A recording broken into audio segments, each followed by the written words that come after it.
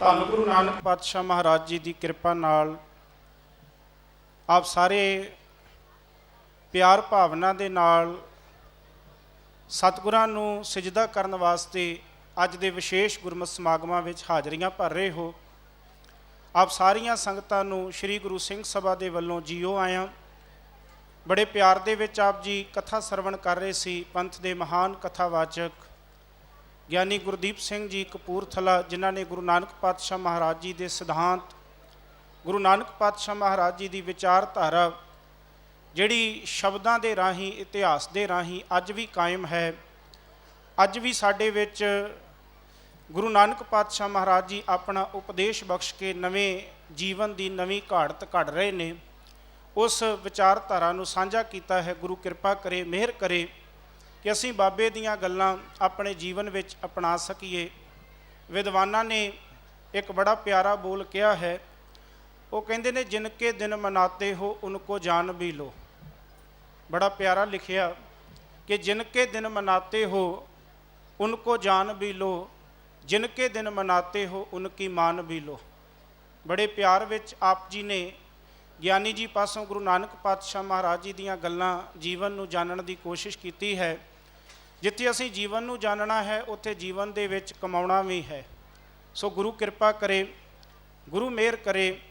ਬਬਾਣੀਆਂ ਕਹਾਣੀਆਂ ਪੁੱਤ ਸਪੁੱਤ ਕਰੇਂਦੇ ਮਹਾਂਵਾਕਾਂ ਅਨੁਸਾਰ, ਪਿਉ ਦਾਦੇ ਕਾ ਖੋਲ ਡਿੱਠਾ ਖਜ਼ਾਨਾ, ਤਾਂ ਮੇਰਾ ਮਨ ਭਇਆ ਨਿਧਾਨਾ। ਖਾਵੇਂ ਖਰਚੈ ਰਲ ਮਿਲ ਭਾਈ, ਤੋਟ ਨਾ ਆਵੇ ਵੱਧ ਦੋ ਜਾਈ ਦੇ ਮਹਾਂਵਾਕਾਂ ਅਨੁਸਾਰ ਇਸ ਖਜ਼ਾਨੇ ਨੂੰ ਖੋਲ੍ਹ ਕੇ ਵਰਤਦੇ ਰਹੀਏ ਤਾਂ ਕਿ ਸਾਡੀ ਬੁੱਧੀ ਦਾ ਵਿਕਾਸ ਹੋ ਸਕੇ, ਅਸੀਂ ਵਿਚਾਰਵਾਨ ਗਿਆਨਵਾਨ ਬਣ ਸਕੀਏ। ਸਤਿਗੁਰੂ ਅਸੀਸਾਂ ਬਖਸ਼ਣ। ਬਹੁਤ ਬਹੁਤ ਧੰਨਵਾਦ। ਅਤੀ ਸਤਿਕਾਰਯੋਗ ਗਿਆਨੀ ਗੁਰਦੀਪ ਸਿੰਘ ਜੀ ਕਪੂਰਥਲਾ, ਜਿਨ੍ਹਾਂ ਨੇ ਆਪ ਜੀ ਨੂੰ ਵਿਚਾਰਾਂ ਦੇ ਨਾਲ ਗੁਰੂ ਚਰਨਾਂ ਨਾਲ ਜੋੜਿਆ ਹੈ। ਰਾਤ ਗਿਆਨੀ ਜੀ 8:15 ਵਜੇ ਤੋਂ 9:30 ਵਜੇ ਤੱਕ ਆਪ ਸੰਗਤਾਂ ਦੇ ਦਰਸ਼ਨ ਕਰਨਗੇ। ਆਪ ਜੀ ਨੇ ਸਮਾਂ ਨੋਟ ਕਰਨ ਦੀ ਕਿਰਪਾਲਤਾ ਕਰਨੀ। ਰਾਤਰੀ ਦੇ ਦੀਵਾਨਾਂ ਵਿੱਚ ਵੀ ਇਸੇ ਤਰ੍ਹਾਂ ਪਿਆਰ ਨਾਲ ਹਾਜ਼ਰੀਆਂ ਭਰਨ ਦੀ ਕਿਰਪਾਲਤਾ ਕਰਨੀ ਜੀ। ਇੱਕ ਦੋ ਜ਼ਰੂਰੀ ਬੇਨਤੀਆਂ ਹਨ। ਇੱਕ ਤੇ ਸਾਰੀ ਸੰਗਤ ਦੇ ਚਰਨਾਂ ਵਿੱਚ ਬੇਨਤੀ ਹੈ, ਪਿਆਰ ਨਾਲ ਗੁਰਬਾਣੀ ਸਰਵਣ ਕਰਦੇ ਹੋਏ, ਇਤਿਹਾਸ ਸਰਵਣ ਕਰਦੇ ਹੋਏ ਸਤਿਗੁਰਾਂ ਨੂੰ ਸਿਜਦਾ ਕਰੋ। ਆਪਣੀਆਂ ਗੱਲਾਂ ਨੂੰ ਸੰਕੋਚਣ ਦੀ ਕਿਰਪਾਲਤਾ ਕਰੋ ਜੀ। ਬਹੁਤ ਵੱਡਾ ਸੰਗਤਾਂ ਦਾ ਇਕੱਠ ਹੈ। ਪ੍ਰਬੰਧਕ ਵੀਰਾਂ ਵੱਲੋਂ ਬਹੁਤ ਯੋਗ ਉਪਰਾਲੇ ਪ੍ਰਬੰਧ ਕੀਤੇ ਹਨ। ਆਪ ਸੰਗਤ ਦੇ ਸਹਿਯੋਗ ਦੀ ਆਸ ਕਰਦੇ ਹਾਂ। ਨਾਲ ਦੀ ਨਾਲ ਬੇਨਤੀ ਹੈ ਸਾਰੀਆਂ ਸੰਗਤਾਂ ਦੇ ਚਰਨਾਂ ਵਿੱਚ ਕਿ ਆਪਣੇ ਵਹੀਕਲ ਜੋ ਨੇ ਉਹ ਪਲੀਜ਼ ਰਿਕਵੈਸਟ ਹੈ ਕਿ ਸਿਸਟਮ ਦੇ ਨਾਲ, ਤਰੀਕੇ ਦੇ ਨਾਲ ਲਗਾਓ ਤਾਂ ਕਿ ਕਿਸੇ ਨੂੰ ਕੋਈ ਦਿੱਕਤ ਨਾ ਆਵੇ। ਕਿਸੇ ਵੀਰ ਭਰਾ ਨੇ ਜਾਣਾ ਹੋਵੇ, ਉਹਨਾਂ ਨੂੰ ਆਪਣਾ ਵਹੀਕਲ ਕੱਢਣ ਦੇ ਵਿੱਚ ਦਿੱਕਤ ਨਾ ਆਵੇ। ਇਸ ਕਰਕੇ ਸਾਰੇ ਸਿਸਟਮ ਦੇ ਨਾਲ ਆਪਣੇ ਵਹੀਕਲ ਲਗਾਉਣ ਦੀ ਕਿਰਪਾਲਤਾ ਕਰੋ ਜੀ। ਇੱਕ ਗੱਡੀ ਨੰਬਰ WB 12 3131 3131 ਇਹ ਗੱਡੀ ਨੰਬਰ ਹੈ। ਇਸ ਦੇ ਨਾਲ ਕੋਈ ਗੱਡੀਆਂ ਕੱਢਣ ਵਿੱਚ ਦਿੱਕਤ ਆ ਰਹੀ ਹੈ, ਕਿਰਪਾ ਕਰਕੇ ਜਿਸ ਦੀ ਵੀ ਗੱਡੀ ਹੈ WB 12 3131 3131 ਇਹ ਗੱਡੀ ਕਿਰਪਾ ਕਰਕੇ ਉੱਥੋਂ ਹਟਾਉਣ ਦੀ ਕਿਰਪਾਲਤਾ ਕਰੋ ਜੀ। ਦੂਸਰੀ, ਲੰਗਰ ਵਾਲੇ ਵੀਰਾਂ ਦੇ ਵੱਲੋਂ ਬੇਨਤੀ ਆਈ ਹੈ ਕਿ ਲੰਗਰ ਦੇ ਵਿੱਚ ਲੰਗਰ ਛਕਣ ਲਈ ਆਪ ਸੰਗਤਾਂ ਦੀ ਸਹੂਲਤ ਦੇ ਵਾਸਤੇ ਚਮਚੇ ਦਿੱਤੇ ਜਾ ਰਹੇ ਨੇ, ਪਰ ਬਹੁਤੀ ਸੰਗਤ ਲੰਗਰ ਛਕ ਕੇ ਉਹ ਪੱਤਲਾਂ ਦੇ ਨਾਲ ਚਮਚ ਜਿਹੜੇ ਨੇ ਉਹ ਵੀ ਡਸਟਬਿਨ ਦੇ ਵਿੱਚ ਸੁੱਟ ਰਹੇ ਨੇ। ਬੇਨਤੀ ਹੈ ਕਿ ਕਿਰਪਾ ਕਰਕੇ ਜਿਹੜੇ ਚਮਚ ਨੇ ਉਹ ਪੱਤਲਾਂ ਦੇ ਨਾਲ ਸੁੱਟਣ ਦੀ ਕਿਰਪਾਲਤਾ ਨਾ ਕਰੋ। ਉੱਥੇ ਪ੍ਰਬੰਧਕ ਵੀਰਾਂ ਵੱਲੋਂ, ਸੇਵਾਦਾਰਾਂ ਵੱਲੋਂ ਅਲੱਗ ਤੋਂ ਚਮਚੇ ਜੂਠੇ ਰੱਖਣ ਵਾਸਤੇ ਪ੍ਰਬੰਧ ਕੀਤਾ ਹੈ। ਉੱਥੇ ਆਪ ਜੀ ਚਮਚੇ ਰੱਖਣ ਦੀ ਕਿਰਪਾਲਤਾ ਕਰੋ। ਆਪ ਜੀ ਦਾ ਧੰਨਵਾਦ ਹੋਏਗਾ। ਆਪ ਜੀ ਸਹਿਯੋਗ ਬਖਸ਼ਿਸ਼ ਕਰੋ। ਗੁਰੂ ਸਾਹਿਬ ਆਪ ਸਾਰਿਆਂ ਨੂੰ ਇਸੇ ਤਰ੍ਹਾਂ ਸੇਵਾਵਾਂ ਕਰਨ ਦਾ ਉਦਮ ਬਖਸ਼ਿਸ਼ ਕਰਕੇ ਨਿਵਾਜਣ। ਮੈਂ ਬੇਨਤੀ ਕਰਾਂਗਾ, ਬਹੁਤ ਹੀ ਸਤਿਕਾਰਯੋਗ ਪੰਥ ਦੇ ਨਾਮਵਰ ਕਵੀਸ਼ਰ ਗਿਆਨੀ ਗੁਰਜੀਤ ਸਿੰਘ ਜੀ ਭੱਠਲ, ਜਿਨ੍ਹਾਂ ਨੇ ਪਿਛਲੇ ਦੀਵਾਨਾਂ ਤੋਂ ਆਪ ਸੰਗਤਾਂ ਨੂੰ ਬੜੇ ਪਿਆਰ ਵਿੱਚ ਗੁਰੂ ਇਤਿਹਾਸ ਦੇ ਨਾਲ, ਗੁਰੂ ਵਿਚਾਰਧਾਰਾ ਦੇ ਨਾਲ ਜੋੜਿਆ ਹੈ। ਉਹਨਾਂ ਨੇ 3:30 ਵਜੇ ਤੱਕ ਆਪ ਸੰਗਤ ਦੇ ਦਰਸ਼ਨ ਦੀਦਾਰੇ ਕਰਨੇ ਨੇ, ਇਤਿਹਾਸ ਨਾਲ ਜੋੜਨਾ ਹੈ। ਸੋ ਬੇਨਤੀ ਕਰਾਂਗਾ ਕਿ ਬੜੇ ਇਕਾਗਰਤਾ ਵਿੱਚ ਆ ਕੇ ਇਸ ਇਤਿਹਾਸ ਨੂੰ ਅਸੀਂ ਸਰਵਣ ਕਰਨਾ ਹੈ। ਬਹੁਤ ਗੁਰੂ ਸਾਹਿਬ ਜੀ ਦੀ ਕਿਰਪਾ ਗਿਆਨੀ ਜੀ ਤੇ ਜਥੇ ਤੇ। ਸੋ ਆਪ ਜੀ ਨੇ ਇਤਿਹਾਸ ਨੂੰ ਬੜੇ ਇਕਾਗਰਤਾ ਦੇ ਨਾਲ ਸਰਵਣ ਕਰਨਾ, ਉਸ ਵਾਸਤੇ ਆਪ ਜੀ ਦੀ ਸਹਿਯੋਗ ਦੀ ਲੋੜ ਹੈ।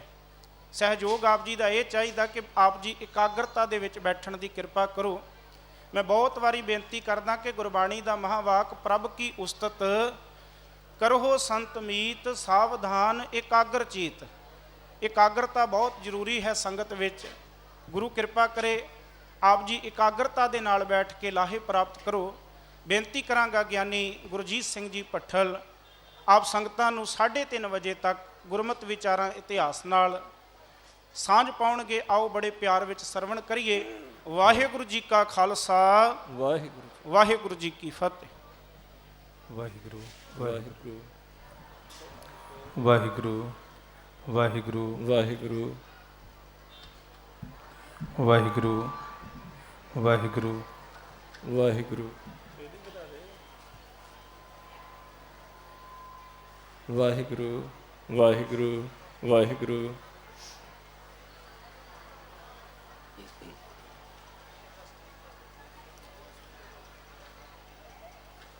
ਜੇਤਾ ਸਮੁੰਦ ਸਾਗਰ ਨੀਰ ਭਰਿਆ, ਤੇਤੇ ਔਗਣ ਹਮਾਰੇ। ਦਇਆ ਕਰੋ ਕਿਛ ਮਿਹਰ ਉਪਾਵੋ, ਡੁੱਬਦੇ ਪੱਥਰ ਤਾਰੇ। ਜੀਅੜਾ ਅਗਨ ਬਰਾਬਰ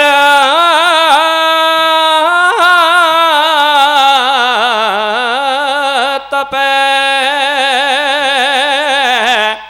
ਭੀਤਰ ਵਗੈ ਕਾਤੀ।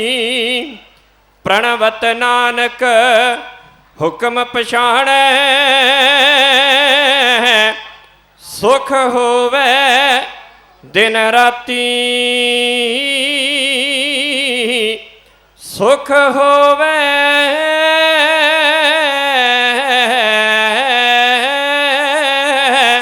ਦਿਨ ਰਾਤੀ।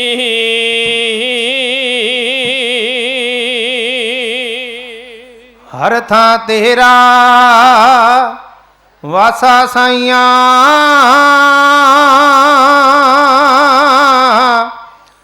ਕੋਈ ਜਗ੍ਹਾ ਨਹੀਂ ਖਾਲੀ। ਗਗਨ ਪਤਾਲ ਰਮਿਆ ਵਿੱਚ ਭੀਤਰ,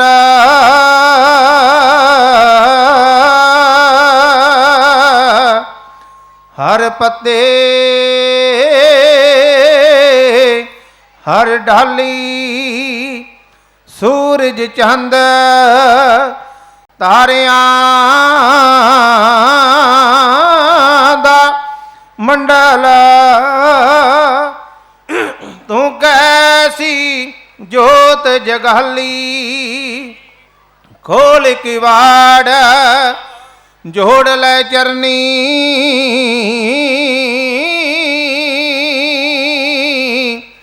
ਤੇਰੇ ਦਰ ਦੇ ਖੜੇ ਸਵਾਲੀ। ਤੇਰੇ ਦਰ ਦੇ ਖੜੇ ਸਵਾਲੀ।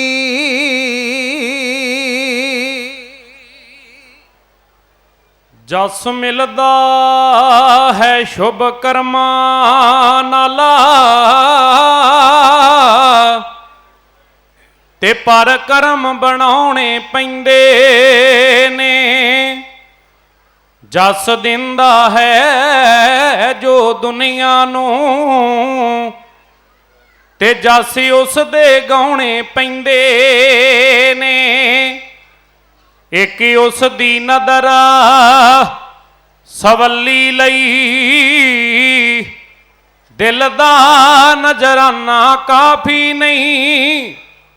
ਮਸਤਾ ਦਿਲਦਾਰ ਦੀ ਰਹਿਮਤ ਲਈ, ਸਿਰ ਭੇਟ ਚੜਾਉਣੇ ਪੈਂਦੇ ਨੇ। ਸਿਰ ਭੇਟ ਚੜਾਉਣੇ ਪੈਂਦੇ ਨੇ।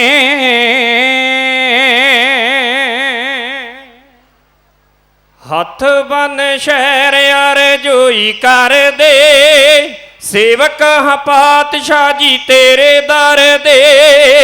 ਸੇਵਕ ਹਾਂ ਪਾਤਸ਼ਾਹ ਜੀ ਤੇਰੇ ਦਰ ਦੇ। ਜਾਣ ਲੈਣੀ ਦਿਲ ਦੀ ਆਵਾਜ਼ ਪਾਤਸ਼ਾਹ ਰੱਖਣੀ ਨਾ ਮਾਣਿਆਂ ਦੀ ਲਾਜ ਪਾਤਸ਼ਾਹ ਰੱਖਣੀ ਨਾ ਮਾਣਿਆਂ ਦੀ ਲਾਜ ਪਾਤਸ਼ਾਹ ਹੱਥ ਬੰਨ ਸ਼ਹਿਰ ਅਰਜ਼ੋਈ ਕਰ ਦੇ ਸੇਵਕ ਹਾਂ ਪਾਤਸ਼ਾਹ ਜੀ ਤੇਰੇ ਦਰ ਦੇ ਸੇਵਕ ਹਾਂ ਪਾਤਸ਼ਾਹ ਜੀ ਤੇਰੇ ਦਰ ਦੇ ਓ ਜਾਣ ਲੈਣ ਦਿਲ ਦੀ ਆਵਾਜ਼ ਪਾਤਸ਼ਾਹ ਰੱਖਣੀ ਨਾ ਮਾਣਿਆਂ ਦੀ ਲਾਜ ਪਾਤਸ਼ਾਹ ਰੱਖਣੀ ਨਾ ਮਾਣਿਆਂ ਦੀ ਲਾਜ ਪਾਤਸ਼ਾਹ ਓ ਤੁਸਾਂ ਬਿਨਾ ਹੋਰ ਨਾ ਤੁਸਾਂ ਬਿਨਾ ਹੋਰ ਨਾ ਤੁਸਾਂ ਬਿਨਾ ਹੋਰ ਨਾ ਸਹਾਰਾ ਦਿਸਦਾ ਆਸਰਾ ਤਕਾਵਾਂ ਦੱਸੋ ਹੋਰ ਕਿਸ ਦਾ ਆਸਰਾ ਤਕਾਵਾਂ ਦੱਸੋ ਹੋਰ ਕਿਸ ਦਾ ਹੋ ਤੁਸਾਂ ਹੀ ਸਵਾਰਨੇ ਨੇ ਕਾਜ ਪਾਤਸ਼ਾਹ ਰੱਖਣੀ ਨਾ ਮਾਣਿਆਂ ਦੀ ਲਾਜ ਪਾਤਸ਼ਾਹ ਰੱਖਣੀ ਨਾ ਮਾਣਿਆਂ ਦੀ ਲਾਜ ਪਾਤਸ਼ਾਹ ਓ ਝੋਲੀ ਅੱਡ ਤੁਸਾਂ ਦੇ ਦੁਆਰ ਹਾਂ ਖੜੇ ਤੁਸਾਂ ਦਿੱਤੇ ਤਾਰ ਪਾਪੀ ਪਾਤਸ਼ਾਹ ਬੜੇ ਤੁਸਾਂ ਦਿੱਤੇ ਤਾਰ ਪਾਪੀ ਪਾਤਸ਼ਾਹ ਬੜੇ ਓ ਝੋਲੀ ਪਾਉਣੀ ਰਹਿਮਤ ਝੋਲੀ ਪਾਉਣੀ ਰਹਿਮਤ ਖਰਾਜ ਪਾਤਸ਼ਾਹ ਰੱਖਣੀ ਨਾ ਮਾਣਿਆਂ ਦੀ ਲਾਜ ਪਾਤਸ਼ਾਹ ਰੱਖਣੀ ਨਾ ਮਾਣਿਆਂ ਦੀ ਲਾਜ ਪਾਤਸ਼ਾਹ ਓ ਆਇਆ ਹਾਂ ਦੁਆਰੇ ਤੇਰੇ ਲਈ ਕੇ ਸ਼ਰਦਾ ਫੁੱਲ ਜੋ ਪਿਆਰ ਵਾਲੇ ਭੇਟਾ ਕਰਦਾ ਫੁੱਲ ਜੋ ਪਿਆਰ ਵਾਲੇ ਭੇਟਾ ਕਰਦਾ ਓ ਮੈਂ ਨਾ ਜਾਣਾ ਰਸਮੋ ਰਿਵਾਜ ਪਾਤਸ਼ਾਹ ਰੱਖਣੀ ਨਾ ਮਾਣਿਆਂ ਦੀ ਲਾਜ ਪਾਤਸ਼ਾਹ ਰੱਖਣੀ ਨਾ ਮਾਣਿਆਂ ਦੀ ਲਾਜ ਪਾਤਸ਼ਾਹ ਮੇਰਾ ਦਿਲ ਤੁਸਾਂ ਦੀ ਉਤਾਰੇ ਆਰਤੀ ਤਾਰ ਦਿਓ ਸੁਲੱਖਣੀ ਜਿਵੇਂ ਸੀ ਤਾਰਤੀ ਤਾਰ ਦਿਓ ਸੁਲੱਖਣੀ ਜਿਵੇਂ ਸੀ ਤਾਰਤੀ ਓ ਓਵੇਂ ਹੀ ਸਾਨੂੰ ਤਾਰੋ ਆਜ ਪਾਤਸ਼ਾਹ ਰੱਖਣੀ ਨਾ ਮਾਣਿਆਂ ਦੀ ਲਾਜ ਪਾਤਸ਼ਾਹ ਰੱਖਣੀ ਨਾ ਮਾਣਿਆਂ ਦੀ ਲਾਜ ਪਾਤਸ਼ਾਹ ਓ ਮੈਂ ਹਾਂ ਦਾਤਾ ਨਿਰਾ ਮੈਂ ਹਾਂ ਦਾਤਾ ਨਿਰਾ ਮੈਂ ਹਾਂ ਦਾਤਾ ਨਿਰਾ ਔਗਣਾ ਦਾ ਭਰਿਆ ਪਾਕ ਹੋ ਜੂ ਮੇਰ ਦਾ ਜਾਂ ਹੱਥ ਤਰਿਆ ਪਾਕ ਹੋ ਜੂ ਮੇਰ ਦਾ ਜਾਂ ਹੱਥ ਤਰਿਆ ਓ ਰੱਖੇ ਤੂੰ ਨ ਮਾਣੇ ਸਿਰ ਤਾਜ ਪਾਤਸ਼ਾਹ ਰੱਖਣੀ ਨ ਮਾਣਿਆਂ ਦੀ ਲਾਜ ਪਾਤਸ਼ਾਹ ਰੱਖਣੀ ਨ ਮਾਣਿਆਂ ਦੀ ਲਾਜ ਪਾਤਸ਼ਾਹ ਨੇ ਸੱਚਾ ਹੈ ਇਹੋ ਦਲਬੀਰੇ ਗਿੱਲ ਦਾ ਸ਼ਰਧਾ ਬਗੈਰ ਕੁਝ ਵੀ ਨਾ ਮਿਲਦਾ ਸ਼ਰਧਾ ਬਗੈਰ ਕੁਝ ਵੀ ਨਾ ਮਿਲਦਾ ਓ ਰੱਖੇ ਦਲਬਿੰਦਰ ਵੀ ਨਾਜ ਪਾਤਸ਼ਾਹ ਰੱਖਣੀ ਨ ਮਾਣਿਆਂ ਦੀ ਲਾਜ ਪਾਤਸ਼ਾਹ ਰੱਖਣੀ ਨ ਮਾਣਿਆਂ ਦੀ ਲਾਜ ਪਾਤਸ਼ਾਹ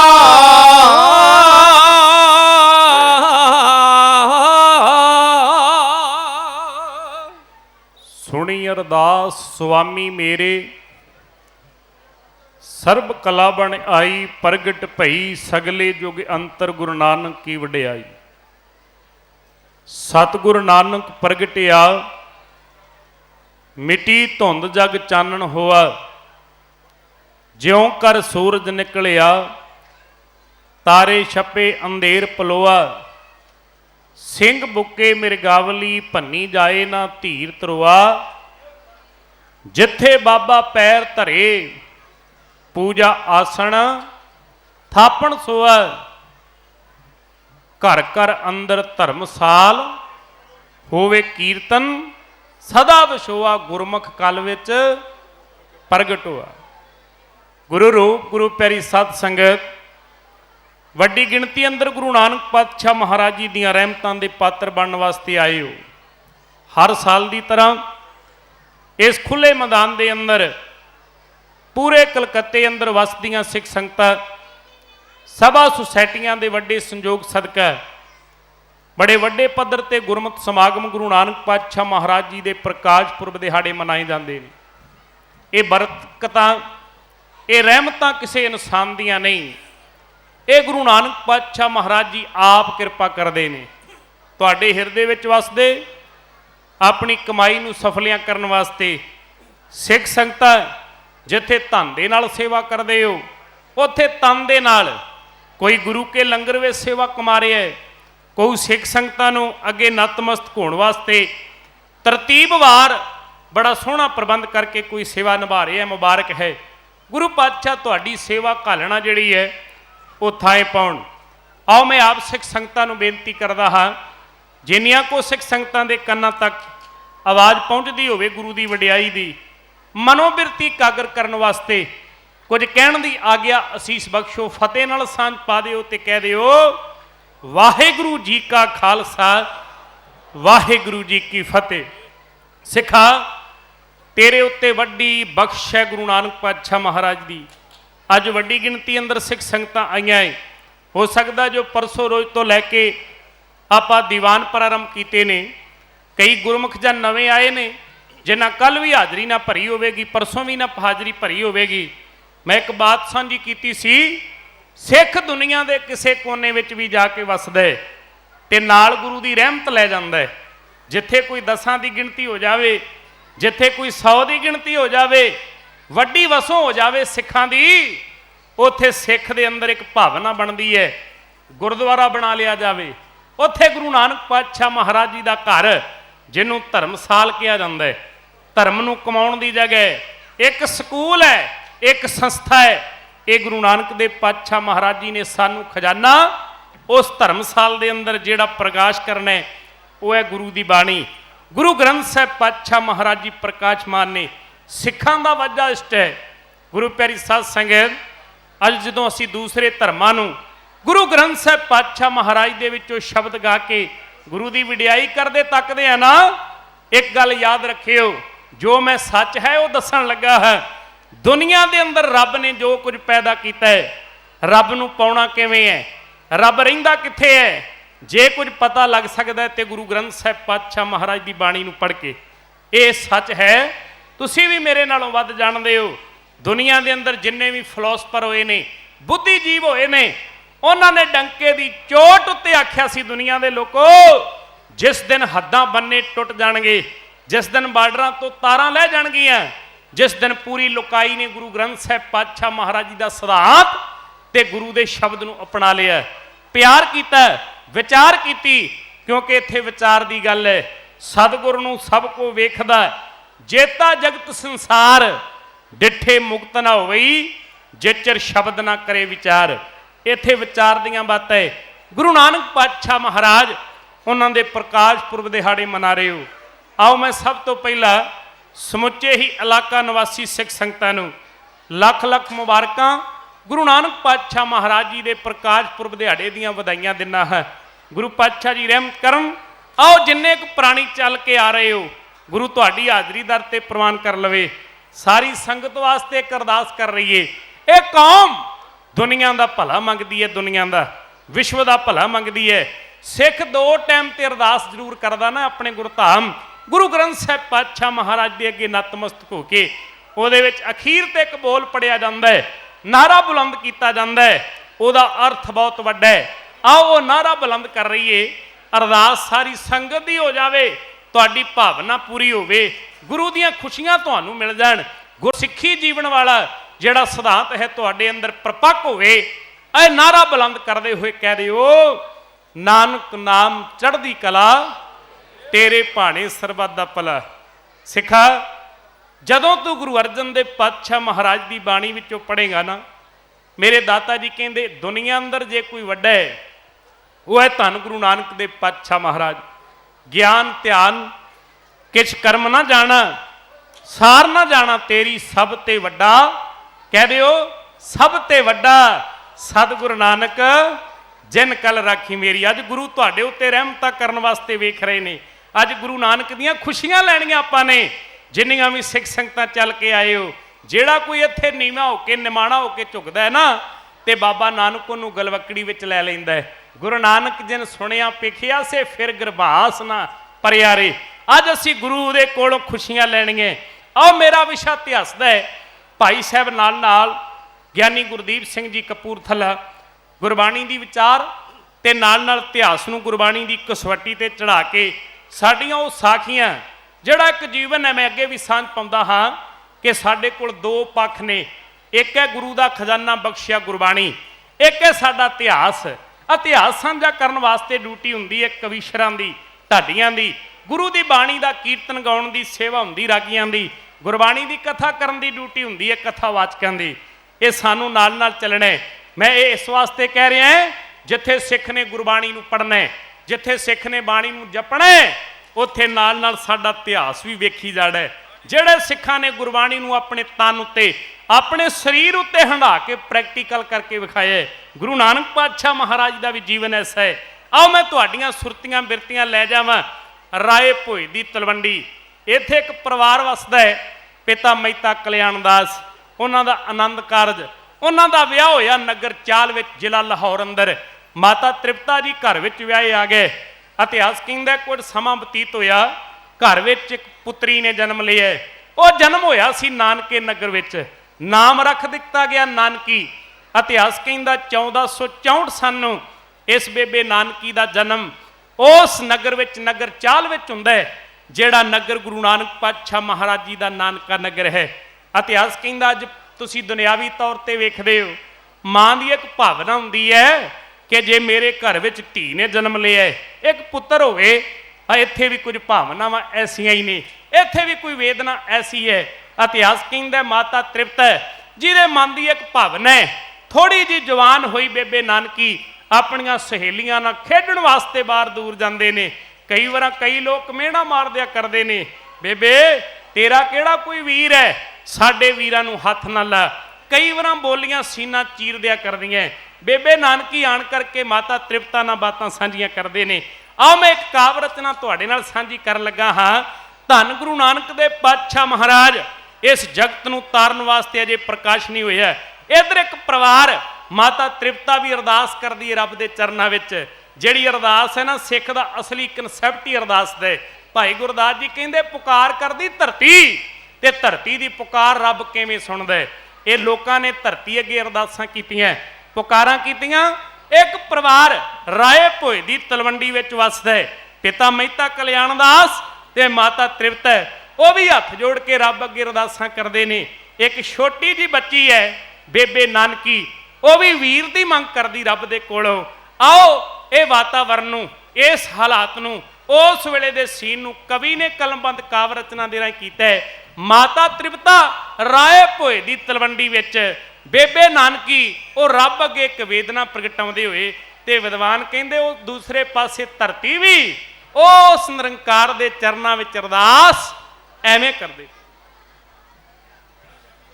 ਦਿਲ ਵਿੱਚ ਤਾਂਗ ਪੁੱਤਰ ਦੀ ਲੱਗੀ ਮਾਤ ਤ੍ਰਿਪਤਾ ਨੂੰ, ਦਿਲ ਵਿੱਚ ਤਾਂਗ ਪੁੱਤਰ ਦੀ ਲੱਗੀ ਮਾਤ ਤ੍ਰਿਪਤਾ ਨੂੰ। ਕਰਦੀ ਦਿਨੇ ਰਾਤ ਸੀ ਮਨ ਦੇ ਵਿੱਚ ਵਿਚਾਰਾ, ਕਰਦੀ ਦਿਨੇ ਰਾਤ ਸੀ ਮਨ ਦੇ ਵਿੱਚ ਵਿਚਾਰਾ। ਦਿਲ ਵਿੱਚ ਤਾਂਗ ਪੁੱਤਰ ਦੀ ਲੱਗੀ ਮਾਤ ਤ੍ਰਿਪਤਾ ਨੂੰ, ਦਿਲ ਵਿੱਚ ਤਾਂਗ ਪੁੱਤਰ ਦੀ ਲੱਗੀ ਮਾਤ ਤ੍ਰਿਪਤਾ ਨੂੰ। ਕਰਦੀ ਦਿਨੇ ਰਾਤ ਸੀ ਮਨ ਦੇ ਵਿੱਚ ਵਿਚਾਰਾ, ਕਰਦੀ ਦਿਨੇ ਰਾਤ ਸੀ ਮਨ ਦੇ ਵਿੱਚ ਵਿਚਾਰਾ। ਜੇ ਕਰ ਮਿਹਰਬਾਨ ਹੋ ਜਾਵੇ ਦਾਤਾ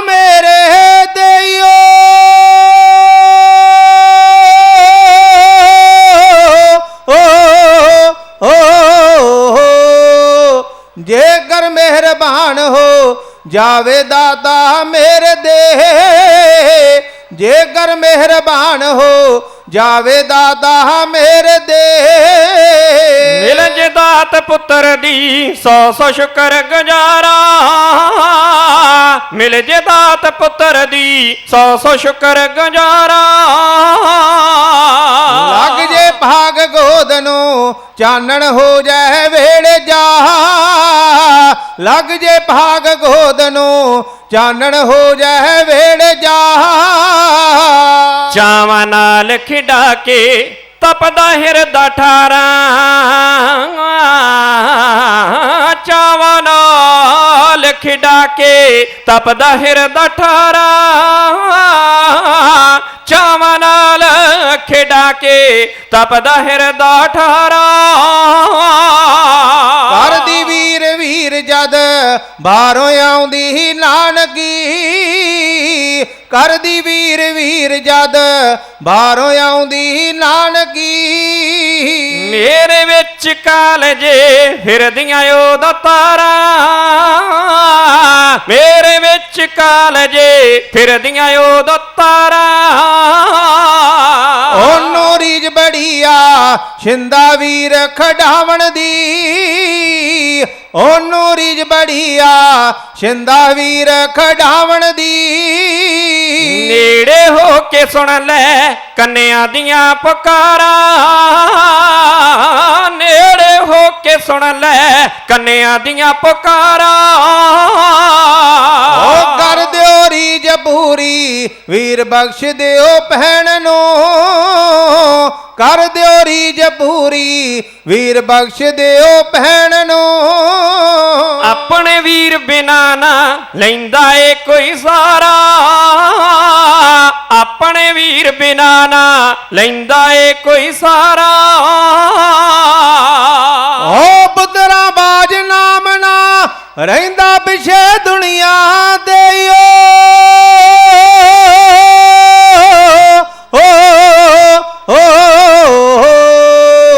ਪੁੱਤਰਾ ਬਾਜ ਨਾਮ ਨਾ ਰਹਿੰਦਾ ਪਿਛੇ ਦੁਨੀਆ ਦੇ ਪੁੱਤਰਾ ਬਾਜ ਨਾਮ ਨਾ ਰਹਿੰਦਾ ਪਿਛੇ ਦੁਨੀਆ ਦੇ ਸੋਭਾ ਪਾਉਣ ਕਦੇ ਨਾ ਹੋਣ ਸੁੰਦਰ ਚਨਾਰਾ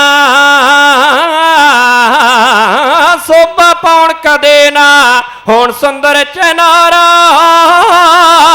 ਸੋਭਾ ਪਾਉਣ ਕਦੇ ਨਾ ਹੋਣ ਸੁੰਦਰ ਚਨਾਰਾ ਕਾਦਾ ਜੀਵਨ ਉਹਦਾ ਜੋ ਪੁੱਤਰਾ ਬਿਨ ਖਾਲੀ ਐ ਕਾਦਾ ਜੀਵਨ ਉਹਦਾ ਜੋ ਪੁੱਤਰਾ ਬਿਨ ਖਾਲੀ ਐ ਹੋਵਣ ਪੁੱਤ ਸਦਾ ਹੀ ਖਿੜੀਆਂ ਰਹਿਣ ਬਹਾਰਾ ਹੋਵਣ ਪੁੱਤ ਸਦਾ ਹੀ ਖਿੜੀਆਂ ਰਹਿਣ ਬਹਾਰਾ ਹੋ ਗਏ ਇੱਕ ਮਨ ਦੇ ਅਰਜ਼ੋਈ ਕੀਤੀ ਮਾਤਾ ਨੇ ਹੋ ਗਏ ਇੱਕ ਮਨ ਦੇ ਅਰਜ਼ੋਈ ਕੀਤੀ ਮਾਤਾ ਨੇ ਇੱਥੇ ਤੁਰੇ ਫਿਰਨ ਚੈ ਲੱਖਾਂ ਪੁੱਤ ਹਜ਼ਾਰਾਂ ਇੱਥੇ ਤੁਰੇ ਫਿਰਨ ਚੈ ਲੱਖਾਂ ਪੁੱਤ ਹਜ਼ਾਰਾਂ ਹੋ ਗਏ ਇੱਕ ਮਨ ਦੇ ਅਰਜ਼ੋਈ ਕੀਤੀ ਮਾਤਾ ਨੇ ਹੋ ਗਏ ਇੱਕ ਮਨ ਦੇ ਅਰਜ਼ੋਈ ਕੀਤੀ ਮਾਤਾ ਨੇ ਲਿਖੀਆਂ ਸੋਚ ਸਮਝ ਕੇ ਸ਼ਾਇਰੀ ਕਵੀਆਂ ਵਾਰਾ ਲਿਖੀਆਂ ਸੋਚ ਸਮਝ ਕੇ ਸ਼ਾਇਰੀ ਕਵੀਆਂ ਵਾਰਾ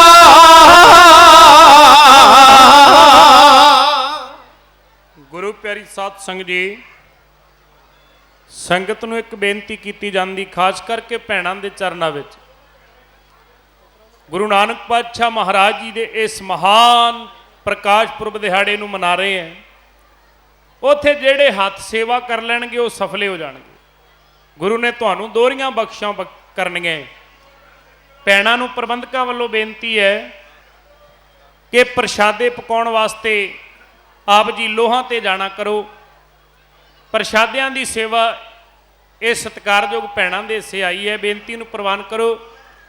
ਜਿਹੜੀਆਂ ਭੈਣਾਂ ਪ੍ਰਸ਼ਾਦੇ ਪਕਾਉਣ ਦੀ ਸੇਵਾ ਕਰ ਲੈਣ, ਗੁਰੂ ਪਾਤਸ਼ਾਹ ਮਹਾਰਾਜ ਜੀ ਉਹਨਾਂ ਨੂੰ ਬਖਸ਼ਿਆ ਰਹਿਮਤ ਦਾ ਜਿਹੜਾ ਇੱਕ ਰਹਿਮਤ ਭਰਿਆ ਹੱਥ ਹੈ ਗੁਰੂ ਪਾਤਸ਼ਾਹ ਜੀ ਉਹਨਾਂ ਦੇ ਸਿਰ ਉੱਤੇ ਰੱਖ ਦਿੰਦੇ ਨੇ। ਇਹ ਬੇਨਤੀ ਹੈ, ਸੇਵਾ ਤੇ ਸਿਮਰਨ ਮਨੁੱਖ ਦੇ ਦੋ ਪਰ ਨੇ। ਇਹ ਹੱਥ ਜੋੜ ਕੇ ਬੇਨਤੀ ਪ੍ਰਵਾਨ ਕਰਨੀ ਕਿ ਭੈਣਾਂ ਪ੍ਰਸ਼ਾਦੇ ਪਕਾਉਣ ਦੀ ਸੇਵਾ ਕਰਨ। ਧੰਨ ਗੁਰੂ ਗ੍ਰੰਥ ਸਾਹਿਬ ਪਾਤਸ਼ਾਹ ਮਹਾਰਾਜ ਕਿਰਪਾ ਕਰਨ, ਕਿਉਂਕਿ ਵੱਡੀ ਗਿਣਤੀ ਅੰਦਰ ਸੰਗਤ ਹੈ ਤੇ ਪ੍ਰਸ਼ਾਦਿਆਂ ਦੀ ਲੋੜ ਬਹੁਤ ਹੈ। ਸੰਗਤਾਂ ਪੰਗਤ ਦੇ ਵਿੱਚ ਬੈਠੀਆਂ ਨੇ ਤੇ ਪ੍ਰਸ਼ਾਦੇ ਪਕਾਉਣ ਵਾਸਤੇ ਜੋ ਭੈਣਾਂ ਦੀ ਗਿਣਤੀ ਥੋੜ੍ਹਾ ਹੈ, ਇਹ ਮੇਰੀ ਬੇਨਤੀ ਨੂੰ ਪ੍ਰਵਾਨ ਕਰਕੇ ਲੋਹਾਂ ਤੇ ਪਹੁੰਚ ਕਰਕੇ ਪ੍ਰਸ਼ਾਦੇ ਪਕਾਉਣ ਦੀ ਸੇਵਾ ਜਿਹੜੀ ਹੈ ਉਹ ਕਰਨਾ ਕਰੋ। ਹੱਥ ਜੋੜ ਕੇ ਬੇਨਤੀ ਹੈ। ਆਓ ਗੁਰੂ ਦੀਆਂ ਪਿਆਰੀਆਂ ਸੰਗਤਾਂ ਗੁਰੂ ਦੇ ਚਰਨਾਂ ਵਿੱਚ ਪਹੁੰਚ ਰਹੇ ਹੋ, ਨਤਮਸਤਕ ਹੋ ਰਹੇ ਹੋ। ਨਾਲ ਨਾਲ ਕਵੀ ਸ਼੍ਰੀ ਜਥੇ ਦਾ ਵੀ ਮਾਨ ਸਨਮਾਨ ਕਰ ਰਹੇ ਹੋ। ਨਾਮ ਗੁਰੂ ਬਾਬਾ ਆਪ ਜਾਣਦਾ ਹੈ। ਮੇਰੇ ਅਤੀ ਸਤਿਕਾਰਯੋਗ ਭਾਈ ਸੁਖਜਿੰਦਰ ਸਿੰਘ ਜੀ ਪੱਠਲ ਨਗਰ ਤੋਂ ਕਿਸੇ ਸਮੇਂ ਲੰਮੇ ਸਮੇਂ ਤੋਂ ਉੱਠ ਕਰਕੇ ਇੱਥੇ ਆਣ ਕੇ ਵਸੇ ਨੇ। ਦਮ ਇੱਕ ਨੰਬਰ ਉਸ ਧਰਤੀ ਤੇ ਰਹਿੰਦੇ ਨੇ, ਜੋ ਨਾਲ ਲੈ ਕੇ ਸਾਨੂੰ ਇਸ ਸਥਾਨ ਤੇ ਪਹੁੰਚੇ ਨੇ। ਗੁਰੂ ਪਾਤਸ਼ਾਹ ਕਿਰਪਾ ਕਰਨ। ਉਹਨਾਂ ਦੇ ਨਾਲ ਆਏ ਹੋਏ ਸਤਿਕਾਰਯੋਗ ਵੀਰ ਜੀ, ਉਹਨਾਂ ਵੱਲੋਂ ਮਾਨ ਸਨਮਾਨ, ਬਹੁਤ ਸਾਰਾ ਮਾਨ ਸਨਮਾਨ ਭੇਜਿਆ ਜਾਂਦਾ ਹੈ। ਗੁਰੂ ਪਾਤਸ਼ਾਹ ਜੀ ਚੜ੍ਹਦੀ ਕਲਾ ਕਰਨ। ਸਾਡੇ ਸਤਿਕਾਰਯੋਗ ਕਵੀਸ਼ਰ ਭਾਈ ਸਤਨਾਮ ਸਿੰਘ ਜੀ ਸੁਤੰਤਰ, ਜੋ ਇਸ ਧਰਤੀ ਤੇ ਰਹਿੰਦੇ ਨੇ, ਨਾਲ ਕਾਰੋਬਾਰ ਵੀ ਹੈ। ਗੁਰੂ ਪਾਤਸ਼ਾਹ ਕਿਰਪਾ ਕਰਨ ਤੇ ਨਾਲ ਮਨ ਵਿੱਚ ਵੱਡਾ ਸ਼ੌਂਕ ਹੈ ਗੁਰੂ ਦੀ ਵਡਿਆਈ ਕਾਵ ਰਚਨਾ ਦੇ ਰਾਹੀਂ, ਕਵੀਸ਼ੀ ਰਾਹੀਂ ਕਰਦੇ ਨੇ। ਉਹ ਪਹੁੰਚੇ ਨੇ, ਜੀਓ ਆਇਆ ਕਿਹਾ ਜਾਂਦਾ ਹੈ। ਵੱਡਾ ਮਾਨ ਸਨਮਾਨ ਵੀ ਭੇਜ ਕੇ ਗਏ ਨੇ। ਆਓ ਗੁਰੂ ਰੂਪ ਗੁਰੂ ਪਿਆਰੇ ਖਾਲਸਾ ਸਤ ਸੰਗਤ, ਆਪ ਜੀ ਨੇ ਇਤਿਹਾਸ ਦਾ ਪੰਨਾ ਜਿਹੜਾ ਪ੍ਰਾਰੰਭ ਕੀਤਾ ਹੈ, ਕਿਉਂਕਿ ਅੱਜ ਮੇਰੇ ਦਾਤਾ ਜੀ ਦਾ ਪ੍ਰਕਾਸ਼ ਪੁਰਬ ਦੇ ਅੜੇ ਬਚਪਨ ਦੇ ਚੋਟ ਸਾਂਝਾ ਕਰਨਾ ਚਾਹੁੰਦਾ। ਭਾਵੇਂ ਦੂਸਰੇ ਦੀਵਾਨਾਂ ਵਿੱਚ ਗੁਰੂ ਨਾਨਕ ਪਾਤਸ਼ਾਹ ਦੇ ਇਤਿਹਾਸ ਦੇ ਵੱਖੋ ਵੱਖਰੇ ਪੰਨਿਆਂ ਨੂੰ ਮੈਂ ਸਾਂਝਾ ਕਰਦਾ ਰਿਹਾ ਹਾਂ, ਕਿਉਂਕਿ ਗੁਰੂ ਬਾਬੇ ਦੀ ਵਡਿਆਈ ਹੈ, ਉਹਨਾਂ ਦੀ ਸਿੱਖਿਆ ਸਾਖੀਆਂ ਦੇ ਵਿੱਚ ਹੈ। ਮੇਰੇ ਦਾਤਾ ਜੀ ਨੇ ਅਨੇਕਾਂ ਪੈਂਡਾ ਤੈਅ ਕੀਤਾ ਹੈ। ਯਾਦ ਰੱਖਿਓ, ਸਭ ਤੋਂ ਲੰਬੇਰਾ ਜੇ ਇਤਿਹਾਸ ਕਹਿ ਲਵਾਂ, ਵਿਦਵਾਨ ਜਨ ਕਹਿੰਦੇ ਗੁਰੂ ਨਾਨਕ ਪਾਤਸ਼ਾਹ ਮਹਾਰਾਜ ਜੀ ਦਾ ਹੀ ਹੈ। ਉਹਨਾਂ ਨੂੰ ਉਦਾਸੀਆਂ ਦਾ ਪੈਂਡਾ ਕਿਹਾ ਜਾਂਦਾ ਹੈ। 4 ਉਦਾਸੀਆਂ ਜ਼ਿੰਦਗੀ ਦੇ 34 ਸਾਲ ਮੇਰੇ ਦਾਤਾ ਜੀ ਨੇ ਪੈਦਲ ਚੱਲ ਕੇ। ਇੱਕ ਪੰਜਾਬੀ ਯੂਨੀਵਰਸਿਟੀ ਅੰਦਰ ਵਿਦਵਾਨ ਜਨ ਨੇ ਭਾਈ ਸੁਰਿੰਦਰ ਸਿੰਘ ਜੀ ਦੋਸ਼ਾਂਝ, ਉਹ ਲਿਖਦੇ ਨੇ ਕੋਈ 41,000 ਕਿਲੋਮੀਟਰ ਦਾ ਪੈਂਡਾ ਮੇਰੇ ਦਾਤਾ ਜੀ ਨੇ ਪੈਦਲ ਚੱਲ ਕੇ ਸੰਸਾਰ ਨੂੰ ਸਿੱਧੇ ਰਸਤੇ ਪਾਇਆ। ਰਹੋ ਵਿਚਾਰ। ਆਓ ਆਪ ਜੀ ਸਰਵਣ ਕਰ ਰਹੇ ਹੋ। ਮਾਤਾ ਤ੍ਰਿਪਤਾ ਰੱਬ ਅੱਗੇ ਅਰਦਾਸਾਂ ਕਰਦੇ ਨੇ। ਇੱਕ ਕਵੀ ਕਹਿੰਦਾ ਹੈ, ਖੁਦਾ ਮਨਜ਼ੂਰ ਕਰਤਾ ਹੈ ਦੁਆ जब दिल से होती है मुश्किल, तो जेह बड़ी मुश्किल से होती है। सच्चे दिलों रब अगे अरदास कीती होवे ना, हुंदी नहीं। बाबे दी बाणी भी अगवाई भरदी है, बिरथी कदे ना होवई जन की अरदास। जन बनना पैंदा। रब विच कोई खोट नहीं जे हुंदी, असां नूं मंगना ही नहीं आउंदा। देंदा दे, लैंदे थक पाए। इत्थे दे भंडारे इन्ने भरे ने, लैण वाली नीयत चाहीदी है। बाबे दी बाणी कहंदी, पर का बुरा ना राखो चीत, तुमको दुख नहीं भाई मीत। जा सारा कुछ मिल जाना, किसी का बुरा ना लोची, किसी का बुरा ना सोची। ये बाणी ने समझाया गुरु प्यारी सत संगत। माता तृप्ता की वेदना अकाल पुरख वाहिगुरू दे अगे पहुंचती है। दूसरे पासे धरती भी पुकारा करती है। एक पासे बेबे नानकी छोटी उम्र के अंदर अपने रब वीर धन गुरु नानक दे पातशाह महाराज जी के चरणों ते जिन्हां ने झुकना है, वो सब तो पहला अरदासां करते हैं। एक वीर की लोड़ है। रब ने सुन ली पुकार, सुन ली अरदास। इतिहास कहता 1469 सन नूं राए पोए की तलवंडी विच गुरु नानक पातशाह महाराज जी का प्रकाश हुंदा है। सब तो पहला जे सुभाग प्राप्त होए दर्शन करन दा, इतिहासकार कहते हैं वो दाई दौलत इस राए पोए तलवंडी विच रहिंदी है। बुजुर्ग हो चुकी है, कई दफा लंघदियां वड़दे हैं। मेहता कालू जी के घर विच आया करदी सी, बार बार क्या करदी सी, मेहता तेरे घर विच बड़ियां वड्डियां सहूलतां है। जिस दिन रब अल्लाह ने कृपा की, मैं तेरे घर विचों जी भर के दान लेके जाना है। मैं खजाने भर के जाने ने, ना भावें दौलतां, पर दौलत मैं कदे वेखी नहीं। इतिहास कहंदा है, पिता मेहता कालू जी कहंदे ने, दाई दौलतां जिस दिन खुशी भरिया माहौल आवेगा, जिस दिन निरंकार टुटेगा, मैं तेरे नाल वादा करदा हाँ, तेरा जिन्ना जी चाहेगा इस घर विचों खजाने भर के लै जावीं। वो दिन आ गया, दाई दौलतां घर विच आई। अज भावें वो कर्म किया जाता हॉस्पिटलों के राही, पर पुरातन समय तुसीं जाणदे हो, बजुर्गों नूं पता है, जदों बच्चे का जन्म होना तो दाइयां ने घर विच आउणा। वो सियाणियां दाइयां वड्डा अंदाजा ला के अपने आप ही दस दिया करदियां सन। इतिहास कहंदा है ਗੁਰੂ ਨਾਨਕ ਪਾਤਸ਼ਾਹ ਮਹਾਰਾਜ ਇਸ ਧਰਤੀ ਉੱਤੇ ਜਿਨ੍ਹਾਂ ਦਾ ਆਗਮਨ ਹੋਣਾ ਹੈ, ਮਾਂ ਤ੍ਰਿਪਤਾ ਦੀ ਕੁੱਖ ਨੂੰ ਲੱਗਿਆ ਭਾਗ, ਉਸ ਵੇਲੇ ਦਾਈ ਦੌਲਤਾਂ ਕੋਲ ਖੜੀ ਹੈ। ਜਿਹੜੀ ਬਾਣੀ ਦੇ ਬੋਲ ਨੇ ਨਾ, ਗੁਰੂ ਨਾਨਕ ਜਿਨ ਸੁਣਿਆ ਪੇਖਿਆ ਸੇ ਫਿਰ ਗਰਭਾਸ ਨਾ ਪਰਿਆ ਰੇ। ਧੰਨ ਗੁਰੂ ਨਾਨਕ ਪਾਤਸ਼ਾਹ ਮਹਾਰਾਜ ਜੀ ਦੇ ਐਸਾ ਨੂਰ ਇਸ ਦਾਈ ਦੌਲਤਾਂ ਦੇ ਉੱਪਰ ਝਲਕਿਆ। ਇਹਨੇ ਦਰਸ਼ਨ ਕੀਤਾ, ਨਜ਼ਰੋਂ ਨਜ਼ਰ ਨਿਹਾਲ ਹੋ ਗਈ। ਗੁਰੂ ਕੀ ਕਰਦਾ, ਤ੍ਰਿਸ਼ਨਾ ਖਤਮ ਕਰ ਦਿੰਦਾ ਤ੍ਰਿਸ਼ਨਾ। ਜਿਹੜੀ ਦਾਈ ਦੌਲਤਾਂ ਕਹਿੰਦੀ ਥੱਕਦੀ ਨਹੀਂ। ਮਹਿਤਾ ਜੀ ਤੇਰੇ ਘਰ ਵਿੱਚੋਂ ਖਜ਼ਾਨੇ ਭਰ ਕੇ ਲਿਜਾਣੇ ਨੇ। ਅੱਜ ਉਸ ਮਾਂ ਦੀ ਤ੍ਰਿਸ਼ਨਾ ਖਤਮ ਹੋ ਗਈ। ਅੱਜ ਉਹਦੇ ਮਨ ਦੇ ਵਿੱਚ ਦਇਆ ਪੈਦਾ ਹੋ ਗਈ, ਧੀਰਜ ਪੈਦਾ ਹੋ ਗਿਆ, ਸੰਤੋਖ ਪੈਦਾ ਹੋ ਗਿਆ। ਗੁਰੂ ਐਵੇਂ ਜੀਵਨ ਬਦਲਦਾ ਹੈ। ਦਾਈ ਦੌਲਤਾਂ ਬਾਹਰ ਆਣ ਕੇ ਖੜ ਗਈ, ਮੁੱਖ ਵਿੱਚੋਂ ਕੋਈ ਬੋਲ ਨਹੀਂ ਰਹੀ। ਪਿਤਾ ਮਹਿਤਾ ਕਲਿਆਣ ਦਾਸ ਜੀ ਕਹਿਣ ਲੱਗੇ, ਦਾਈ ਦੌਲਤਾਂ ਆਪਣੀ ਜ਼ੁਬਾਨ ਨੂੰ ਖੋਲ, ਬੋਲਾਂ ਨੂੰ ਦੱਸ, ਕਿਵੇਂ ਮੇਰੇ ਨਿਰੰਕਾਰ ਪਾਤਸ਼ਾਹ ਨੇ ਕੋਈ ਕਿਰਪਾ ਕੀਤੀ ਹੈ। ਇਹ ਦਾਈ ਦੌਲਤਾਂ ਕਹਿੰਦੀ ਤੇਰੇ ਘਰ ਵਿੱਚ ਅੱਲਾ ਆਪ ਆਇਆ ਹੈ, ਉਹ ਨਿਰੰਕਾਰ ਆਪ ਪ੍ਰਕਾਸ਼ ਧਾਰਨ ਕਰਕੇ ਆਇਆ ਹੈ। ਪਿਤਾ ਨੇ ਇਸ ਗੱਲ ਨੂੰ ਉਸ ਵੇਲੇ ਭਾਵੇਂ ਨਾ ਸਮਝਿਆ ਹੋਵੇ ਕਿ ਦਾਈ ਦੌਲਤਾਂ ਕਿਹੋ ਜੀਆਂ ਬਾਤਾਂ ਕਰਦੀ ਹੈ। ਇਤਿਹਾਸ ਕਹਿੰਦਾ ਸਾਹਮਣੇ ਲੱਗੀਆਂ ਸੀ ਢੇਰੀਆਂ, ਇਸ਼ਾਰਾ ਕਰਕੇ ਦਾਈ ਦੌਲਤਾਂ ਵੱਲ ਪਿਤਾ ਮਹਿਤਾ ਕਾਲੂ ਜੀ ਕਹਿਣ ਲੱਗੇ, ਉਹ ਬਜ਼ੁਰਗ ਮਾਤਾ ਦਾਈ ਦੌਲਤਾਂ, ਅਸੀਂ ਆਪਣਾ ਵਾਅਦਾ ਪੂਰਾ ਕਰਨ ਵਾਸਤੇ ਬਿਲਕੁਲ ਤਿਆਰ ਖਲੋਤੇ ਹਾਂ। ਜਿੰਨਾ ਜੀ ਕਰਦਾ ਝੋਲੀ ਅੱਡ ਹੈ, ਇੱਥੋਂ ਖਜ਼ਾਨੇ ਭਰ ਕੇ ਲੈ ਜਾ। ਤੇ ਦਾਈ ਦੌਲਤਾਂ ਨੇ ਭਲਾ ਕੀ ਆਖਿਆ ਸੀ? ਉਹਨੇ ਆਖਿਆ, ਮਹਿਤਾ ਤੇਰੇ ਘਰ ਵਿੱਚੋਂ ਜਿਹੜਾ ਖਜ਼ਾਨਾ ਮੈਨੂੰ ਮਿਲ ਗਿਆ, ਮੈਨੂੰ ਹੁਣ ਦੁਨੀਆ ਦੀ ਦੌਲਤ ਦੀ ਲੋੜ ਨਹੀਂ। ਨਾ ਭਾਵੇਂ ਮਾਪਿਆਂ ਨੇ ਦੌਲਤਾਂ ਰੱਖਿਆ ਸੀ, ਪਰ ਯਾਦ ਰੱਖ ਮਹਿਤਾ, ਮੈਂ ਕਦੇ ਇਹਨਾਂ ਅੱਖਾਂ ਨਾਲ ਦੌਲਤ ਵੇਖੀ ਨਹੀਂ। ਅੱਜ ਜਿਹੜੀ ਦੌਲਤ ਮੈਨੂੰ ਮਿਲ ਗਈ ਹੈ, ਅੱਜ ਅੱਲਾ ਨੇ ਮੇਰੇ ਉੱਤੇ ਤਰੁੱਠ ਕੇ ਏਡੀ ਵੱਡੀ ਰਹਿਮਤ ਕਰ ਦਿੱਤੀ ਹੈ। ਮੇਰਾ ਤੇ ਹਿਰਦਾ ਵਿਸ਼ਾਲ ਹੋ ਚੁੱਕਾ ਹੈ, ਏਡੀ ਕਿਰਪਾ ਹੋ ਚੁੱਕੀ ਹੈ। ਯਾਦ ਰੱਖੋ, ਇਸ ਅਵਸਥਾ ਨੂੰ ਉਹ ਬੰਦਾ ਸਮਝ ਸਕਦਾ ਹੈ ਜਿਹੜਾ ਇਸ ਅਵਸਥਾ ਦਾ ਮਾਲਕ ਬਣ ਜਾਵੇ। ਜਿਹਨੂੰ ਰੱਬ ਮਿਲ ਪਵੇ, ਜਿਹਨੂੰ ਨਿਰੰਕਾਰ ਮਿਲ ਪਵੇ, ਉਹ ਤੇ ਰੱਬ ਨੂੰ ਬਾਹੋਂ ਫੜ ਕੇ ਵੀ ਕਾਜ ਕਰਵਾ ਲੈਂਦੇ ਨੇ। ਰੱਬ ਨੂੰ ਬਾਹੋਂ ਫੜ ਕੇ ਵੀ ਦੁਨੀਆ ਦੇ ਜਿੰਨੇ ਵੀ ਕਾਰਜ ਹੁੰਦੇ ਭਗਤ ਜਨ ਕਰਵਾਉਂਦੇ ਨੇ। ਇਹ ਬਾਣੀ ਨੇ ਵੀ ਅਗਵਾਈ ਭਰੀ ਹੈ। ਗੁਰੂ ਪਿਆਰੀ ਸਾਧ ਸੰਗਤ, ਕਵੀ ਕਹਿੰਦਾ ਮੇਰਾ ਦੀਨ ਦੁਨੀਆ ਦਾ ਮਾਲਕ ਗੁਰੂ ਨਾਨਕ ਪਾਤਸ਼ਾਹ ਮਹਾਰਾਜ ਦਾਈ ਦੌਲਤ ਦੀ ਤ੍ਰਿਸ਼ਨਾ ਆਇਓ ਖਤਮ।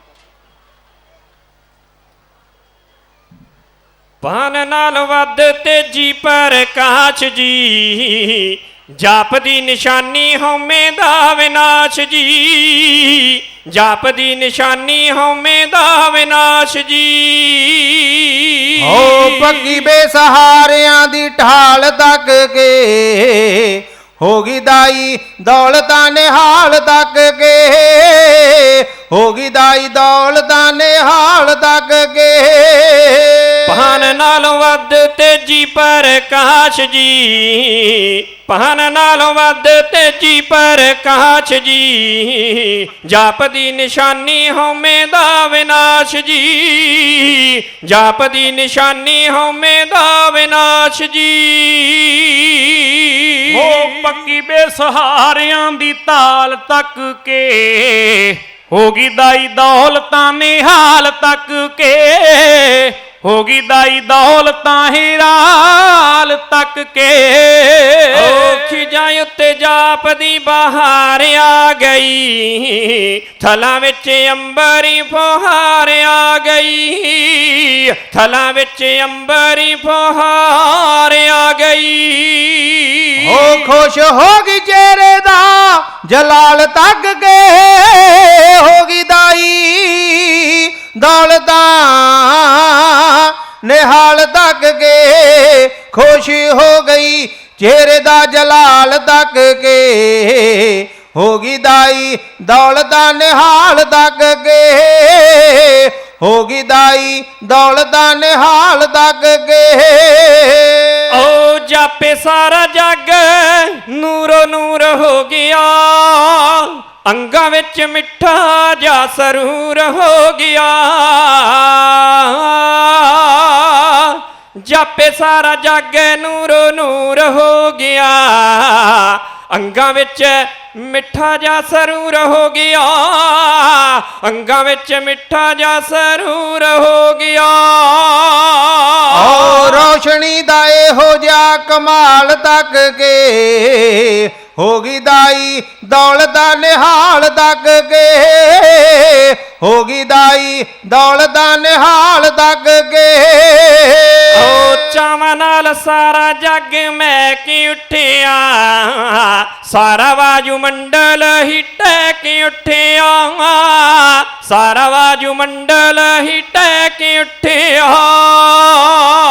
ਓ ਦ੍ਰਿਪਦਾ ਦੀ ਗੋਦੀ ਵਿੱਚ ਲਾਲ ਦਗ ਕੇ, ਹੋਗੀ ਦਾਈ ਦੌਲਤ ਦਾ ਨਿਹਾਲ ਦਗ ਕੇ, ਹੋਗੀ ਦਾਈ ਦੌਲਤ ਦਾ ਨਿਹਾਲ ਦਗ ਕੇ। ਓ ਐਸੇ ਲਾਲੇ ਉੱਤੋਂ ਮੇਰੀ ਜਿੰਦ ਵਾਰ ਨੇ, ਧੰਨ ਭਾਗ ਤੇਰੇ ਬੀਬੀ ਪਟਵਾਰ ਨੇ, ਧੰਨ ਭਾਗ ਤੇਰੇ ਬੀਬੀ ਪਟਵਾਰ ਨੇ। ਓ ਖੇੜ ਗਈ ਓ ਮੱਥੇ ਦਾ ਖਿਆਲ ਤੱਕ ਕੇ, ਹੋਗੀ ਦਾਈ ਦੌਲਤ ਦਾ ਨਿਹਾਲ ਤੱਕ ਕੇ। ਖੇੜ ਗਈ ਓ ਮੱਥੇ ਦਾ ਖਿਆਲ ਤੱਕ ਕੇ, ਹੋਗੀ ਦਾਈ ਦੌਲਤ ਦਾ ਨਿਹਾਲ ਤੱਕ ਕੇ, ਹੋਗੀ ਦਾਈ ਦੌਲਤ ਦਾ ਨਿਹਾਲ ਤੱਕ ਕੇ। ਓ ਮਹਿਤਾ ਜੀ ਖੁਦਾ ਦਾ ਕਰ ਨੂਰ ਆਇਆ ਏ, ਜਿਹਦੇ ਨੂਰ ਸਾਰਾ ਜਗ ਰਸ਼ਨਾਇਆ ਏ, ਜਿਹਦੇ ਨੂਰ ਸਾਰਾ ਜਗ ਰਸ਼ਨਾਇਆ ਏ। ਓ ਉੱਡਿਆ ਦਲਦਰ ਨਿਹਾਲ ਤੱਕ ਕੇ, ਹੋਗੀ ਦਾਈ ਦੌਲਤ ਦਾ ਨਿਹਾਲ ਤੱਕ ਕੇ, ਹੋਗੀ ਦਾਈ ਦੌਲਤ ਦਾ ਨਿਹਾਲ ਤੱਕ ਕੇ। ਇਤਿਹਾਸ ਕਹਿੰਦਾ ਹੈ, ਅੱਜ ਰਾਗ ਪਰੀਆਂ ਗਾਉਂਦੀਆਂ, ਫੁੱਲਾਂ ਦੀ ਵਰਖਾ ਲਾਂਦੀਆਂ, ਬੂਹਾ ਸਵਰਗੀ ਖੁੱਲਿਆ, ਭਰ ਭਰ ਕੇ ਕੇਸਰ ਡੁੱਲਿਆ। ਅੱਜ ਚਿਹਰਿਆਂ ਉੱਤੇ ਨੂਰ ਹੈ, ਥਾਂ ਥਾਂ ਖਿੜੀ ਗੁਲਜ਼ਾਰ ਹੈ, ਕਿਉਂਕਿ ਧੰਨ ਗੁਰੂ ਨਾਨਕ ਪਾਤਸ਼ਾਹ ਮਹਾਰਾਜ ਆਪ ਜੀ ਦਾ ਅਵਤਾਰ ਹੈ। ਨਨਕਾਣਾ ਸਾਹਿਬ ਦੀ ਧਰਤ ਦੇ ਭਾਗ ਜਾਗੇ, ਜਿਸ ਦੇ ਵਿੱਚ ਅੱਜ ਅੱਲਾ ਦਾ ਨੂਰ ਆਇਆ। ਅਨੰਤ ਕਲਾ ਲੈ ਕੇ ਠਾਕੁਰ ਆਪ ਚੜਿਆ, ਭਗਤੀ ਸ਼ਕਤੀ ਦੇ ਨਾਲ ਭਰਪੂਰ ਆਇਆ। ਉਹ ਜਿਹੜੇ ਭੁੱਲ ਗਏ ਰਾਹ ਪਰਮਾਤਮਾ ਦਾ, ਦੱਸਣ ਉਹਨਾਂ ਨੂੰ ਨਵਾਂ ਦਸਤੂਰ ਆਇਆ। ਲੱਖ ਲੱਖ ਮੁਬਾਰਕਾਂ ਨੂਰ ਵੱਲੋਂ, ਸ਼ਿਵ ਰਾਮ ਦੇ ਨੂਰ ਦਾ ਨੂਰ ਆਇਆ। ਗੁਰੂ ਨਾਨਕ ਪਾਤਸ਼ਾਹ ਮਹਾਰਾਜ ਸੰਸਾਰ ਦੇ ਅੰਦਰ ਪ੍ਰਗਟ ਹੋਣਾ ਕਰਦੇ ਨੇ। ਜਦਾ ਬੰਦਾ ਜਨਮਦਾ ਹੈ ਤੇ ਪ੍ਰਗਟ ਹੋਣ ਵਿੱਚ ਬੜਾ ਵੱਡਾ ਅੰਤਰ ਹੈ। ਭਾਈ ਗੁਰਦਾਸ ਜੀ ਨੇ ਕਿੰਨੇ ਸੋਹਣੇ ਸ਼ਬਦ, ਉਹਨਾਂ ਨੇ ਸ਼ਬਦ ਜਨਮ ਨਹੀਂ ਵਰਤੇ। ਕਿਉਂ ਨਹੀਂ ਵਰਤੇ? ਕਿਉਂਕਿ ਜਿਹੜਾ ਜਨਮਦਾ ਹੈ ਉਹਨੇ ਇੱਕ ਨਾ ਇੱਕ ਦਿਨ ਮਰ ਜਾਣਾ ਹੈ। ਅੱਜ ਯਾਦ ਰੱਖਿਓ, ਬਾਬਾ ਨਾਨਕ ਗੁਰੂ ਨਾਨਕ ਪਾਤਸ਼ਾਹ ਮਹਾਰਾਜ ਅੱਜ ਵੀ ਸਾਡੇ ਕੋਲ ਨੇ। ਕਿੱਥੇ ਨੇ? ਗੁਰੂ ਗ੍ਰੰਥ ਸਾਹਿਬ ਪਾਤਸ਼ਾਹ ਮਹਾਰਾਜ ਦਾ ਖਜ਼ਾਨਾ ਹੈ। ਬਾਬਾ ਜਪਜੀ ਸਾਹਿਬ ਵਿੱਚ ਰੋਜ਼ਾਨਾ ਬੋਲਦਾ ਹੈ। ਬਾਬਾ ਆਸਾ ਜੀ ਦੀ ਵਾਰ ਦੀ ਪਾਵਨ ਬਾਣੀ ਅੰਦਰ ਬੋਲਦੇ ਨੇ। 19 ਰਾਗਾਂ ਅੰਦਰ ਬਾਣੀ ਉਚਾਰਨ ਕੀਤੀ। ਜੋ ਤੇ ਕੀ ਸੀ 10 ਜਾਮਿਆਂ 'ਚ ਵਿਚਰ ਕੇ 239 ਸਾਲ ਲਾ ਕੇ ਮਾਨਵਤਾ ਨੂੰ ਖਜ਼ਾਨਾ ਦਿੱਤਾ। ਜੇ ਮੈਂ ਕਹਿ ਲਵਾਂ, ਇਹ ਗ੍ਰੰਥ, ਇਹ ਬਾਣੀ, ਇਹ ਸ਼ਬਦ ਕੱਲਾ ਸਿੱਖਾਂ ਵਾਸਤੇ ਨਹੀਂ, ਪੂਰੀ ਮਾਨਵਤਾ ਵਾਸਤੇ ਹੈ। ਇੱਥੇ ਅੱਲਾ ਦਾ ਨਾਮ ਵੀ ਲੈ ਸਕਦੇ ਹੈ, ਇੱਥੇ ਰਾਮ ਦਾ ਨਾਮ ਵੀ ਲੈ ਸਕਦੇ ਹੈ, ਇੱਥੇ ਵਾਹਿਗੁਰੂ ਵੀ ਕਿਹਾ ਜਾਂਦਾ ਹੈ। ਯਾਦ ਰੱਖਿਓ, ਜਿਹੜੇ 5 ਨਵਾਜੀ ਸਨ ਉਹਨਾਂ ਦੀ ਬਾਣੀ ਵੀ ਇਸ ਗੁਰੂ ਗ੍ਰੰਥ ਸਾਹਿਬ ਪਾਤਸ਼ਾਹ ਮਹਾਰਾਜ ਦੇ ਅੰਦਰ ਸੁਭਾਈਮਾਨ ਕੀਤੀ ਹੈ। ਇਹ ਮਾਨਵਤਾ ਦਾ ਉਪਦੇਸ਼ ਹੈ। ਰੱਬ ਦੇ ਘਰ ਦਾ ਇੱਕ ਰਸਤਾ ਦਿਖਲਾਉਂਦੀ ਹੈ, ਇੱਕ ਪੰਥ, ਇੱਕ ਮਾਰਗ, ਉਹ ਰੱਬ ਤੱਕ ਕਿਵੇਂ ਪਹੁੰਚਦਾ ਹੈ, ਇਹ ਗੁਰੂ ਗ੍ਰੰਥ ਸਾਹਿਬ ਪਾਤਸ਼ਾਹ ਮਹਾਰਾਜ ਦੀ ਬਾਣੀ ਨੇ ਦੱਸਣਾ ਹੈ। ਰਾਏ ਭੋਜ ਦੀ ਤਲਵੰਡੀ ਵਿੱਚ ਬੜੀਆਂ ਖੁਸ਼ੀਆਂ। ਇਤਿਹਾਸ ਕਹਿੰਦਾ ਇਸ ਘਰ ਦੇ ਵਿੱਚ ਦਾਈ ਦੌਲਤਾਂ ਨੂੰ ਮਹਿਤਾ ਕਾਲੂ ਜੀ ਨੇ ਕਹਿਣਾ ਕੀਤਾ, ਦਾਈ ਦੌਲਤਾਂ ਆ ਵੇਖ ਭੰਡਾਰੇ ਢੇਰੀਆਂ ਲੱਗੀਆਂ, ਜਿੰਨਾ ਤੇਰਾ ਦਿਲ ਕਰਦਾ ਹੈ ਤੇਰੀ ਕੋਈ ਬਾਹ ਨਹੀਂ ਪਕੜੇਗਾ ਕਿ ਹਟ ਜਾ, ਜਿੰਨਾ ਚਿਰ ਤੇਰਾ ਜੀ ਨਹੀਂ ਭਰਦਾ ਖਜ਼ਾਨੇ ਲੈ ਜਾ। ਇਹਨੇ ਆਖਿਆ, ਮਹਿਤਾ ਜੀ ਅੱਜ ਜਿਹੜਾ ਖਜ਼ਾਨਾ ਮੈਨੂੰ ਮਿਲਿਆ ਇਸ ਜ਼ੁਬਾਨ ਨਾਲ ਬੋਲ ਕੇ ਮੈਂ ਦੁਨੀਆ ਨੂੰ ਨਹੀਂ ਦੱਸ ਸਕਦੀ। ਅੱਜ ਦੌਲਤ ਜਿਹੜੀ ਮੈਨੂੰ ਪ੍ਰਾਪਤ ਹੋ ਗਈ ਹੈ, ਗੁਰੂ ਕੀ ਕਰਦਾ ਹੈ, ਅਸੀਂ ਬਾਣੀ ਦੀ ਅਗਵਾਈ ਲੈਣੀ ਹੈ। ਮੇਰੇ ਦਾਤਾ ਜੀ ਕਹਿੰਦੇ, ਜਿਸ ਮਿਲੈ ਮਨ ਹੋਏ ਆਨੰਦ, ਸੋ ਸਤਿਗੁਰ ਕਹੀਐ, ਮਨ ਕੀ ਦੁਬਦਾ ਬਿਨ ਸਜਾਏ ਹਰ ਪਰਮ ਪਦ ਲਈਏ। ਗੁਰੂ ਕੀ ਕਰਦਾ ਹੈ, ਮਨ ਵਿੱਚੋਂ ਚਿੰਤਾ ਝੋਰੇ ਖਤਮ ਕਰ ਦਿੰਦਾ ਹੈ। ਮਨ ਵਿੱਚੋਂ ਜਿਹੜੀਆਂ ਦੁਬਦਾਵਾਂ ਬਣਦੀਆਂ, ਜਿਹੜੇ ਚਿੰਤਾ ਝੋਰੇ ਨੇ, ਭੈਂਸੇ ਨੇ, ਉਹ ਗੁਰੂ ਦੀ ਬਾਣੀ ਤੇ ਗੁਰੂ ਖਤਮ ਕਰ ਦਿੰਦਾ ਹੈ। ਦਾਈ ਦੌਲਤਾਂ ਨਜ਼ਰੋਂ ਨਜ਼ਰ ਨਿਹਾਲ ਹੋ ਗਈ। ਆਓ ਉਸ ਤਲਵੰਡੀ ਦੀਆਂ ਗਲੀਆਂ ਵਿੱਚ ਬੜੀਆਂ ਵੱਡੀਆਂ ਖੁਸ਼ੀਆਂ ਨੇ। ਪਿਤਾ ਮਹਿਤਾ ਆਪਣੇ ਘਰ ਵਿੱਚ ਆਏ ਹੋਏ ਲੋਕਾਂ ਨੂੰ ਜੀ ਭਰ ਕੇ ਦਾਨ ਦੇ ਰਹੇ ਨੇ। ਬੇਬੇ ਨਾਨਕੀ ਆਪਣੇ ਇਸ ਮਾਸੂਮ ਪੁੱਤਰ, ਆਪਣੇ ਇਸ ਮਾਸੂਮ ਵੀਰ ਵੱਲ ਵੇਖ ਕੇ ਬੜੀ ਖੁਸ਼ ਹੁੰਦੀ ਹੈ, ਬੜਾ ਆਨੰਦ ਖੇੜੇ ਅੰਦਰ ਹੈ। ਯਾਦ ਰੱਖਿਓ ਮਾਤਾ ਤ੍ਰਿਪਤਾ ਆਪਣੇ ਪੁੱਤਰ ਦਾ ਮੱਥਾ ਚੁੰਮਦੇ ਨੇ ਤੇ ਲੱਖ ਵਾਰ ਉਸ ਰੱਬ ਦਾ ਸ਼ੁਕਰਾਨਾ ਕਰਦੇ ਨੇ, ਕਿਉਂਕਿ ਰੱਬ ਨੇ ਅਰਦਾਸ ਸੁਣੀ ਤੇ ਇਸ ਘਰ ਵਿੱਚ ਮੇਰੇ ਦਾਤਾ ਜੀ ਪ੍ਰਗਟ ਹੋਣਾ ਕਰਦੇ ਨੇ। ਇੱਕ ਮੈਂ ਬੋਲ ਤੁਹਾਡੇ ਨਾਲ ਬਾਣੀ ਦਾ ਸਾਂਝਾ ਕਰਨ ਲੱਗਿਆ, ਜਿਸ ਘਰ ਵਿੱਚ ਰੱਬ ਆਪ ਆਵੇ, ਜਿਸ ਘਰ ਵਿੱਚ ਜਿਹਨੂੰ ਗੁਰੂ ਦਾ ਪ੍ਰਕਾਸ਼ ਹੋ ਜਾਵੇ, ਉਹ ਪਿਛਲੀ ਕੁਲ ਵੀ ਵਡਭਾਗੀ ਹੋ ਜਾਂਦੀ ਹੈ, ਉਹ ਕੁਲ ਪੀੜ੍ਹੀ ਦਰ ਪੀੜ੍ਹੀ ਵਡਭਾਗੀ ਹੋ ਜਾਂਦੀ। ਮੈਂ ਨਹੀਂ ਕਹਿੰਦਾ, ਕਦੇ ਬਾਣੀ ਵਿੱਚੋਂ ਗੁਰੂ ਰਾਮਦਾਸ ਪਾਤਸ਼ਾਹ ਮਹਾਰਾਜ ਦਾ ਬਚਨ, ਉਹਨਾਂ ਦੇ ਬੋਲ ਪੜ੍ਹ ਕੇ ਵੇਖਿਓ, ਸਾ ਧਰਤੀ ਪਈ ਹਰਿਆਵਲੀ, ਜਿੱਥੇ ਮੇਰਾ ਸਤਿਗੁਰ ਬੈਠਾ ਆਏ ਸੇ ਜੰਤ ਪਏ ਹਰਿਆਵਲੇ, ਜਿਨੀ ਮੇਰਾ ਸਤਿਗੁਰੂ ਦੇਖਿਆ ਜਾਏ, ਧੰਨ ਧੰਨ ਪਿਤਾ ਧੰਨ ਧੰਨ ਕੁਲ, ਧੰਨ ਧੰਨ ਸੋ ਜਨਨੀ ਜਿਨ ਗੁਰੂ ਜਣਿਆ ਮਾਏ। ਉਹ ਮਾਂ ਧੰਨਤਾ ਦੇ ਯੋਗ ਹੈ, ਉਹ ਪੀੜ੍ਹੀ ਧੰਨਤਾ ਦੇ ਯੋਗ ਹੈ, ਜਿਸ ਘਰ ਵਿੱਚ ਗੁਰੂ ਨਾਨਕ ਪਾਤਸ਼ਾਹ ਮਹਾਰਾਜ ਜੀ ਦਾ ਪ੍ਰਕਾਸ਼ ਹੋਇਆ। ਹੁਣ ਇੱਕ ਵਿਚਾਰ ਆਪਣੇ ਮਨ ਵਿੱਚ ਕਰਿਓ, ਗੁਰੂ ਨਾਨਕ ਪਾਤਸ਼ਾਹ ਮਹਾਰਾਜ ਜਿਸ ਘਰ ਵਿੱਚ ਪ੍ਰਗਟ ਹੋਏ, ਉਸ ਪਰਿਵਾਰ ਦੀ ਕਮਾਈ ਕਿੱਡੀ ਵੱਡੀ ਹੋਵੇਗੀ। ਯਾਦ ਰੱਖਿਓ, ਜਿਸੇ ਮਹਾਨ ਆਤਮਾ ਨੂੰ ਜਨਮ ਦੇਣਾ ਹੋਵੇ ਨਾ, ਵਿਦਵਾਨ ਜਨ ਕਵੀ ਜਨ ਕਹਿੰਦੇ ਨੇ, ਮਾਂ ਜੇ ਕਿਸੇ ਮਹਾਨ ਪੁਰਸ਼ ਨੂੰ ਜਨਮ ਦੇਣਾ ਹੀ, ਇਹ ਕਮਾਈ ਤੈਨੂੰ ਕਰਨੀ ਪੈਣੀ ਹੈ। ਉਹੋ ਜੇ ਤੇਰੇ ਕਰਮ ਹੋਣ, ਉਹੋ ਜੇ ਤੇਰੇ ਬੋਲ ਹੋਣ। ਹੁਣ ਅੰਦਾਜ਼ਾ ਲਾ ਕੇ ਵੇਖਿਓ, ਪਿਤਾ ਮਹਿਤਾ ਕਾਲੂ ਜੀ ਦੇ ਘਰ ਵਿੱਚ ਬੜੀ ਵੱਡੀ ਇਮਾਨਦਾਰੀ ਹੈ। ਮਾਤਾ ਤ੍ਰਿਪਤਾ ਨਾਂ ਦੀ ਤ੍ਰਿਪਤਾ ਨਹੀਂ ਸੀ, ਉਹਦੇ ਜੀਵਨ ਵਿੱਚ ਵੀ ਵੱਡੀ ਤ੍ਰਿਪਤੀ ਹੈ, ਬੜੀ ਕਿਰਪਾ ਹੈ ਨਿਰੰਕਾਰ ਦੀ, ਤਾਂ ਹੀ ਅੱਜ ਉਹ ਰੱਬ ਇਸ ਘਰ ਵਿੱਚ ਪ੍ਰਗਟ ਹੋਇਆ। ਇੱਕ ਬਾਬਾ ਅਕਾਲ ਰੂਪ, ਭਾਈ ਗੁਰਦਾਸ ਨੇ ਉਹਨੂੰ ਅਕਾਲ ਦਾ ਰੂਪ ਗੁਰੂ ਨਾਨਕ ਪਾਤਸ਼ਾਹ ਮਹਾਰਾਜ ਨੂੰ ਕਿਹਾ ਹੈ। ਉਹ ਨਿਰੰਕਾਰ ਇਸ ਧਰਤੀ ਉੱਤੇ ਪ੍ਰਕਾਸ਼ ਧਾਰਨ ਕਰਕੇ ਆਏ। ਪਿਤਾ ਮਹਿਤਾ ਕਾਲੂ ਦੇ ਘਰ ਵਿੱਚ ਕਿਹੋ ਜਿਹੀਆਂ ਖੁਸ਼ੀਆਂ ਹੋਣਗੀਆਂ, ਜਰਾ ਅੰਦਾਜ਼ਾ ਲਾ ਕੇ ਵੇਖਿਓ। ਹਰ ਮਾਂ ਬਾਪ ਆਪਣੇ ਘਰ ਵਿੱਚ ਪੁੱਤਰ ਜਨਮੇ ਹੈ, ਉਹਦੀ ਖੁਸ਼ੀ ਦੁਨੀਆ ਨਾਲ ਸਾਂਝੀ ਕਰਦਾ ਹੈ। ਆਏ ਹੋਏ ਲੋਕ ਉਹਨਾਂ ਨੂੰ ਝੋਲੀਆਂ ਭਰ ਕੇ, ਉਹਨਾਂ ਨੂੰ ਆਪਣੇ ਹੱਥਾਂ ਨਾਲ ਮਹਿਤਾ ਜੀ ਕਿਵੇਂ ਦਾਨ ਕਰਦੇ ਨੇ, ਕਿਹੋ ਜਿਹਾ ਮਾਹੌਲ ਹੈ, ਕਿਹੋ ਜਿਹੀਆਂ ਖੁਸ਼ੀਆਂ ਨੇ। ਉਸ ਰਾਏ ਭੋਏ ਦੀ ਤਲਵੰਡੀ ਦੀਆਂ ਗਲੀਆਂ ਅੰਦਰ ਬਾਬੇ ਨਾਨਕ ਦਾ ਪ੍ਰਕਾਸ਼ ਹੋਇਆ ਤੇ ਪਿਤਾ ਮਹਿਤਾ ਕਾਲੂ ਦੇ ਘਰ ਵਿੱਚ ਖੁਸ਼ੀਆਂ ਐਵੇਂ ਸਾਂਝੀਆਂ ਕੀਤੀਆਂ। ਉਦੋਂ 1469 ਹੈ ਸੀ ਈਸਵੀ, ਜਦੋਂ ਨਾਨਕ ਗੁਰੂ ਜੀ ਜਗ ਆਇਆ। 1469 ਹੈ ਸੀ ਈਸਵੀ, ਜਦੋਂ ਨਾਨਕ ਗੁਰੂ ਜੀ ਜਗ ਆਇਆ। ਉਦੋਂ 1469 ਹੈ ਸੀ ਈਸਵੀ, ਜਦੋਂ ਨਾਨਕ ਗੁਰੂ ਜੀ ਜਗ ਆਇਆ। 1469 ਹੈ ਸੀ ਈਸਵੀ, ਜਦੋਂ ਨਾਨਕ ਗੁਰੂ ਜੀ ਜਗ ਆਇਆ। ਭੈਣ ਨਾਨਕੀ ਸਹੇਲੀਆਂ ਨੂੰ ਸੱਦ ਕੇ ਹੋ ਨਾਨਕੀ ਸਹੇਲੀਆਂ ਨੂੰ ਸੱਦ ਕੇ ਲੱਡੂ ਬਰਫੀ ਦਾ ਜੱਗ ਸੀ ਲਵਾਇਆ। ਨਾਨਕੀ ਸਹੇਲੀਆਂ ਨੂੰ ਸੱਦ ਕੇ ਲੱਡੂ ਬਰਫੀ ਦਾ ਜੱਗ ਸੀ ਲਵਾਇਆ। ਭੈਣ ਨਾਨਕੀ ਸਹੇਲੀਆਂ ਨੂੰ ਸੱਦ ਕੇ ਲੱਡੂ ਬਰਫੀ ਦਾ ਜੱਗ ਸੀ ਲਵਾਇਆ। ਨਾਨਕੀ ਸਹੇਲੀਆਂ ਨੂੰ ਸੱਦ ਕੇ ਲੱਡੂ ਬਰਫੀ ਦਾ ਜੱਗ ਸੀ ਲਵਾਇਆ। ਦਾਈ ਦੌਲਤ ਦਾ ਨਿਹਾਲ ਹੋ ਗਈ ਤੱਕ ਕੇ, ਨੂਰ ਚਿਹਰੇ ਉੱਤੇ ਵੇਖਿਆ ਸਵਾਇਆ। ਦੌਲਤ ਦਾ ਨਿਹਾਲ ਹੋ ਗਈ ਤੱਕ ਕੇ, ਨੂਰ ਚਿਹਰੇ ਉੱਤੇ ਵੇਖਿਆ ਸਵਾਇਆ। ਦਾਈ ਦੌਲਤਾਂ ਨਿਹਾਲ ਹੋ ਗਈ ਤੱਕ ਕੇ, ਨੂਰ ਚਿਹਰੇ ਉੱਤੇ ਵੇਖਿਆ ਸਵਾਇਆ। ਦੌਲਤਾਂ ਨਿਹਾਲ ਹੋ ਗਈ ਤੱਕ ਕੇ, ਨੂਰ ਚਿਹਰੇ ਉੱਤੇ ਵੇਖਿਆ ਸਵਾਇਆ।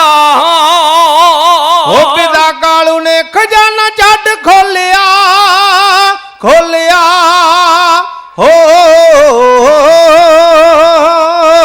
ਕਾਲੂ ਨੇ ਖਜ਼ਾਨਾ ਛੱਡ ਖੋਲਿਆ। ਭਰ ਬੁੱਕ ਲਾਲ ਤੋਂ ਲਡਾਇਆ। ਮਹਿਤਾ ਕਾਲੂ ਨੇ ਖਜ਼ਾਨਾ ਛੱਡ ਖੋਲਿਆ। ਭਰ ਬੁੱਕ ਲਾਲ ਤੋਂ ਲਡਾਇਆ। ਮਹਿਤਾ ਕਾਲੂ ਨੇ ਖਜ਼ਾਨਾ ਝੱਟ ਖੋਲਿਆ, ਭਰ ਭਰ ਬੁੱਕ ਲਾਲ ਤੋਂ ਲੁਟਾਇਆ।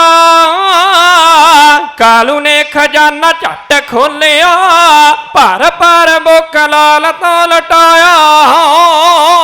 ਮਾਤਾ ਖੁਸ਼ੀਆਂ ਦੇ ਵਿੱਚ ਰਹੀ ਝੂਮਦੀ, ਪੈਰ ਧਰਤੀ ਦੇ ਜਾਵੇ ਨਾ ਲਗਾਇਆ। ਮਾਤਾ ਖੁਸ਼ੀਆਂ ਦੇ ਵਿੱਚ ਰਹੀ ਝੂਮਦੀ, ਪੈਰ ਧਰਤੀ ਦੇ ਜਾਵੇ ਨਾ ਲਗਾਇਆ। ਮਾਤਾ ਖੁਸ਼ੀਆਂ ਦੇ ਵਿੱਚ ਫਿਰ ਝੂਮਦੀ, ਪੈਰ ਧਰਤੀ ਤੇ ਜਾਏ ਨਾ ਲਗਾਇਆ। ਖੁਸ਼ੀਆਂ ਦੇ ਵਿੱਚ ਫਿਰ ਝੂਮਦੀ, ਪੈਰ ਧਰਤੀ ਤੇ ਲਾ ਜਾਏ ਨਾ ਲਗਾਇਆ। ਉੱਥੇ ਆਗੇ ਪਟਵਾਰੀ ਘਰ ਦੌੜ ਗਈ, ਚੌਂਕੀਦਾਰ ਨੇ ਸੁਨੇਹਾ ਜਾ ਬਜਾਇਆ। आगे पटवारी घर दौड़ गई, चौकीदार ने सुनेहा जा बजाया। उत्थे आगे पटवारी घर दौड़ गई, चौकीदार ने सुनेहा जा पहुंचाया।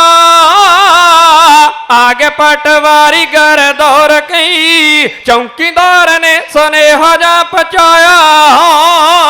होगी चहल पहल विच सारे जग दे, भाग धरती नु सतगुरा लाया। चहल पहल विच सारे जग दे, भाग धरती नु सतगुरा लाया। होगी चहल पहल विच सारे जग दे, भाग धरती नु सतगुरा लाया। चहल पहल विच सारे जग दे, भाग धरती नु सतगुरा लाया। ब्रह्मपुरी कई अनेक आगे मंगदे, नाद खुशियां दा गया जे बजाया। ब्रह्मपुरी कई अनेक आगे मंगदे, नाद खुशियां दा गया जे बजाया। ब्रह्मपुरी कई अनेक आगे मंगदे, नाद खुशियां दा गया जे बजाया।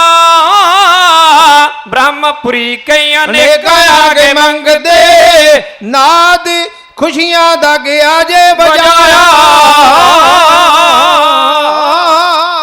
ਇਤਿਹਾਸ ਕਹਿੰਦਾ ਭਾਈ ਗੁਰਦਾਸ ਜੀ ਨੇ ਗੁਰੂ ਨਾਨਕ ਪਾਤਸ਼ਾਹ ਮਹਾਰਾਜ ਦੀ ਬਾਬਤ ਇੱਕ ਸ਼ਬਦ, ਇੱਕ ਬਚਨ ਬੜਾ ਸੋਹਣਾ ਰਚਿਆ।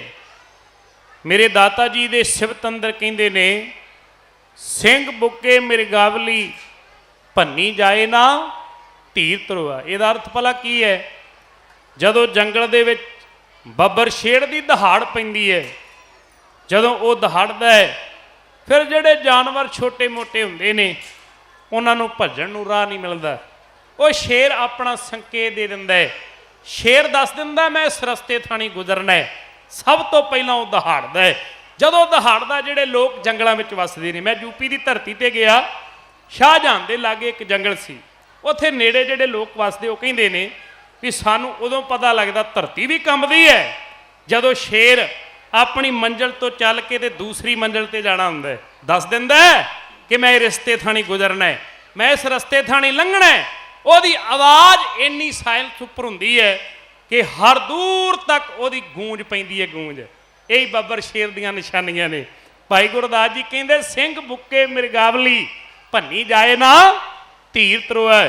ਜਿਹੜੇ ਮਿਰਗ ਨੇ, ਹਿਰਨ ਨੇ, ਉਹ ਹਿਰਨਾਂ ਦਾ ਸੰਕੇਤ ਭਲਾ ਕਿਹਨਾਂ ਨੂੰ ਦਿੰਦੇ ਨੇ? ਜਿਹੜੇ ਪਾਪੀ ਲੋਕ ਸਨ, ਜਿਹੜੇ ਪਰਜਾ ਉੱਤੇ ਬੜੇ ਦੁੱਖ ਕਹਿਰ ਢਾਰੇ ਸਨ। ਜਦੋਂ ਬਾਬਾ ਨਾਨਕ, ਗੁਰੂ ਨਾਨਕ ਪਾਤਸ਼ਾਹ ਮਹਾਰਾਜ ਇਹ ਸ਼ੇਰ ਮਰਦ ਸੂਰਮਾ ਗਰਜਿਆ, ਫਿਰ ਉਹਨਾਂ ਲੋਕਾਂ ਨੂੰ ਭੱਜਣ ਨੂੰ ਰਾਹ ਨਾ ਮਿਲਿਆ। ਇਹ ਹੈ ਗੁਰੂ ਨਾਨਕ ਪਾਤਸ਼ਾਹ ਮਹਾਰਾਜ ਜੀ ਦਾ ਸਿਧਾਂਤ।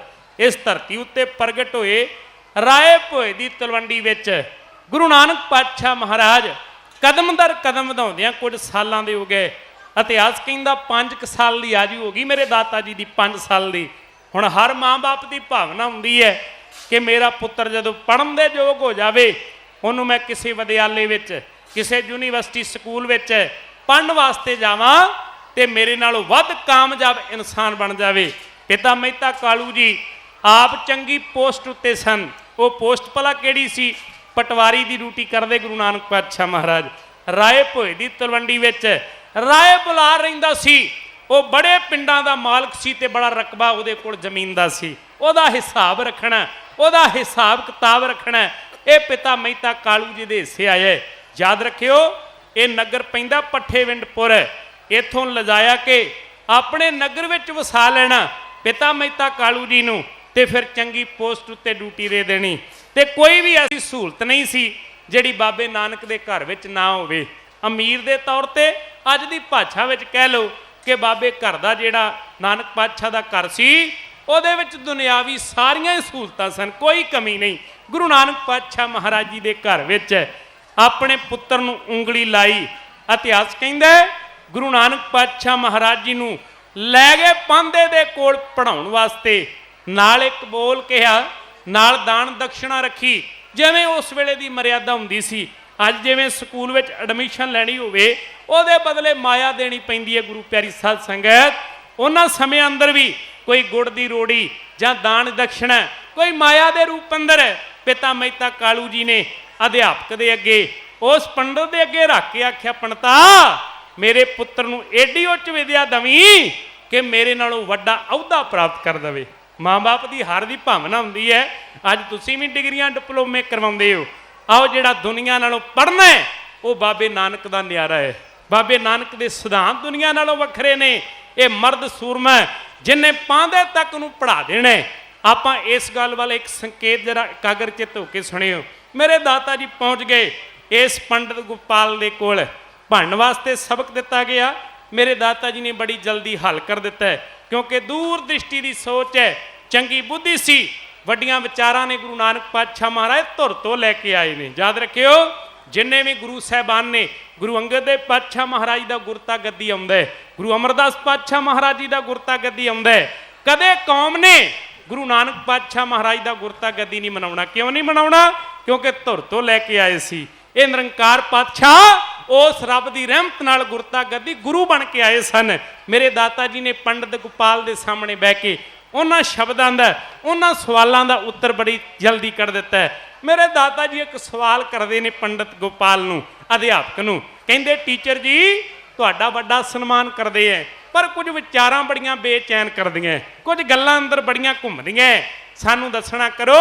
ਤੁਹਾਡੇ ਕੋਲੋਂ ਬੜੇ ਬੱਚੇ ਪੜ੍ਹ ਕੇ ਜਾਂਦੇ ਨੇ, ਅੱਜ ਦੀ ਭਾਸ਼ਾ ਵਿੱਚ ਕਹਿ ਲਵਾਂ ਕਿ ਬੜੀਆਂ ਡਿਗਰੀਆਂ ਡਿਪਲੋਮੇ ਲੈ ਕੇ ਜਾਂਦੇ ਤੇ ਵੱਡੇ ਵੱਡੇ ਅਹੁਦਿਆਂ ਤੇ ਡਿਊਟੀਆਂ ਕਰਦੇ ਨੇ। ਮਾਫ ਕਰਿਓ ਪੰਡਤ ਗੋਪਾਲ ਜੀ, ਤੁਸੀਂ ਉਹਨਾਂ ਨੂੰ ਪੜ੍ਹਾ ਤੇ ਦਿੱਤਾ, ਉਹਨਾਂ ਨੂੰ ਚੰਗੀ ਵਿਦਿਆ ਦੇ ਤੇ ਦਿੱਤੀ ਦੁਨਿਆਵੀ, ਪਰ ਚੰਗੇ ਇਨਸਾਨਾਂ ਦੀ ਕਮੀ ਹੋ ਗਈ। ਚੰਗੇ ਇਨਸਾਨ ਨਹੀਂ ਪੈਦਾ ਕਰ ਸਕੇ। ਬੰਦੇ ਨੇ ਦੁਨਿਆਵੀ ਭਾਸ਼ਾ ਜਿਹੜੀ ਦੁਨਿਆਵੀ ਪੜ੍ਹਾਈ ਕਰਨੀ ਹੈ, ਯਾਦ ਰੱਖੋ ਨਾਲ ਨਾਲ ਚੰਗਾ ਇਨਸਾਨ ਬਣਨਾ, ਇਹਦੀ ਅੱਜ ਬੜੀ ਘਾਟ ਹੈ। ਅੱਜ ਉਹੀ ਹਾਲਾਤ ਨੇ ਨਾ, ਬੰਦਾ ਉੱਚੇ ਅਹੁਦੇ ਤੇ ਬੈਠਾ ਹੋਵੇ, ਕੋਈ ਵਕੀਲ ਹੋਵੇ, ਡਾਕਟਰ ਹੋਵੇ, ਕੋਈ ਵੱਡਾ ਪੁਲਿਸ ਅਫਸਰ ਹੋਵੇ, ਕੋਈ ਡੀਸੀ ਹੋਵੇ, ਤੇ ਯਾਦ ਰੱਖਿਓ ਜਿੰਨਾ ਚਿਰ ਧਰਮ ਨਹੀਂ ਨਾ ਹੈਗਾ ਅੰਦਰ, ਜਿੰਨਾ ਚਿਰ ਇਮਾਨਦਾਰੀ ਨਹੀਂ, ਪਰਜਾ ਦਾ ਭਲਾ ਨਹੀਂ ਜੇ ਕਰਨਾ। ਬਾਬੇ ਨਾਨਕ ਦੀ ਆ ਸੋਚ ਹੈ। ਇਹਨਾਂ ਗੱਲਾਂ ਨੂੰ ਮਨੋਰੰਜਨ ਬਣਾ ਕੇ ਸੁਣ ਲੈਣਾ ਉਹ ਵੱਖਰੀ ਗੱਲ ਹੈ, ਪਰ ਬਾਬੇ ਨਾਨਕ ਦੇ ਕੱਲੇ ਕੱਲੇ ਬੋਲ ਵਿੱਚ ਵੱਡੇ ਗਿਆਨ ਦੀ ਗੱਲ ਹੈ, ਵੱਡੇ ਵਿਚਾਰ ਦੀ ਗੱਲ ਹੈ। ਉਹ ਸਿਖਾ ਦੁਨੀਆ ਨੂੰ ਸੋਹਣਾ ਬਣਾ ਕੇ ਜਾਣਾ ਮੇਰੇ ਬਾਬੇ ਨਾਨਕ ਨੇ ਦੁਨੀਆ ਨੂੰ। ਮੈਂ ਇੱਕ ਗੱਲ ਤੁਹਾਡੇ ਨਾਲ ਸਾਂਝੀ ਕਰਨ ਲੱਗਿਆ। ਮੈਂ ਇੱਕ ਅੰਗਰੇਜ਼ ਰਾਈਟਰ ਨੂੰ ਪੜ੍ਹ ਰਿਹਾ ਸੀ, ਪੰਜਾਬੀ ਵਿੱਚ ਅਨੁਵਾਦ ਕੀਤਾ। ਉਹ ਕਹਿੰਦਾ ਦੁਨੀਆ ਦੇ ਲੋਕੋ, ਜੇ ਬਾਬੇ ਨਾਨਕ ਦਾ ਸਿਧਾਂਤ ਸਾਰੀ ਦੁਨੀਆ 'ਚ ਲਾਗੂ ਕਰ ਦਿਓ ਨਾ, ਤੇ ਯਾਦ ਰੱਖਿਓ ਕੋਈ ਭੁੱਖਾ ਨਹੀਂ ਜੇ ਸੌਂ ਸਕਦਾ। ਕਿਉਂ? ਕਹਿੰਦਾ ਬਾਬੇ ਨਾਨਕ ਦੀ ਇੱਕ ਪਾਲਿਸੀ ਬਣਾਈ, ਪਾਲਿਸੀ ਅਜਰਾ ਸਮਝ ਕੇ ਚੱਲਿਓ ਮੇਰੀ ਬਾਤ ਨੂੰ।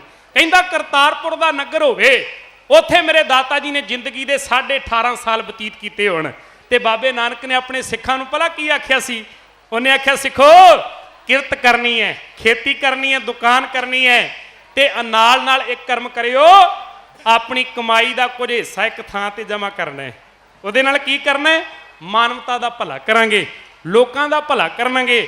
ਉਹ ਅੰਗਰੇਜ਼ ਰਾਈਟਰ ਲਿਖਦਾ ਹੈ, ਉਹ ਕਹਿੰਦਾ ਦੁਨੀਆ ਦੇ ਅੰਦਰ ਜਿਹੜੀ ਪਾਲਿਸੀ ਸਰਕਾਰ ਨਾਂ ਦੀਆਂ ਚੀਜ਼ਾਂ ਪੈਦਾ ਹੋ ਗਈਆਂ ਨਾ, ਉਹ ਗੁਰੂ ਨਾਨਕ ਦਾ ਹੀ ਸਿਧਾਂਤ ਹੈ।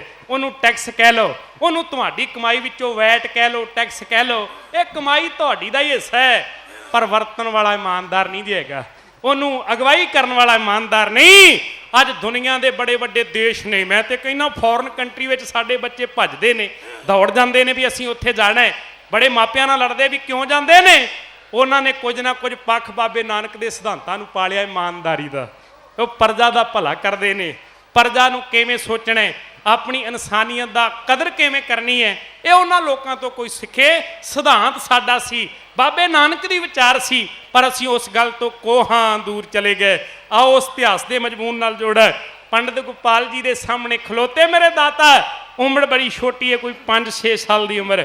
ਪੰਡਿਤ ਜੀ ਤੁਸੀਂ ਚੰਗੇ ਇਨਸਾਨ ਨਹੀਂ ਜੇ ਪੈਦਾ ਕੀਤੇ, ਬੜੇ ਲੋਕ ਵੇਖੇ ਜਿਹੜੇ ਵੱਡੇ ਵੱਡੇ ਅਹੁਦਿਆਂ ਤੇ ਬਾਬੇ ਨਾਨਕ ਦੀ ਬਾਣੀ ਦਾ ਵਾਕ ਪੜ੍ਹਨਾ ਹੈ।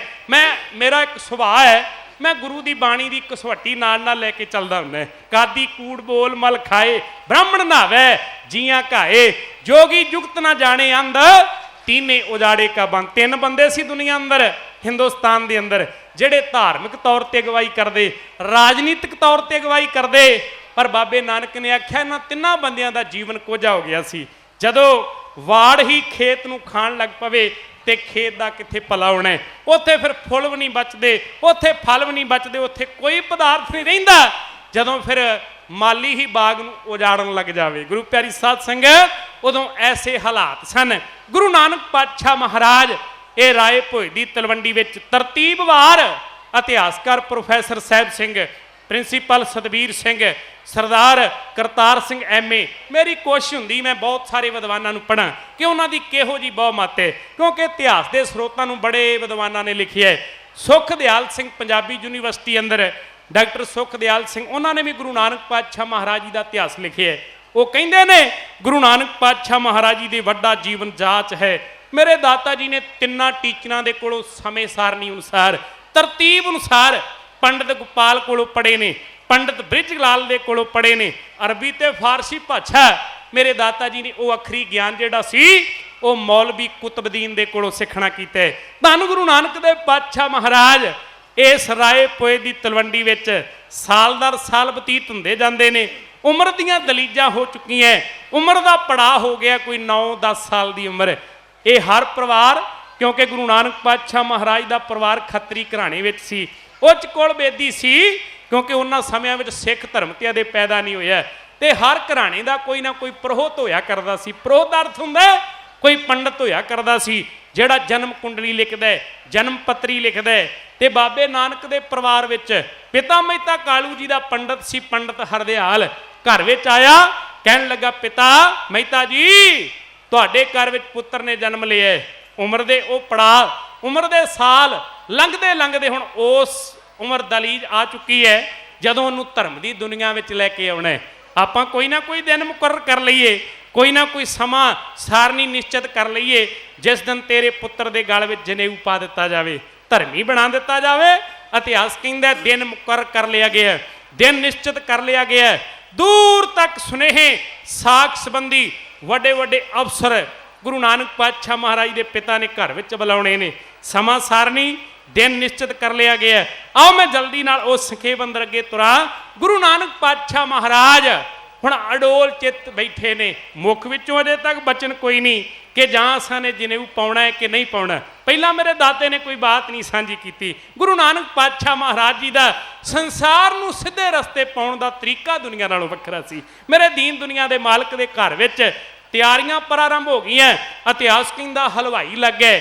ਤੁਸੀਂ ਆਪ ਪੜ੍ਹਦੇ ਹੋ ਇਤਿਹਾਸ, ਬਾਬੇ ਦੀ ਬਾਣੀ ਵੀ ਕਹਿੰਦੀ ਹੈ ਜਿਹੜੀ ਜਨੇਊ ਵਰਗੀ ਰਸਮ ਸੀ ਉਹ ਐਵੇਂ ਦੀ ਰਸਮ ਹੁੰਦੀ ਸੀ ਜਿਵੇਂ ਤੁਹਾਡੇ ਘਰਾਂ ਵਿੱਚ ਅੱਜ ਵਿਆਹ ਹੋਵੇ, ਵੱਡਾ ਸਾਰਥ ਹੋਵੇ, ਵੱਡਾ ਕਾਰਜ ਹੋਵੇ, ਉਦੋਂ ਸਾਖ ਸੰਬੰਧੀ ਵੀ ਆਇਆ ਕਰਦੇ ਸੀ।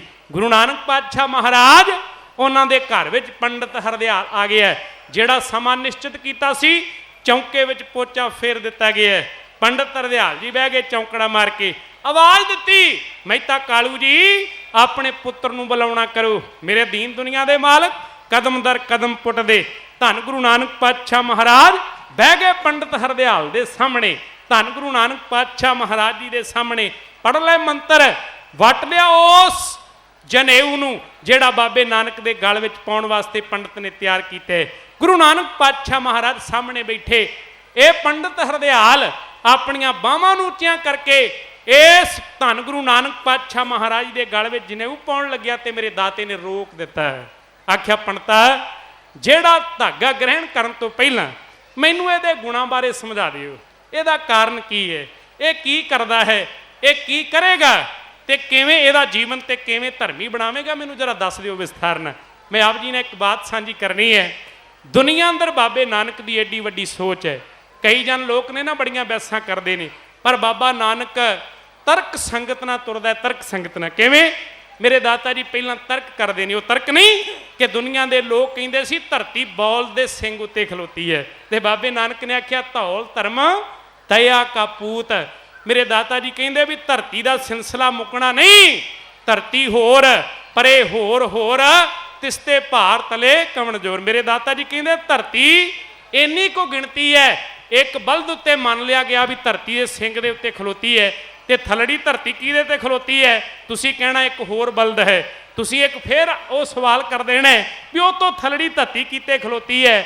ਬਾਬੇ ਨਾਨਕ ਨੇ ਆਖਿਆ ਸਿਲਸਿਲਾ ਮੁੱਕਦਾ ਨਹੀਂ, ਉਹ ਰੱਬ ਜਾਣਦਾ ਹੈ ਇਹ ਧਰਮ ਦੇ ਸੂਤ ਵਿੱਚ ਪਰੋਈ ਹੋਈ ਇਹ ਸੰਸਾਰ ਨੂੰ ਨਿਰੰਕਾਰ ਪਾਤਸ਼ਾਹ ਨੇ ਕਿਵੇਂ ਖਿਲਾਰਿਆ। ਹੁਣ ਆਕਾਸ਼ ਤੇ ਕੋਈ ਥੰਮ ਥੋੜਾ ਲੱਗੀ ਹੈ, ਕੋਈ ਬੱਲੀਆਂ ਥੋੜੀਆਂ ਲੱਗੀਆਂ ਕਿ ਰੱਬ ਨੇ ਧਰਤੀ ਨੂੰ ਤੇ ਅਸਮਾਨ ਨੂੰ ਖਿਲਾਰਿਆ।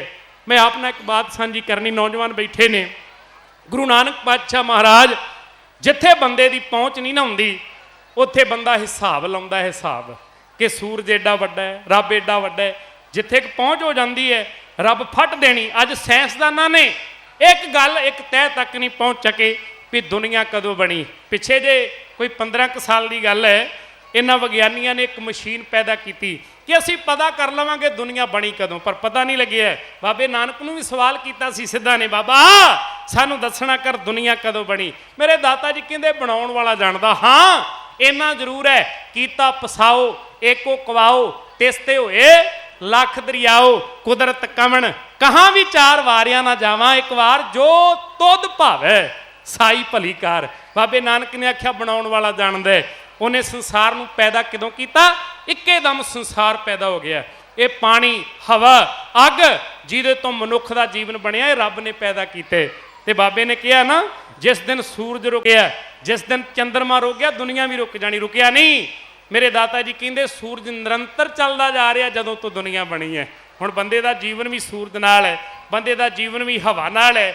ਤੇ ਯਾਦ ਰੱਖਿਓ ਰੱਬ ਬਿਨਾਂ ਕਿਸੇ ਰੈਂਟ ਤੋਂ, ਬਿਨਾਂ ਕਿਸੇ ਵਸੂਲੀ ਪੈਸੇ ਲਏ ਤੋਂ ਤੁਹਾਨੂੰ ਫ੍ਰੀ ਵਿੱਚ ਹਵਾ ਦੇ ਰਿਹਾ, ਆਕਸੀਜਨ। ਅੱਜ ਲੈਣ ਜਾਓ ਨਾ ਤੇ ਉਹਦਾ ਮੁੱਲ ਬਹੁਤ ਵੱਡਾ ਹੁੰਦਾ ਹੈ। ਪਿਛਲੇ ਸਮੇਂ ਅੰਦਰ ਰੱਬ ਨੇ ਥੋੜੀ ਜਿਹੀ ਟੁਣਕ ਮਾਰ ਕੇ ਵੇਖਿਆ ਸੀ, ਕਰੋਨਾ ਦਾ ਸਮਾਂ ਆਇਆ। ਬੰਦਾ ਜਦੋਂ ਰੱਬ ਦੇ ਗੁਣਾਂ ਨੂੰ ਭੁਲਾ ਲੈਂਦਾ ਨਾ ਤੇ ਫਿਰ ਰੱਬ ਚੇਤੇ ਵੀ ਕਰਵਾ ਲੈਂਦਾ। ਉਹਦੇ ਕੋਲ ਤਰੀਕਾ ਹੈ, ਉਹਦੇ ਕੋਲ ਵਸੀਲਾ ਹੈ, ਕਿਉਂਕਿ ਰੱਬ ਬਹੁਤ ਵੱਡਾ ਹੈ। ਮੈਂ ਆਪ ਜੀ ਨੇ ਇੱਕ ਗੱਲ ਸਾਂਝੀ ਕਰਨਾ, ਗੱਲਾਂ ਕਈ ਗੱਲਾਂ ਆ ਜਾਂਦੀਆਂ ਵਿੱਚੋਂ ਨਿਕਲੀਆਂ ਜਾਂਦੀਆਂ ਵਿਚਾਰਾਂ ਬਾਬੇ ਨਾਨਕ ਦੀਆਂ। ਇੱਕ ਜਾਪਾਨ ਦੇਸ਼ ਹੈ, ਉਹਦੀ ਟੈਕਨੋਲੋਜੀ ਬਹੁਤ ਵੱਡੀ ਹੈ। ਉਹਨਾਂ ਨੇ ਰੱਬ ਨੂੰ ਵੀ ਆਖਿਆ ਸੀ ਰੱਬ ਅਸੀਂ ਤੈਨੂੰ ਵੀ ਆਪਣੇ ਕਬਜ਼ੇ ਵਿੱਚ ਕਰ ਲਿਆ। ਏਡੀ ਵੱਡੀ ਟੈਕਨੋਲੋਜੀ ਹੈ ਕਿ ਉਹਨਾਂ ਦੇ ਉੱਪਰ ਬੱਦਲ ਮੰਡਰਾ ਰਹੇ ਹੋਣ, ਬੱਦਲ ਉਹਨਾਂ ਦੇ ਵਿੱਚ ਮਾਰ ਕੇ ਕੋਈ ਟੈਕਨੋਲੋਜੀ ਮੀਂਹ ਪਵਾ ਲੈਂਦੇ, ਬਿਨਾਂ ਮੀਂਹ ਤੋਂ ਬੱਦਲ ਅੱਗੇ ਨਹੀਂ ਜਾ ਸਕਦਾ। ਏਡੀ ਵੱਡੀ ਟੈਕਨੋਲੋਜੀ ਹੈ। ਉਹਨਾਂ ਦਾ ਇੱਕ ਸ਼ਹਿਰ ਹੈ, ਉਹ ਸ਼ਹਿਰ ਹੈ ਸਮੁੰਦਰ ਦੇ ਬਿਲਕੁਲ ਕਿਨਾਰੇ ਤੇ। ਉਹਨਾਂ ਨੇ ਆਖਿਆ ਵੀ ਜਦੋਂ ਧਰਤੀ ਉੱਤੇ ਜਦੋਂ ਸਮੁੰਦਰ ਦੇ ਵਿੱਚ ਬਾੜ ਆਉਂਦੀ ਹੈ, ਜਦੋਂ ਸੁਨਾਮੀ ਉੱਠਦੀ ਹੈ ਤੇ ਲਹਿਰਾਂ ਆਣ ਕੇ ਸ਼ਹਿਰ ਵਿੱਚ ਵੱਜ ਜਾਂਦੀਆਂ, ਬੜਾ ਨੁਕਸਾਨ ਹੁੰਦਾ। ਇਹਨਾਂ ਲੋਕਾਂ ਨੇ 30 ਫੁੱਟ ਉੱਚੀ ਦੀਵਾਰ ਕਰ ਦਿੱਤੀ ਤੇ ਫਿਰ ਇਹਨਾਂ ਨੇ ਇੱਕ ਦਾਅਵਾ ਕੀਤਾ ਹੁਣ ਕਿਵੇਂ ਸਾਡੇ ਸ਼ਹਿਰ ਨੂੰ ਪਾਣੀ ਨਸ਼ਟ ਕਰ ਦੇਵੇਗਾ, ਕਿਵੇਂ ਸਾਡੇ ਸ਼ਹਿਰ ਨੂੰ, ਅਸੀਂ ਤੇ ਰੱਬ ਨੂੰ ਵੀ ਆਪਣੀ ਮੁੱਠੀ ਵਿੱਚ ਕਰ ਲਿਆ। ਫਿਰ ਰੱਬ ਜਦੋਂ ਕੋਈ ਮਿਹਣਾ ਮਾਰ ਕੇ ਟੱਕਰਦਾ ਹੈ ਨਾ ਰੱਬ ਨੂੰ, ਤੇ ਰੱਬ ਵੀ ਰੰਗ ਵਿਖਾ ਦਿੰਦਾ ਹੈ।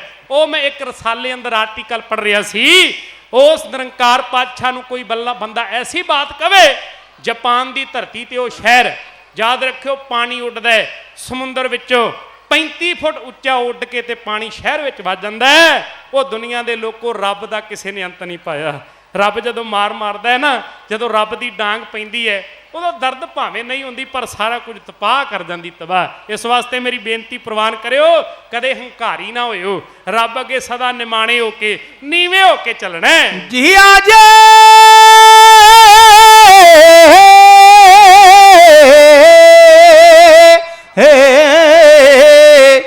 ਜੀ ਆਜੇ ਤੂੰ ਜ਼ਿੰਦਗੀ ਲੋੜਦਾ ਹੈ ਹੋ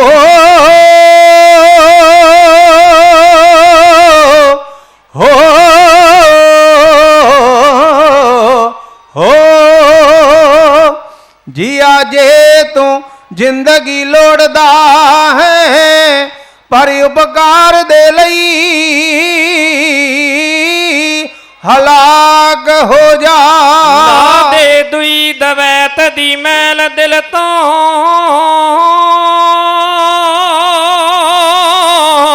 ਮਾਣ ਤਾਣ ਛੱਡ ਕੇ ਹੌਲਾ ਕਾਖ ਹੋ ਜਾ ਹੋ ਜੁਗਤੀ ਨਾ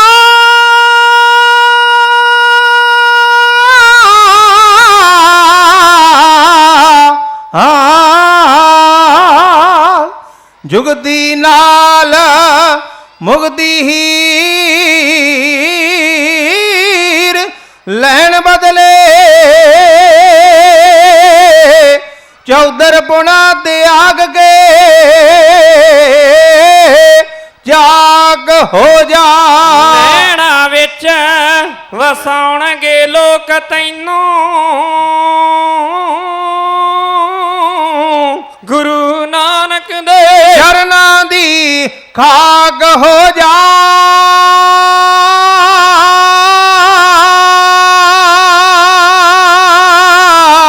ਗੁਰੂ ਨਾਨਕ ਦੇ ਚਰਨਾਂ ਦੀ ਖਾਕ ਹੋ ਜਾ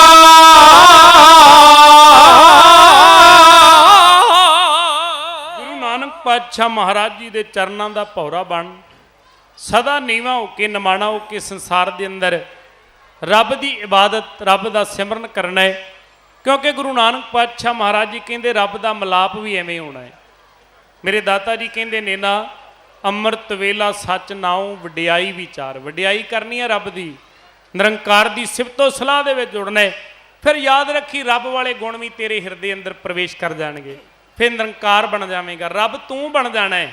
ਕਿਉਂਕਿ ਮੈਂ ਬਾਣੀ ਦੇ ਵਾਕਾਂ ਨੂੰ ਪੜ੍ਹਦਾ ਮੇਰੇ ਦਾਤਾ ਜੀ ਕਹਿੰਦੇ ਨੇ ਸ਼੍ਰੋਮਣੀ ਭਗਤ ਕਬੀਰ ਸਾਹਿਬ ਜੀ ਕਹਿੰਦੇ ਹਰ ਜਨ ਐਸਾ ਚਾਹੀਏ ਜੈਸਾ ਹਰੀ ਹੋਏ ਬੰਦਾ ਰੱਬ ਵਰਗਾ ਚਾਹੀਦਾ ਤੇ ਜਦੋਂ ਰੱਬ ਵਰਗਾ ਬੰਦਾ ਬਣ ਜਾਂਦਾ ਕੋਈ ਸੰਤ ਕਹਿ ਲਵੇ ਕੋਈ ਮਹਾਂਪੁਰਸ਼ ਕਹਿ ਲਵੇ ਯਾਦ ਰੱਖਿਓ ਬੰਦਾ ਜਦੋਂ ਖੁਦ ਗਰਜੀ ਤੋਂ ਉੱਪਰ ਉੱਠ ਜਾਂਦਾ ਹੈ ਦੂਸਰਿਆਂ ਵਾਸਤੇ ਜਿਉਂਦਾ ਹੈ ਉਹੀ ਇੱਕ ਰੱਬ ਦਾ ਰੂਪ ਹੋ ਜਾਂਦਾ ਹੈ। ਗੁਰੂ ਪਾਤਸ਼ਾਹ ਕਿਰਪਾ ਕਰਨ ਆਓ ਉਸ ਮਜਮੂਨ ਪ੍ਰਕਰਨ ਨੂੰ ਸੁਰਤੀਆਂ ਬਿਰਤੀਆਂ ਫਿਰ ਤੁਹਾਡੀਆਂ ਉੱਥੇ ਲੈ ਚੱਲਾ ਰਾਏ ਭੋਏ ਦੀ ਤਲਵੰਡੀ ਵਿੱਚ ਪੰਡਤ ਤਰਦਿਆਲ ਪਿਤਾ ਮਹਿਤਾ ਕਾਲੂ ਜੀ ਦੇ ਘਰ ਵਿੱਚ ਬੈਠੇ ਨੇ ਗੁਰੂ ਨਾਨਕ ਪਾਤਸ਼ਾਹ ਮਹਾਰਾਜ ਇਹਨਾਂ ਦੇ ਸਾਹਮਣੇ ਬੈਠੇ ਇਹ ਹੁਣ ਜਨੇਊ ਪਾਉਣ ਵਾਸਤੇ ਤਿਆਰੀ ਕਰ ਰਿਹਾ ਸੀ। ਗੁਰੂ ਨਾਨਕ ਪਾਤਸ਼ਾਹ ਮਹਾਰਾਜ ਕਹਿੰਦੇ ਪੰਡਤ ਜੀ ਇਹ ਧਾਗਾ ਕਿਸ ਵਾਸਤੇ ਹੁਣ ਪੇਸ ਪੰਡਤ ਤਰਦਿਆਲ ਨੇ ਮਨ ਵਿੱਚ ਵਿਚਾਰ ਪੈਦਾ ਕੀਤੀ ਕਿ ਬੱਚਾ ਹੈ ਬੱਚੇ ਦੇ ਅਕਸਰ ਹੀ ਮਨ ਵਿੱਚ ਕੋਈ ਸਵਾਲ ਆ ਜਾਣਾ ਸੁਭਾਵਿਕ ਹੀ ਗੱਲ ਹੈ। ਇਹਨੇ ਆਖਿਆ ਪੁੱਤਰਾ ਇਹ ਧਾਗਾ ਇਨਸਾਨ ਨੂੰ ਧਰਮੀ ਬਣਾ ਦਿੰਦਾ ਹੈ ਇਹਨੂੰ ਪਾਉਣ ਨਾਲ ਬੰਦਾ ਧਰਮ ਦੀ ਦੁਨੀਆ ਵਿੱਚ ਆਉਂਦਾ ਜਨਮ ਹੋ ਜਾਂਦਾ ਧਰਮ ਦੀ ਦੁਨੀਆ ਵਿੱਚ। ਗੁਰੂ ਨਾਨਕ ਪਾਤਸ਼ਾਹ ਮਹਾਰਾਜ ਕਹਿੰਦੇ ਮਾਫ ਕਰਿਓ ਪੰਡਤ ਜੀ ਜਿੰਨੇ ਕੁ ਬੰਦਿਆਂ ਦੇ ਉਹਨਾਂ ਦੇ ਗਲਾਂ ਵਿੱਚ ਮੈਂ ਜਨੇਊ ਧਾਗਿਆਂ ਨੂੰ ਵੇਖਣਾ ਕੀਤਾ ਯਾਦ ਰੱਖਿਓ ਬੰਦੇ ਮੈਂ ਧਰਮੀ ਨਹੀਂ ਤੱਕੇ ਉਹਨਾਂ ਦੇ ਹੱਥੋਂ ਹੀ ਮੈਂ ਪਾਪ ਹੁੰਦੇ ਵੇਖੇ ਨੇ ਉਹੀ ਲੋਕਾਂ ਨੂੰ ਘੱਟ ਤੋਲ ਕੇ ਦਿੰਦੇ ਵੇਖੇ ਨੇ ਉਹੀ ਪਰਜਾ ਦੇ ਨਾਲ ਵੱਡੇ ਦੁੱਖ ਉਹਨਾਂ ਨੂੰ ਦਿੰਦੇ ਨੇ ਜਿੰਨੇ ਲੋਕਾਂ ਦੇ ਅੰਦਰ ਇਹ ਧਾਗੇ ਜਿਨ੍ਹਾਂ ਨੇ ਗਲਾਂ ਵਿੱਚ ਪਾਏ ਨੇ। ਬਾਬੇ ਨਾਨਕ ਦੀ ਵਿਚਾਰ ਨੂੰ ਸਮਝ ਨਾ ਸਕਿਆ ਝਟਕਾ ਲੱਗਿਆ ਕਿ ਪੁੱਤਰਾ ਇਹ ਕਿਹੋ ਜੀਆਂ ਬਾਤਾਂ ਕਰਦਾ ਇਹ ਤੇ ਪਾਉਣਾ ਹੀ ਪੈਂਦਾ ਧਰਮੀ ਬਣਨਾ ਪੈਂਦਾ। ਮੇਰੇ ਦਾਤਾ ਜੀ ਨੇ ਆਖਿਆ ਜੇ ਇਹ ਸੜ ਜਾਵੇ ਗਲ ਜਾਵੇ ਤੇ ਇਸ ਪੰਡਤ ਤਰਦਿਆਲ ਨੇ ਕਹਿਣਾ ਕੀਤਾ ਫੇਰ ਵੱਟ ਕੇ ਨਵਾਂ ਪਾ ਲਿਆ ਜਾਵੇ। ਮੇਰੇ ਦਾਤਾ ਜੀ ਨੇ ਆਖਿਆ ਪੰਡਤਾ ਜਿਹੜਾ ਅਸੀਂ ਤੈਨੂੰ ਇਹ ਜਨੇਊ ਪਾਉਣ ਵਾਸਤੇ ਦੱਸਾਂਗੇ ਨਾ ਉਹ ਕਦੇ ਗਲਦਾ ਵੀ ਨਹੀਂ ਕਦੇ ਸੜਦਾ ਵੀ ਨਹੀਂ ਯਾਦ ਰੱਖੀ ਅੰਤ ਸਮੇਂ ਤੱਕ ਨਿਭਦਾ ਪਰ ਯਾਦ ਰੱਖਿਓ ਸਰੀਰ ਨੂੰ ਨਹੀਂ ਉਹ ਤੇ ਅੰਤਰ ਆਤਮਾ ਨੂੰ ਪਾਉਣਾ ਪੈਂਦਾ ਅੰਦਰ ਦੀਆਂ ਬਾਤਾਂ ਮੇਰੇ ਦਾਤਾ ਜੀ ਨੇ ਦੱਸੀਆਂ। ਆਓ ਮੈਂ ਆਪ ਨਾਲ ਆਸਾ ਦੀ ਵਾਰ ਦੀ ਪਾਵਨ ਬਾਣੀ ਵਿੱਚ ਪੰਡਤ ਹਰਦਿਆਲ ਬੈਠਾ ਮੇਰੇ ਦੀਨ ਦੁਨੀਆ ਦੇ ਮਾਲਕ ਇਹਨੂੰ ਇੱਕ ਉਪਦੇਸ਼ ਦੇਣ ਲੱਗੇ ਨੇ ਕਹਿੰਦੇ ਦਇਆ ਕਪਾ ਸੰਤੋਖ ਸੂਤ ਜਤ ਗੰਢੀ ਸਤ ਵਟ ਇਹ ਜਨੇਊ ਜੀ ਕਾ ਹਈ ਤਾਂ ਪਾਂਡੇ ਕੱਤ। ਹੁਣ ਕੱਲਾ ਕੱਲਾ ਬੋਲ ਸਮਝ ਕੇ ਚੱਲਿਓ ਦਇਆ ਦੀ ਕਪਾਹ ਹੋਵੇ ਸੰਤੋਖ ਦਾ ਸੂਤ ਹੋਵੇ ਤੇ ਯਾਦ ਰੱਖਿਓ ਜਤ ਦੀਆਂ ਗੰਢਾਂ ਹੋਣ ਤੇ ਸਤ ਦਾ ਉਹਨੂੰ ਵਟ ਦਿੱਤਾ ਹੋਵੇ।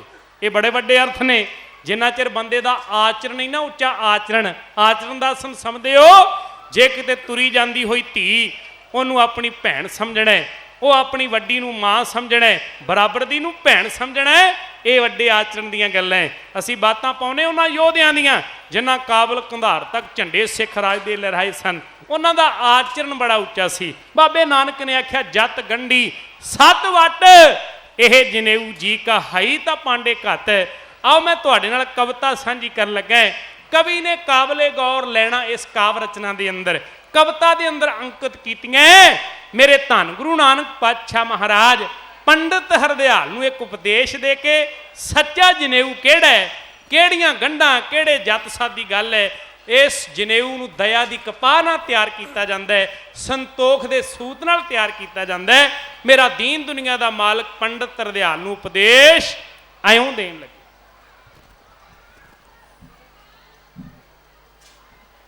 कहण गुरु नानक जी हरदयाल पंडित नूं रस्मो रवाज नहीं है चंगे, ऊंचे अते नीच वाला वध गया बोल बाला, सच कहणो हारी कोई संगे पंडित जी, सच कहणो हारी कोई संगे। बिना मतलब तो नहीं धागा मंजूर तेरा, असा नहीं शरीर नूं छहाउणा, जत दियां गंढां ते सत वाला वट होवे, गल च जनेऊ ऐसा पाउणा पंडित जी, गल च जनेऊ ऐसा पाउणा। कहण गुरु नानक जी हरदयाल पंडित नूं रस्मो रवाज नहीं है चंगे,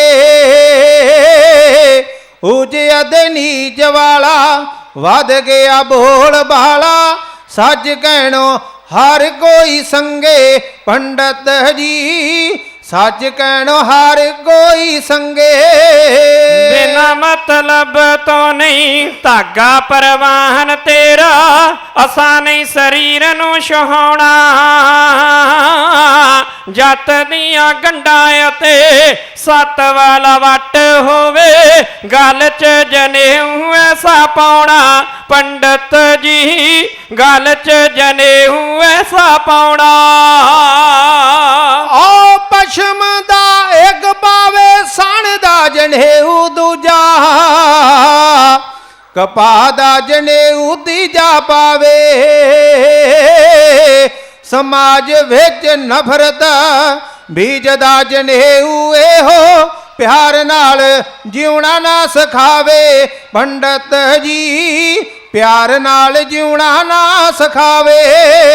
एक ओंकार वाला जापे असा करना है, ठग्गा ताई सबक सिखाउणा, जत दियां गंढां ते सत वाला वट होवे, गल च जनेऊ ऐसा पाउणा पंडित जी, गल च जनेऊ ऐसा पाउणा। ईरखा दी अग विच धर्मां दे आगू मचे, जान पए सज नूं छपाई, अग दे भंबूके हार थां ते नजर आउंदे, मज रही है देश दी लुकाई पंडित जी, मच रही है देश दी लुकाई। दगे ते फरेब वाला बनिया माहौल सारे, टुट जाना कच दा खिडौना, जत दियां गंढां ते सत वाला वट होवे, गल च जनेऊ ऐसा पाउणा पंडित जी, गल च जनेऊ ऐसा पाउणा। ओ जनता दा खून पींदे हाकम जो देश दे ने, होंद सत गुरां दी भलागे, दिल विच कबड़ा मुखों राम राम कहिंदे, कर देने दगायो वसा के पंडित जी, कर देने दगायो वसा के। लुट देने तगड़े पै माड़िया गरीबां ताई, सिख गए ने जुल्म कमाउणा,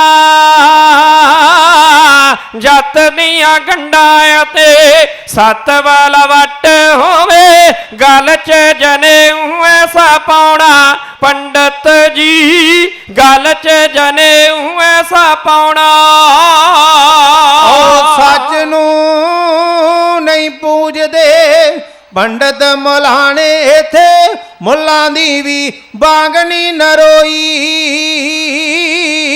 ਸੱਜ ਉੱਤੇ ਝੂਠ ਦਾ ਮਲਮਾ ਸਾਰੇ ਫੇਰਦੇ ਨੇ ਨੇਕੀ ਛੱਡ ਬੈਠਾ ਹਰ ਕੋਈ ਪੰਡਤ ਜੀ ਨੇਕੀ ਛੱਡ ਬੈਠਾ ਹਰ ਕੋਈ ਦਿਲ ਨੇ ਤਰਾਜੂ ਵਿੱਚ ਦੁਖੀਆਂ ਦੇ ਦੁੱਖ ਨਾਪੇ ਅਸਾਂ ਦੁੱਖ ਸਭ ਦਾ ਵੰਡਾਉਣਾ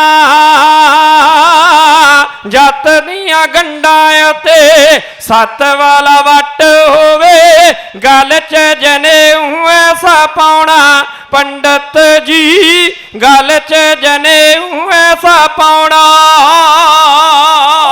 ਗੋਰਖ ਦੇ ਜਲੇ ਤੇ ਖਾਮ ਦੇਣ ਗਰੀ ਮੇਵੇ ਚਰਨ ਅੰਗੂਰੀ ਜਿਵੇਂ ਗਾਈਆਂ ਸੁਲਫੇ ਦੀ ਘੁੱਟ ਨਾਲ ਸਦਾ ਹੀ ਮਸਤ ਰਹਿੰਦੇ ਪਾਪੀਆਂ ਨੇ ਲੋਟੂਆਂ ਨੇ ਸਾਮੀਆਂ ਫਸਾਈਆਂ ਪੰਡਤ ਜੀ ਲੋਟੂਆਂ ਨੇ ਸਾਮੀਆਂ ਫਸਾਈਆਂ ਸਾਨੂੰ ਨਹੀਂ ਕਬੂਲ ਇਹ ਦਾਤਾ ਜੀ ਜਨੇਊ ਤੇਰਾ ਜਿਸ ਨੇ ਪਿਆਰ ਨਹੀਂ ਸਿਖਾਉਣਾ ਜੱਤ ਦੀਆਂ ਗੰਢਾਂ ਉਤੇ ਸੱਤ ਵਾਲਾ ਵੱਟ ਹੋਵੇ ਗਲ 'ਚ ਜਨੇਊ ਐਸਾ ਪਾਉਣਾ ਪੰਡਤ ਜੀ ਗਲ 'ਚ ਜਨੇਊ ਐਸਾ ਪਾਉਣਾ ਕਦੇ ਵੀ ਨਹੀਂ ਡੁੱਟਦਾ ਜਨੇਊ ਐਸਾ ਪੰਡਤ ਜੀ ਮਰਿਆਂ ਦੇ ਨਾਲ ਪਿਛੇ ਜਾਊ ਪੂਜਾ ਹੋ ਮਾਨਸ ਦੀ ਸਾਰੇ ਇਸ ਜੱਗ ਵਿੱਚ ਦਰਗਾਹ ਦੇ ਵਿੱਚ ਸੋਭਾ ਪਾਊ ਪੰਡਤ ਜੀ ਦਰਗਾਹ ਦੇ ਵਿੱਚ ਸੋਭਾ ਪਾਊ ਪਾਉਂਦੇ ਜਗਦੀਸ਼ ਤਾਈ ਤੱਲੇ ਤੇ ਦਵਿੰਦਰ ਨੇ ਸੱਚ ਦਾ ਤਰਾਨਾ ਜਿੰਨਾ ਗਾਉਣਾ ਜਦ ਦੀਆਂ ਗੰਢਾਂ ਦੇ ਸੱਦ ਵਾਲਾ ਵੱਡ ਹੋਵੇ ਗਲ 'ਚ ਜਨੇਊ ਐਸਾ ਪਾਉਣਾ ਪੰਡਤ ਜੀ ਗਲ 'ਚ ਜਨੇਊ ਐਸਾ ਪਾਉਣਾ ਗੁਰੂ ਨਾਨਕ ਪਾਤਸ਼ਾਹ ਮਹਾਰਾਜ ਜੀ ਨੇ ਉਪਦੇਸ਼ ਪੰਡਤ ਹਰਦਿਆਲ ਨੂੰ ਵੀ ਦਿੱਤਾ ਮੰਨ ਗਿਆ ਕਿਉਂਕਿ ਜਿਹੜੇ ਵੀ ਗੁਰੂ ਨਾਨਕ ਪਾਤਸ਼ਾਹ ਮਹਾਰਾਜ ਜੀ ਨਾਲ ਵਾਰਤਾਲਾਪ ਕਰਨ ਵਾਲੇ ਇਨਸਾਨ ਅੱਗੇ ਆਉਂਦੇ ਰਹੇ ਮੇਰੇ ਦਾਤਾ ਜੀ ਨੇ ਉਹਨਾਂ ਨੂੰ ਸਿੱਖੀ ਸਿਧਾਂਤ ਬਾਰੇ ਸਮਝਾ ਦਿੱਤਾ ਸੀ ਮੇਰੇ ਦਾਤਾ ਜੀ ਨੇ ਆਪਣੀ ਬਾਣੀ ਅੰਦਰ ਇਹ ਵੀ ਇੱਕ ਬੋਲ ਸਾਂਝਾ ਕੀਤਾ ਪੰਡਤਾ ਇਸ ਧਾਗੇ ਨਾਲ ਧਰਮੀ ਨਹੀਂ ਬਣਿਆ ਜਾ ਸਕਦਾ ਚੌਂਕੜ ਮੁੱਲ ਅਣਾਇਆ ਬਹਿ ਚੌਂਕੇ ਪਾਇਆ ਸਿੱਖਾ ਕੰਨ ਚੜਾਈਆ ਗੁਰ ਬ੍ਰਾਹਮਣ ਥੀਆ ਕਿਉਂਕਿ ਉਸ ਵੇਲੇ ਕੰਨ ਵਿੱਚ ਇੱਕ ਬ੍ਰਾਹਮਣ ਗੱਲ ਕਰ ਦਿੰਦਾ ਸੀ ਕਿ ਅੱਜ ਤੋਂ ਬਾਅਦ ਤੇਰਾ ਗੁਰੂ ਜਿਹੜਾ ਆਪਣੀ ਦਾਨ ਦਕਸ਼ਣਾ ਜਿਹੜੀ ਹੈ ਆਪਣੀ ਭੇਟਾ ਜਿਹੜੀ ਹੈ ਤੂੰ ਇਸ ਬ੍ਰਾਹਮਣ ਅੱਗੇ ਹੀ ਰੱਖਣੀ ਹੈ ਪਰ ਗੁਰੂ ਨਾਨਕ ਪਾਤਸ਼ਾਹ ਮਹਾਰਾਜ ਜੀ ਦੇ ਇਸ ਸਿਧਾਂਤ ਨੇ ਉਹਨਾਂ ਤੋਂ ਪਹਿਲਾਂ ਸ਼੍ਰੋਮਣੀ ਭਗਤ ਸਾਹਿਬਾਨਾਂ ਨੇ ਵੀ ਕਿਹਾ ਸੀ ਨਾ ਬ੍ਰਾਹਮਣ ਗੁਰੂ ਹੈ ਜਗਤ ਕਾ ਭਗਤਨ ਕਾ ਗੁਰਨਾਏ ਕਿਉਂਕਿ ਸਾਡਾ ਇੱਕ ਅਕਾਲ ਪੁਰਖ ਵਾਹਿਗੁਰੂ ਹੈ ਇੱਕ ਦਾ ਹੋਕਾ ਦੇਣ ਵਾਸਤੇ ਗੁਰੂ ਨਾਨਕ ਪਾਤਸ਼ਾਹ ਮਹਾਰਾਜ ਸੰਸਾਰ ਦੇ ਅੰਦਰ ਆਏ ਤੇ ਜਿਨ੍ਹਾਂ ਨੇ ਇੱਕ ਦੀ ਗੱਲ ਪ੍ਰਾਰੰਭ ਕੀਤੀ ਹੈ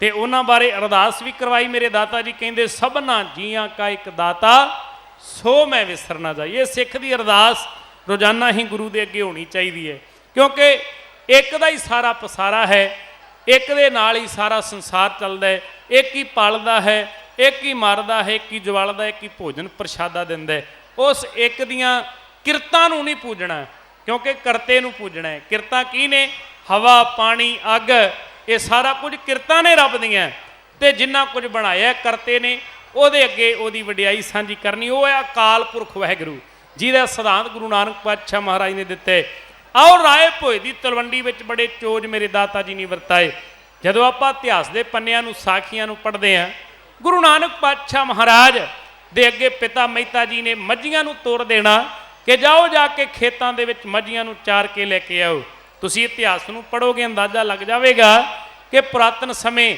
ਜਿਹੜੀ ਜੱਟ ਦੀ ਕਾਰ ਹੋਇਆ ਕਰਦੀ ਸੀ ਜ਼ਿਮੀਂਦਾਰ ਦੀ ਉਹ ਅਸਲੀ ਵਿੱਚ ਜਿੱਥੇ ਨਾਲ ਫਸਲ ਸੀ ਜਿੱਥੇ ਉਹ ਜ਼ਿਮੀਂਦਾਰਾ ਕਰਦਾ ਸੀ ਫਸਲ ਬੀਜਦਾ ਸੀ ਫਸਲ ਬੋਂਦਾ ਸੀ ਉੱਥੇ ਇੱਕ ਨਾਲ ਵੱਡਾ ਕਾਰੋਬਾਰ ਉਹਦੇ ਘਰ ਵਿੱਚ ਦੁਧਾਰੂ ਪਸ਼ੂ ਹੋਇਆ ਕਰਦੇ ਸੀ ਜਿਨ੍ਹਾਂ ਤੋਂ ਦੁੱਧ ਪ੍ਰਾਪਤ ਕਰਦਾ ਹੈ ਆਸੇ ਪਾਸੇ ਉਹਦਾ ਵਪਾਰ ਵੀ ਕਰਿਆ ਕਰਦਾ ਸੀ ਅੱਜ ਵੀ ਐਸਾ ਹੈ ਕਿਉਂਕਿ ਜਿਹੜੇ ਸਾਡੇ ਪੰਜਾਬ ਦੀ ਧਰਤੀ ਉੱਤੇ ਜਿਨ੍ਹਾਂ ਦੇ ਕੋਲ ਜ਼ਮੀਨਾਂ ਨੇ ਉਹਨਾਂ ਦੇ ਘਰ ਵਿੱਚ ਬਹੁਤ ਸਾਰਾ ਡੰਗਰ ਵੀ ਨੇ, ਪਸ਼ੂ ਵੀ ਨੇ, ਕਿਉਂਕਿ ਧੰਨ ਗੁਰੂ ਨਾਨਕ ਪਾਤਸ਼ਾਹ ਦੇ ਘਰ ਨੇ ਤੇ ਬਾਣੀ ਨੇ ਪਸ਼ੂ ਦੀ ਵੀ ਵਡਿਆਈ ਕੀਤੀ ਹੈ। ਮਨੁੱਖ ਤੇਰੇ ਨਾਲੋਂ ਤੇ ਪਸ਼ੂ ਬੜਾ ਚੰਗਾ ਹੈ, ਕਿਉਂਕਿ ਪਸ਼ੂ ਕਰੇ ਚੰਗਿਆਈਆਂ ਖੜ ਖਾਵੇ ਅੰਮ੍ਰਿਤ ਦੇ।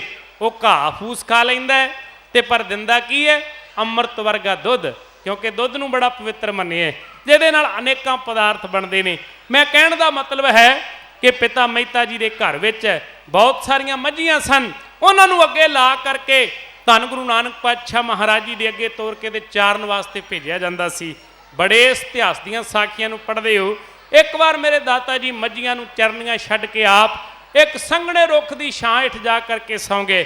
ਨੀਂਦ ਆ ਗਈ, ਸੁਰਤੀ ਬਿਰਤੀ ਰੱਬ ਨਾਲ ਜੁੜ ਗਈ ਤੇ ਮੱਝੀਆਂ ਜਾ ਕਰਕੇ ਇੱਕ ਜ਼ਿਮੀਂਦਾਰ ਦੀ ਫਸਲ ਨੂੰ ਉਜਾੜ ਦਿੱਤਾ। ਕੁਝ ਵਿਚਾਰਾਂ ਵੀ ਹੋਈਆਂ, ਕੁਝ ਤਾਨੇ ਮਿਹਣੇ ਵੀ ਲੋਕਾਂ ਨੇ ਦਿੱਤੇ। ਪਿਤਾ ਰਾਏ ਬੁਲਾਰ ਨੇ ਗੁਰੂ ਨਾਨਕ ਦੀ ਰਹਿਮਤ ਨੂੰ, ਉਹਨਾਂ ਦੀ ਕਿਰਪਾ ਨੂੰ ਤੱਕਿਆ ਸੀ। ਉਹਨਾਂ ਮੁਖ ਵਿੱਚੋਂ ਇੱਕ ਵੀ ਮੰਦਾ ਬਚਨ ਗੁਰੂ ਨਾਨਕ ਪਾਤਸ਼ਾਹ ਮਹਾਰਾਜ ਨੂੰ ਨਾਮ ਬੋਲਿਆ। ਆ ਯਾਦ ਰੱਖੋ, ਇੱਕ ਵੱਖਰੀ ਘਟਨਾ ਹੈ। ਮੇਰੇ ਦਾਤਾ ਜੀ ਦੇ ਪਿਤਾ ਮਹਿਤਾ ਕਾਲੂ ਜੀ, ਉਹ ਆਪਣੇ ਪੁੱਤਰ ਨੂੰ ਕੋਈ ਵੱਡਾ ਵਪਾਰੀ ਬਣਾਉਣਾ ਚਾਹੁੰਦੇ ਨੇ, ਵੱਡਾ ਕਾਰੋਬਾਰੀ ਬਣਾਉਣਾ ਚਾਹੁੰਦੇ ਨੇ। ਇਤਿਹਾਸ ਕਹਿੰਦਾ ਇੱਕ ਦਿਨ ਪੁੱਤਰ ਨੂੰ ਕੋਲ ਬੁਲਾ ਕੇ ਆਖਿਆ, ਪੁੱਤਰਾ ਆਪਣੇ ਨੇੜੇ ਇੱਕ ਬਹੁਤ ਵੱਡੀ, ਅੱਜ ਦੀ ਭਾਸ਼ਾ ਵਿੱਚ ਕਹਿ ਲਓ, ਜਿੱਥੇ ਸੌਦਾ ਲਿਆ ਕਰਕੇ ਵੇਚਿਆ ਜਾਂਦਾ ਸੀ, ਆਪਣੇ ਨਗਰ ਵਿੱਚ ਚੂੜਕਾਣੇ ਦੀ ਮੰਡੀ ਸੀ, ਉੱਥੇ ਮੇਰੇ ਪੁੱਤਰਾ ਜਾ, ਮੇਰੇ ਕੋਲ ਮੇਰੀ ਕਮਾਈ ਦੇ 20 ਰੁਪਏ ਲੈ ਕੇ ਜਾ। ਯਾਦ ਰੱਖਿਓ 20 ਰੁਪਏ ਅੱਜ ਦੀ ਭਾਸ਼ਾ ਵਿੱਚ ਕਿਉਂ ਕਹੇ ਜਾਂਦੇ ਨੇ? ਕਿਉਂਕਿ ਅੱਜ ਰੁਪਈਆ ਚੱਲਦਾ ਹੈ। ਇਸ ਇਤਿਹਾਸ ਨੂੰ ਬੜੇ ਵਿਦਵਾਨਾਂ ਨੇ ਲਿਖਿਆ ਹੈ। ਗੁਰੂ ਨਾਨਕ ਪਾਤਸ਼ਾਹ ਮਹਾਰਾਜ ਉਸ ਵੇਲੇ ਦੀ ਚੱਲਦੀ ਹੋਈ ਕਰੰਸੀ ਲੈ ਕੇ ਗਏ ਸੀ। ਕਰੰਸੀ ਉਸ ਵੇਲੇ ਕਿਹੜੀ ਮਾਇਆ ਚੱਲਦੀ ਸੀ, ਕਿਹੜੇ ਨੋਟ ਚੱਲਦੇ ਸੀ? ਨੋਟ ਨਹੀਂ ਸੀ ਕਾਗਜ਼ੀ, ਉਸ ਵੇਲੇ ਸਿੱਕੇ ਚੱਲਿਆ ਕਰਦੇ ਸੀ। ਉਹਨਾਂ ਨੂੰ ਕਿਹਾ ਜਾਂਦਾ ਸੀ ਬਹਿਲੋਲੀ ਸਿੱਕੇ, ਕਿਉਂਕਿ ਬਹਿਲੋਲ ਲੋਧੀ ਦਾ ਰਾਜ ਸੀ, ਸਿਕੰਦਰ ਲੋਧੀ ਦਾ ਰਾਜ ਸੀ ਇਸ ਭਾਰਤ ਦੇ ਵਿੱਚ, ਹਿੰਦੁਸਤਾਨ ਦੇ ਅੰਦਰ। ਇੱਕ ਕਿਤਾਬ ਲਿਖੀ ਹੈ ਡਾਕਟਰ ਸੁਰਿੰਦਰ ਸਿੰਘ ਜੀ ਦੁਸਾਂਝ, ਉਹ ਕਹਿੰਦੇ ਨੇ ਗੁਰੂ ਨਾਨਕ ਪਾਤਸ਼ਾਹ ਮਹਾਰਾਜ 20 ਬਹਿਲੋਲੀਆਂ ਲੈ ਕੇ ਵਪਾਰ ਕਰਨ ਵਾਸਤੇ ਤੁਰੇ ਸੀ। ਇੱਕ ਬਹਿਲੋਲੀ ਦਾ ਬਹੁਤ ਵੱਡਾ ਮੁੱਲ ਹੋਇਆ ਕਰਦਾ ਸੀ, 10 ਮਣ ਪੱਕਾ ਕੱਚਾ ਅਨਾਜ ਇੱਕ ਬਹਿਲੋਲੀ ਦਾ ਆ ਜਾਇਆ ਕਰਦਾ ਸੀ। ਉਹ ਕਹਿੰਦੇ ਨੇ ਇੱਕ ਬਹਿਲੋਲੀ ਜਿਹੜਾ ਖਰਚਾ ਸੀ, ਕੋਈ ਬੰਦਾ ਆਪਣਾ ਘੋੜਾ ਲੈ ਕੇ ਆਗਰੇ ਤੋਂ ਤੁਰ ਪਵੇ, ਦਿੱਲੀ ਤੱਕ ਦਾ ਰਸਤਾ, ਦਿੱਲੀ ਤੱਕ ਦਾ ਪੈਂਡਾ ਤੈਅ ਕਰੇ ਨਾ, ਤੇ ਇੱਕ ਬਹਿਲੋਲੀ ਦਾ ਖਰਚਾ ਹੋਇਆ ਕਰਦਾ ਸੀ। ਅੱਜ ਦੀ ਭਾਸ਼ਾ ਵਿੱਚ ਕਹਿ ਲਓ ਕਿ ਬਹੁਤ ਵੱਡਾ ਮੁੱਲ, ਬਹੁਤ ਵੱਡੀ ਰਕਮ ਲੈ ਕੇ ਗੁਰੂ ਨਾਨਕ ਪਾਤਸ਼ਾਹ ਮਹਾਰਾਜ ਜੀ ਨੂੰ ਤੋਰਨ ਲੱਗੇ ਨੇ ਪਿਤਾ ਮਹਿਤਾ ਕਾਲੂ। ਆਪਣੇ ਪੁੱਤਰ ਨੂੰ ਇੱਕ ਸਿੱਖਿਆ ਵੀ ਦਿੱਤੀ। ਜਦੋਂ ਆਪਾਂ ਇਹਨਾਂ ਬੋਲਾਂ ਨੂੰ ਪੜ੍ਹ ਲੈਂਦੇ ਆ ਨਾ, ਹਰ ਬੋਲ ਦੇ ਵਿੱਚ ਵੱਡਾ ਸਿਧਾਂਤ ਹੁੰਦਾ ਹੈ। ਬਾਬੇ ਨਾਨਕ ਦੇ ਪਿਤਾ ਦੇ ਘਰ ਵਿੱਚ ਵੱਡੀ ਇਮਾਨਦਾਰੀ ਸੀ, ਤੇ ਇਮਾਨਦਾਰੀ ਤੋਂ ਹੀ ਮੇਰੇ ਦਾਤਾ ਜੀ ਨੇ ਇੱਕ ਗੱਲ ਆਪਣੇ ਪੁੱਤ ਨੂੰ ਕਹੀ ਸੀ, ਪੁੱਤਾ ਕੋਈ ਸੱਚਾ ਵਪਾਰ ਕਰਕੇ ਆਵੀਂ ਸੱਚਾ, ਜਿਹਦੇ ਵਿੱਚ ਧੋਖਾ ਕੋਈ ਨਾ ਹੋਵੇ, ਜਿਹਦੇ ਵਿੱਚ ਕਿਸੇ ਦਾ ਹੱਕ ਨਾ ਮਾਰਿਆ ਜਾਵੇ। ਕਿਉਂਕਿ ਗੁਰੂ ਨਾਨਕ ਪਾਤਸ਼ਾਹ ਮਹਾਰਾਜ ਜਿਸ ਘਰ ਵਿੱਚ ਪ੍ਰਗਟ ਹੋਏ, ਉਹ ਘਰ ਦੀ ਕਮਾਈ ਕਿੱਡੀ ਵੱਡੀ ਹੋਵੇਗੀ। ਯਾਦ ਰੱਖਿਓ, ਤੁਲਸੀਦਾਸ ਕਵੀ ਵਰਗਿਆਂ ਲਿਖਿਆ ਹੈ ਨਾ, ਮਾਂ ਜੇ ਕਿਸੇ ਚੰਗੇ ਪੁੱਤ ਨੂੰ ਜਨਮ ਦੇਣਾ ਤੇ ਤੈਨੂੰ ਵੀ ਕਮਾਈ ਕਰਨੀ। ਜਨਨੀ ਜਨੇ ਤੋਂ ਭਗਤ ਜਨ, ਕਹਿ ਦਾਤਾ ਕਹਿ ਸੂਰ, ਨਹੀਂ ਤੇ ਜਿਨਣੀ ਬਾਂਝ ਰਹਿ ਕਾਹੇ ਗਵਾਵੇ ਨੂਰ। ਇੱਥੇ ਗੁਰੂ ਨਾਨਕ ਦੇ ਘਰ ਵਿੱਚ, ਮੇਰੇ ਪਿਤਾ ਮਹਿਤਾ ਕਾਲੂ ਜੀ ਦੇ ਘਰ ਵਿੱਚ ਅੱਜ ਗੁਰੂ ਨਾਨਕ ਪਾਤਸ਼ਾਹ ਮਹਾਰਾਜ ਜੀ ਪ੍ਰਗਟ ਤਾਂ ਹੋਏ ਕਿ ਕਮਾਈ ਬੜੀ ਇਮਾਨਦਾਰੀ ਦੀ ਹੈ। ਕੋਲ ਬੁਲਾ ਕੇ ਮੇਰੇ ਦਾਤਾ ਜੀ ਨੇ ਉਮਰਾਂ ਦਾ ਸਾਥੀ ਭਾਈ ਮਰਦਾਨਾ ਜੀ ਨੂੰ ਨਾਲ ਤੋਰਿਆ ਹੈ। ਮੇਰੇ ਧੰਨ ਗੁਰੂ ਨਾਨਕ ਦੇ ਪਾਤਸ਼ਾਹ ਮਹਾਰਾਜ ਜੀ ਦੇ ਪਿਤਾ ਕਹਿਣ ਲੱਗੇ, ਪੁੱਤਰਾ ਚੰਗਾ ਵਪਾਰ, ਸੱਚਾ ਵਪਾਰ ਕਰਕੇ ਆਉਣਾ, ਤੁਰ ਪੈ ਰਾਹੋ ਦਾਹੀ। ਮੇਰੇ ਦਾਤਾ ਜੀ ਚੂੜਕਾਣੇ ਦੀ ਮੰਡੀ ਵੱਲ ਨੂੰ ਆਪਣਾ ਰਸਤਾ ਨਾਪਦੇ ਹੋਏ, ਕਦਮ ਦਰ ਕਦਮ ਪੁੱਟਦੇ ਹੋਏ ਤੁਰੇ ਜਾ ਰਹੇ ਨੇ। ਇੱਕ ਵੱਡਾ ਟੋਲਾ ਦੂਰ ਤੋਂ ਮੇਰੇ ਦਾਤਾ ਜੀ ਨੇ ਤੱਕਿਆ, ਉਹ ਜੋਗੀ ਲੋਕਾਂ ਦਾ ਸੀ, ਉਹ ਫਕੀਰ ਲੋਕਾਂ ਦਾ ਸੀ। ਯਾਦ ਰੱਖਿਓ, ਗੇਰੂਏ ਰੰਗ ਦੇ ਉਹਨਾਂ ਨੇ ਪਹਿਨੇ ਨੇ ਬਸਤਰ। ਘਰਾਂ ਨੂੰ ਛੱਡ ਕੇ ਪਹਾੜਾਂ ਉੱਤੇ, ਜੰਗਲਾਂ ਵਿੱਚ ਕਦਮ ਦਰ ਕਦਮ ਤੁਰਦੇ ਫਿਰਦੇ ਹੋਏ, ਲੋਕਾਂ ਦੇ ਬਾਰ ਮੂਰੇ ਜਾ ਕਰਕੇ ਝੋਲੀ ਅੱਡ ਕੇ ਮੰਗਦੇ ਹੋਏ, ਖਾਂਦੇ ਹੋਏ ਆਪਣੇ ਜੀਵਨ ਨੂੰ ਬਸਰ ਕਰ ਰਹੇ ਸੀ। ਰੱਬ ਦਾ ਬਾਣਾ ਪਾ ਕੇ ਧਰਮੀ ਅਖਵਾਰੇ ਸੀ। ਬਾਬੇ ਨਾਨਕ ਨੇ ਤੱਕਿਆ ਕਿ ਬਹੁਤ ਵੱਡਾ ਟੋਲਾ ਹੈ, ਇਹਨਾਂ ਦੇ ਪੇਟ, ਇਹਨਾਂ ਦੇ ਮੁਖ, ਇਹਨਾਂ ਦੇ ਚਿਹਰੇ ਤੋਂ ਬੰਦਾ ਅੰਦਾਜ਼ਾ ਲਾ ਸਕਦਾ ਸੀ ਕਿ ਇਹਨਾਂ ਨੂੰ ਇੱਕ ਸਿੱਧੀ ਤੌਰ ਤੇ ਇਹਨਾਂ ਨੂੰ ਪੂਰੀ ਤਰ੍ਹਾਂ ਭੋਜਨ ਪ੍ਰਸ਼ਾਦਾ ਵੀ ਨਹੀਂ ਮਿਲਿਆ। ਮੇਰੇ ਦਾਤਾ ਜੀ ਨੇ ਆਖਿਆ, ਉਹ ਉਮਰਾਂ ਦੇ ਸਾਥੀ ਭਾਈ ਮਰਦਾਨਿਆ, ਆ ਕੁਝ ਮਾਇਆ ਲੈ ਜਾ, ਸਭ ਤੋਂ ਪਹਿਲਾਂ ਇਹਨਾਂ ਦੀ ਪੇਟ ਦੀ ਪੂਰਤੀ ਕਰਵਾ ਦਈਏ। ਪਹਿਲਾਂ ਆਪਣਾ ਸਿਧਾਂਤ ਹੈ ਨਾ, ਪਹਿਲਾਂ ਪੰਗਤ ਪਾਸੇ ਸੰਗਤ।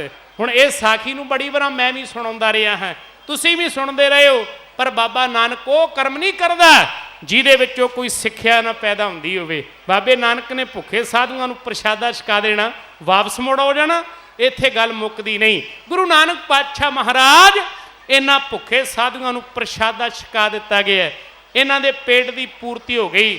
ਬਹਿ ਗਏ ਚੌਂਕੜਾ ਮਾਰ ਕੇ ਮੇਰੇ ਦੀਨ ਦੁਨੀਆ ਦੇ ਮਾਲਕ ਗੁਰੂ ਨਾਨਕ ਪਾਤਸ਼ਾਹ ਮਹਾਰਾਜ ਦੇ ਕੋਲ। ਮੇਰੇ ਬਾਬੇ ਨਾਨਕ ਨੇ ਆਖਿਆ ਨਾ, ਗੁਰ ਪੀਰ ਸਦਾਏ ਮੰਗਣ ਜਾਏ ਤਾਂ ਕਿ ਮੂਲਾਂ ਲੱਗੀਏ ਪਾਏ। ਮੇਰੇ ਦਾਤਾ ਜੀ ਕਹਿੰਦੇ ਗੁਰ ਪੀਰ ਹੋਵੇ, ਰੱਬ ਦਾ ਪਿਆਰਾ ਹੋਵੇ ਤੇ ਥਾਂ ਥਾਂ ਤੇ ਮੰਗਦਾ ਫਿਰੇ, ਰੱਬ ਨੂੰ ਉਹ ਮਨਜ਼ੂਰ ਨਹੀਂ। ਤੇ ਬਾਬਾ ਨਾਨਕ ਐਸਾ ਸਿਧਾਂਤ ਕਦੇ ਵੀ ਨਹੀਂ ਦੇ ਸਕਦਾ ਕਿ ਭੁੱਖੇ ਸਾਧੂਆਂ ਨੂੰ ਪ੍ਰਸ਼ਾਦਾ ਛਕਾ ਕੇ ਵਾਪਸ ਮੁੜ ਆਉਂਦਾ। ਮੇਰੇ ਦਾਤਾ ਜੀ ਨੇ ਆਖਿਆ, ਕਿਰਤ ਕਰਨੀ, ਨਾਮ ਜਪਣਾ, ਵੰਡ ਕੇ ਛਕਣਾ। ਪਹਿਲਾਂ ਪ੍ਰਸ਼ਾਦਾ ਛਕਾ ਲਿਆ ਗਿਆ, ਵਿਚਾਰ ਕੀ ਦਿੱਤੀ? ਬਾਬੇ ਨਾਨਕ ਦੀ ਵਿਚਾਰ ਨੂੰ ਅਪਣਾ ਕਰਕੇ ਸੰਤਰੇਣ ਵਰਗੇ ਜੋਗੀ ਜਨ ਉਹ ਵੀ ਗੁਰੂ ਨਾਨਕ ਦੇ ਸਿੱਖ ਬਣ ਗਏ ਸੀ। ਮੁੱਖ ਵਿੱਚੋਂ ਬਚਨ ਕੀ ਕਰਦੇ? ਦਾਤਿਆ, ਤੇਰੇ ਵਰਗਾ ਵੱਡਾ ਸੂਰਮਾ, ਤੇਰੇ ਵਰਗਾ ਨਿਰੰਕਾਰ ਵੱਡੀ ਸੋਚ ਪੈਦਾ ਕਰਨ ਵਾਲਾ ਅੱਜ ਤੱਕ ਦੁਨੀਆ ਅੰਦਰ ਨਹੀਂ ਆਇਆ। ਆਓ ਪ੍ਰਸ਼ਾਦਾ ਛਕਦੇ ਨੇ, ਬਾਬਾ ਨਾਨਕ ਉਹਨਾਂ ਨਾਲ ਵਿਚਾਰ ਕਿਵੇਂ ਕਰਦੇ ਨੇ, ਉਹ ਵਾਰਤਾਲਾਪ ਇੱਕ ਛੰਦ ਦੇ ਅੰਦਰ, ਕੋਰੜੇ ਛੰਦ ਅੰਦਰ ਸਾਂਝੀ ਕਰਨ ਲੱਗਾ ਹਾਂ। ਗੁਰੂ ਨਾਨਕ ਪਾਤਸ਼ਾਹ ਮਹਾਰਾਜ ਇਹਨਾਂ ਭੁੱਖੇ ਸਾਧੂਆਂ ਨੂੰ ਲੰਗਰ ਲਾ ਕੇ ਪ੍ਰਸ਼ਾਦਾ ਛਕਾ ਕੇ ਉਸ ਤੋਂ ਬਾਅਦ ਉਪਦੇਸ਼ ਦਿੰਦੇ ਨੇ। ਇਹ ਧੰਨ ਧੰਨ ਮੁੱਖ ਵਿੱਚੋਂ ਕਰਕੇ ਬਾਬੇ ਦੀ ਵਡਿਆਈ ਐਵੇਂ ਕਰਦੇ। ਸੰਤਾਂ ਨੇ ਕੀਤਾ ਹੈ ਸਵਾਲ ਮੁੱਖ ਤੋਂ, ਮੌਤ ਬੁਰੀ ਹੁੰਦੀ ਦੋਸਤੋ ਏ ਭੁੱਖ ਤੋਂ, ਮੌਤ ਬੁਰੀ ਹੁੰਦੀ ਦੋਸਤੋ ਏ ਭੁੱਖ ਤੋਂ। ਸ਼ਾਹੂਕਾਰ ਵੇਖ ਸੰਤਾਂ ਵੰਗਾਰਿਆ, ਸੁਖੀ ਰੋਪੀ ਸੁਖੀ ਵਸਦਾ ਪਿਆਰਿਆ, ਸੁਖੀ ਰੋਪੀ ਸੁਖੀ ਵਸਦਾ ਪਿਆਰਿਆ। ਸੰਤਾਂ ਨੇ ਕੀਤਾ ਹੈ ਸਵਾਲ ਮੁੱਖ ਤੋਂ, ਮੌਤ ਬੁਰੀ ਹੁੰਦੀ ਦੋਸਤੋ ਏ ਭੁੱਖ ਤੋਂ, ਮੌਤ ਬੁਰੀ ਹੁੰਦੀ ਦੋਸਤੋ ਏ ਭੁੱਖ ਤੋਂ। ਸ਼ਾਹੂਕਾਰ ਵੇਖ ਸੰਤਾਂ ਵੰਗਾਰਿਆ, ਸੁਖੀ ਰੋਪੀ ਸੁਖੀ ਵਸਦਾ ਪਿਆਰਿਆ, ਸੁਖੀ ਰੋਪੀ ਸੁਖੀ ਵਸਦਾ ਪਿਆਰਿਆ। ਤੇਰੇ ਜੈ ਫਕੀਰਾਂ ਨੂੰ ਚਿਰਾਂ ਤੋਂ ਲੱਭਦੇ, ਅਸੀਂ ਹਾਂ ਭਗਤ ਉਸ ਸੱਚੇ ਰੱਬ ਦੇ। ਤੇਰੇ ਜੈ ਫਕੀਰਾਂ ਨੂੰ ਚਿਰਾਂ ਤੋਂ ਲੱਭਦੇ, ਅਸੀਂ ਹਾਂ ਭਗਤ ਉਸ ਸੱਚੇ ਰੱਬ ਦੇ, ਅਸੀਂ ਹਾਂ ਭਗਤ ਉਸ ਸੱਚੇ ਰੱਬ ਦੇ। ਅੰਗ ਸੰਗ ਸਾਡੇ ਰਹਿੰਦਾ ਕਰ ਤਾਰਿਆ, ਸੁਖੀ ਰੋਪੀ ਸੁਖੀ ਵਸਦਾ ਪਿਆਰਿਆ, ਸੁਖੀ ਰੋਪੀ ਸੁਖੀ ਵਸਦਾ ਪਿਆਰਿਆ। ਵੇਖ ਲਾ ਭੰਡਾਰੇ ਸਭ ਲੋਕ ਕਰਦੇ, ਧਰਮੀਆਂ ਦੇ ਬੇੜੇ ਨੇ ਭਲਾ ਜਦਾਰ ਦੇ, ਧਰਮੀਆਂ ਦੇ ਬੇੜੇ ਨੇ ਭਲਾ ਜਦਾਰ ਦੇ। ਕਹੀਂ ਨਾ ਕੋਈ ਸਾਡੇ ਕੋਲ ਝੂਠ ਮਾਰਿਆ, ਸੁਖੀ ਰੋਪੀ ਸੁਖੀ ਵਸਦਾ ਪਿਆਰਿਆ, ਸੁਖੀ ਰੋਪੀ ਸੁਖੀ ਵਸਦਾ ਪਿਆਰਿਆ। 500 ਸੰਤ ਕਾਸ਼ੀ ਚ ਕਬੀਰ ਦੇ, ਭੋਜਨ ਛਕਾਤੇ ਉਹਨੇ ਖੰਡ ਖੀਰ ਦੇ, ਭੋਜਨ ਛਕਾਤੇ ਉਹਨੇ ਖੰਡ ਖੀਰ ਦੇ। ਲੋਈ ਗਹਿਣੇ ਪਾ ਕੇ ਤੇ ਉਦਾਰ ਤਾਰਿਆ, ਸੁਖੀ ਰੋਪੀ ਸੁਖੀ ਵਸਦਾ ਪਿਆਰਿਆ, ਸੁਖੀ ਰੋਪੀ ਸੁਖੀ ਵਸਦਾ ਪਿਆਰਿਆ। ਬਹੁਦਾਨੀ ਤੇ ਦਾਨ ਦੇ ਜਾ ਸੋਹਣਾ ਸਾਰਦਾ, ਬਣਿਆ ਕੰਜੂਸ ਕਾਤੋਂ ਫਿਰੇ ਬਾਰਦਾ। ਬਹੁਦਾਨੀ ਤੇ ਦਾਨ ਦੇ ਜਾ ਥੋੜਾ ਸਾਰਦਾ, ਬਣਿਆ ਕੰਜੂਸ ਕਾਤੋਂ ਫਿਰੇ ਬਾਰਦਾ, ਬਣਿਆ ਕੰਜੂਸ ਕਾਤੋਂ ਫਿਰੇ ਬਾਰਦਾ। ਪ੍ਰਭੂ ਦਰ ਪਾਉਂਦਾ ਕਦੇ ਨਾ ਹੰਕਾਰਿਆ, ਸੁਖੀ ਰੋਪੀ ਸੁਖੀ ਵਸਦਾ ਪਿਆਰਿਆ, ਸੁਖੀ ਰੋਪੀ ਸੁਖੀ ਵਸਦਾ ਪਿਆਰਿਆ। ਉਹ ਦਿੱਤਾ ਦਾਨ ਸਖੀਆ ਅਖੀਰੀ ਅਬੜੇ, ਪਾੜ ਗਏ ਨੇ ਚੋਲੇ ਤੂੰ ਸਵਾਂ ਦੇ ਕੱਪੜੇ, ਪਾੜ ਗਏ ਨੇ ਚੋਲੇ ਤੂੰ ਲਿਆ ਦੇ ਕੱਪੜੇ। ਦਿੱਤੀ ਸੀਸ ਲੈ ਜੋ ਸਰਗ ਦਵਾਰਿਆ, ਸੁਖੀ ਰੋਪੀ ਸੁਖੀ ਵਸਦਾ ਪਿਆਰਿਆ, ਸੁਖੀ ਰੋਪੀ ਸੁਖੀ ਵਸਦਾ ਪਿਆਰਿਆ। ਉਹ ਸੋਚਾਂ ਵਿੱਚ ਕਾਦੋਂ ਵਕਤ ਗੁਜ਼ਾਰੀਏ, ਲਾ ਦੀਏ ਲੰਗਰ ਸਮੇਂ ਨੂੰ ਵਿਚਾਰੀਏ, ਲਾ ਦੀਏ ਲੰਗਰ ਸਮੇਂ ਨੂੰ ਵਿਚਾਰੀਏ। ਮਾਣਕਾ ਤੂੰ ਬੋਲ ਸਤ ਕਰ ਤਾਰਿਆ, ਸੁਖੀ ਰੋਪੀ ਸੁਖੀ ਵਸਦਾ ਪਿਆਰਿਆ, ਸੁਖੀ ਰੋਪੀ ਸੁਖੀ ਵਸ ਦਾ ਪਿਆਰਿਆ। ਗੁਰੂ ਨਾਨਕ ਪਾਤਸ਼ਾਹ ਮਹਾਰਾਜ ਜੀ ਨੇ ਲੰਗਰ ਦੀ ਮਰਿਆਦਾ ਇੱਥੇ ਬੰਨ੍ਹ ਦਿੱਤੀ। ਅੱਜ ਇਹ ਕੌਮ ਪੂਰੀ ਦੁਨੀਆ ਅੰਦਰ ਲੰਗਰ ਕਰਕੇ ਬਹੁਤ ਵੱਡੀ ਪ੍ਰਸਿੱਧੀ ਹਾਸਲ ਕਰ ਚੁੱਕੀ ਹੈ। ਮੇਰੇ ਦਾਤਾ ਜੀ ਦਾ ਦਿੱਤਾ ਹੋਇਆ ਬਖਸ਼ਿਆ ਹੋਇਆ ਸਿਧਾਂਤ, ਦੁਨੀਆ ਦੇ ਕਿਸੇ ਕੋਨੇ ਵਿੱਚ ਵੀ ਆਫਤ ਆਵੇ ਤੇ ਸਭ ਤੋਂ ਪਹਿਲਾਂ ਗੁਰੂ ਕੇ ਸਿੱਖ ਗੁਰੂ ਕਾ ਲੰਗਰ ਪ੍ਰਸ਼ਾਦਾ ਲੈ ਕੇ ਪਹੁੰਚ ਜਾਇਆ ਕਰਦੇ ਨੇ। ਯਾਦ ਰੱਖੀ ਸਿੱਖਾ, ਅੱਜ ਉਸ ਗੁਰੂ ਰਾਮਦਾਸ ਪਾਤਸ਼ਾਹ ਮਹਾਰਾਜ ਦੇ ਘਰ ਵਿੱਚ ਵਰਤਦਾ ਲੰਗਰ ਦੁਨੀਆ ਦੇ ਕੋਨੇ-ਕੋਨੇ ਵਿੱਚੋਂ ਸੰਸਾਰ ਦੇ ਲੋਕ ਪਹੁੰਚਦੇ ਨੇ। ਉੱਥੇ ਮੇਰੇ ਵਰਗੇ ਗਰੀਬ ਜਿਨ੍ਹਾਂ ਦਾ ਘਰ ਦਾ ਕੋਈ ਸਹਾਰਾ ਨਹੀਂ, ਉਹ ਵੀ ਗੁਰੂ ਰਾਮਦਾਸ ਦੇ ਘਰ ਵਿੱਚੋਂ, ਗੁਰੂ ਨਾਨਕ ਦੇ ਦਰਬਾਰ ਵਿੱਚੋਂ ਪ੍ਰਸ਼ਾਦਾ ਛਕ ਜਾਂਦੇ ਨੇ। ਆ ਵੀਰ ਬੈਠੇ ਜਿਹੜਾ ਪਿਆਰ ਬਣਾ ਕੇ ਸੁਣਿਓ, ਸੰਸਾਰ ਦੇ ਅੰਦਰ ਇੱਕ ਸੰਸਥਾ ਹੈ, ਉਹ ਦੁਨੀਆ ਦਾ ਰਿਕਾਰਡ ਜਿਹੜਾ ਦੁਨੀਆ ਅੰਦਰ ਸਭ ਤੋਂ ਉੱਤਮ ਜਿਹੜੀ ਗੱਲ ਹੋਵੇ ਉਹਨੂੰ ਗਿਨੀਜ਼ ਬੁੱਕ ਵਿੱਚ ਰਿਕਾਰਡ ਦਰਜ ਕਰ ਲੈਂਦੇ ਨੇ। ਅੱਜ ਤੁਹਾਡੇ ਵਾਸਤੇ ਮਾਣ ਵਾਲੀ ਗੱਲ ਹੈ, ਉਹਨਾਂ ਲੋਕਾਂ ਨੇ ਰਿਸਰਚ ਕੀਤੀ, ਉਹਨਾਂ ਲੋਕਾਂ ਨੇ ਇਸ ਤਹਿ ਤੱਕ ਪਹੁੰਚਣਾ ਕੀਤਾ ਕਿ ਸੰਸਾਰ ਦੇ ਅੰਦਰ ਸਭ ਤੋਂ ਵੱਡਾ ਕਿਚਨ ਕਿਹੜਾ ਹੈ, ਸਭ ਤੋਂ ਵੱਡੀ ਰਸੋਈ ਕਿਹੜੀ ਹੈ, ਜਿਹਦੇ ਵਿੱਚ ਬਹੁਤ ਸਾਰੇ ਪ੍ਰਾਣੀਆਂ ਦਾ ਪ੍ਰਸ਼ਾਦਾ ਬਣਦਾ ਹੋਵੇ। ਮਾਣ ਕਰੀ ਸਿੱਖਾ, ਸਭ ਤੋਂ ਪਹਿਲੇ ਨੰਬਰ ਤੇ ਗੁਰੂ ਰਾਮਦਾਸ ਪਾਤਸ਼ਾਹ ਮਹਾਰਾਜ ਦਾ ਘਰ, ਜਿਸ ਦੇ ਵਿੱਚ ਕੋਈ 1.5 ਤੋਂ 2 ਲੱਖ ਪ੍ਰਾਣੀ ਰੋਜ਼ਾਨਾ ਪ੍ਰਸ਼ਾਦਾ ਛਕਦਾ ਹੈ। ਵੱਡੀ ਗਿਣਤੀ ਅੰਦਰ ਉੱਥੇ ਭੋਜਨ ਪ੍ਰਸ਼ਾਦਾ ਬਣਦਾ ਹੈ ਤੇ ਫਰੀ ਵਿੱਚ ਵੰਡਿਆ ਜਾਂਦਾ ਹੈ। ਉਹ ਲੋਕ ਕਹਿੰਦੇ ਦੁਨੀਆ ਦਾ ਕੋਈ ਵੀ ਐਡਾ ਵੱਡਾ ਹੋਟਲ, ਕੋਈ ਮੰਦਿਰ, ਕੋਈ ਮਸੀਤ ਨਹੀਂ ਜਿੱਥੇ ਇੰਨੇ ਪ੍ਰਾਣੀ ਪ੍ਰਸ਼ਾਦਾ ਛਕ ਜਾਂਦੇ ਹੋਣ। ਗੁਰੂ ਕੇ ਲੰਗਰ ਦੀ ਵਡਿਆਈ, ਇਹ ਭੰਡਾਰਾ ਕਦੇ ਮੁੱਕਣਾ ਨਹੀਂ। ਇਹ ਭੰਡਾਰਾ ਗੁਰੂ ਨਾਨਕ ਪਾਤਸ਼ਾਹ ਮਹਾਰਾਜ ਜੀ ਨੇ ਲਾ ਦਿੱਤਾ ਹੈ। ਇਹ ਕਦੇ ਵੀ ਖਜ਼ਾਨੇ ਮੁੱਕਣੇ ਨਹੀਂ। ਗੁਰੂ ਨਾਨਕ ਪਾਤਸ਼ਾਹ ਮਹਾਰਾਜ ਦੀ ਰਹਿਮਤ ਵਰਸਦੀ ਹੈ। ਮੇਰੇ ਦਾਤਾ ਜੀ ਇਹ ਸੌਦਾ ਕਰਕੇ, ਇਹ ਵਣਜ ਵਪਾਰ ਕਰਕੇ ਵਾਪਸ ਮੁੜੇ। ਇਤਿਹਾਸ ਕਹਿੰਦਾ ਆਣ ਕਰਕੇ ਨਾਲ ਦੇ ਸਾਥੀ ਨੇ ਪਿਤਾ ਜੀ ਨੂੰ ਦੱਸਿਆ ਕਿ ਕੁਝ ਭੁੱਖੇ ਸਾਧੂ ਮਿਲੇ, ਪ੍ਰਸ਼ਾਦਾ ਛਕਾਇਆ। ਉਸ ਤੋਂ ਬਾਅਦ ਇੱਕ ਉਪਦੇਸ਼ ਵੀ ਦਿੱਤਾ ਹੈ। ਹੁਣ ਪਿਤਾ ਦੇ ਮਨ ਵਿੱਚ ਇੱਕ ਵਿਚਾਰ ਪੈਦਾ ਹੋਈ ਕਿ ਅੱਜ ਜਿਹੜਾ ਮੇਰਾ ਪੁੱਤਰ ਐਵੇਂ ਹੀ ਭੁੱਖੇ ਸਾਧੂਆਂ ਨੂੰ ਪ੍ਰਸ਼ਾਦਾ ਛਕਾਉਂਦਾ ਰਿਹਾ, ਲੰਗਰ ਛਕਾਉਂਦਾ ਰਿਹਾ, ਘਰ ਉਜਾੜ ਦਿੱਤਾ ਜਾਵੇਗਾ, ਮੇਰਾ ਧਨ ਦੌਲਤ ਦਾ ਖਜ਼ਾਨਾ ਮੇਰੇ ਕੋਲ ਰਹੇਗਾ ਨਹੀਂ। ਯਾਦ ਰੱਖਿਓ, ਗੁਰੂ ਨਾਨਕ ਪਾਤਸ਼ਾਹ ਮਹਾਰਾਜ ਦੇ ਕੋਲ ਆ ਕੇ ਮੇਰੇ ਦੀਨ ਦੁਨੀਆ ਦੇ ਮਾਲਕ ਦੇ ਇਤਿਹਾਸਕਾਰ ਕਹਿੰਦਾ ਇੱਕ ਚਪੇੜ ਕੱਢ ਪਿਤਾ ਮਹਿਤਾ ਕਾਲੂ ਜੀ ਨੇ ਮਾਰ ਦਿੱਤੀ। ਹੁਣ ਇੱਥੇ ਵਿਚਾਰ ਕਰਿਓ, ਬਾਬੇ ਨਾਨਕ ਨੇ ਚਪੇੜਾਂ ਵੀ ਖਾ ਲਈਆਂ। ਇਹੋ ਜਿਹਾ ਸੰਸਾਰੀ ਪੁੱਤਰ ਬਣਨਾ ਉਹ ਗੁਰੂ ਨਾਨਕ ਪਾਤਸ਼ਾਹ ਮਹਾਰਾਜ ਦੇ ਕੋਲੋਂ ਕੋਈ ਸਿੱਖੇ।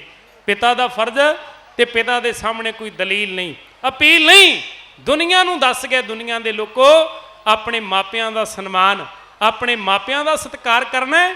ਚਪੇੜ ਭਾਵੇਂ ਖਾ ਲਈ ਪਰ ਪਿਤਾ ਨੂੰ ਕੁਝ ਨਹੀਂ ਕਿਹਾ।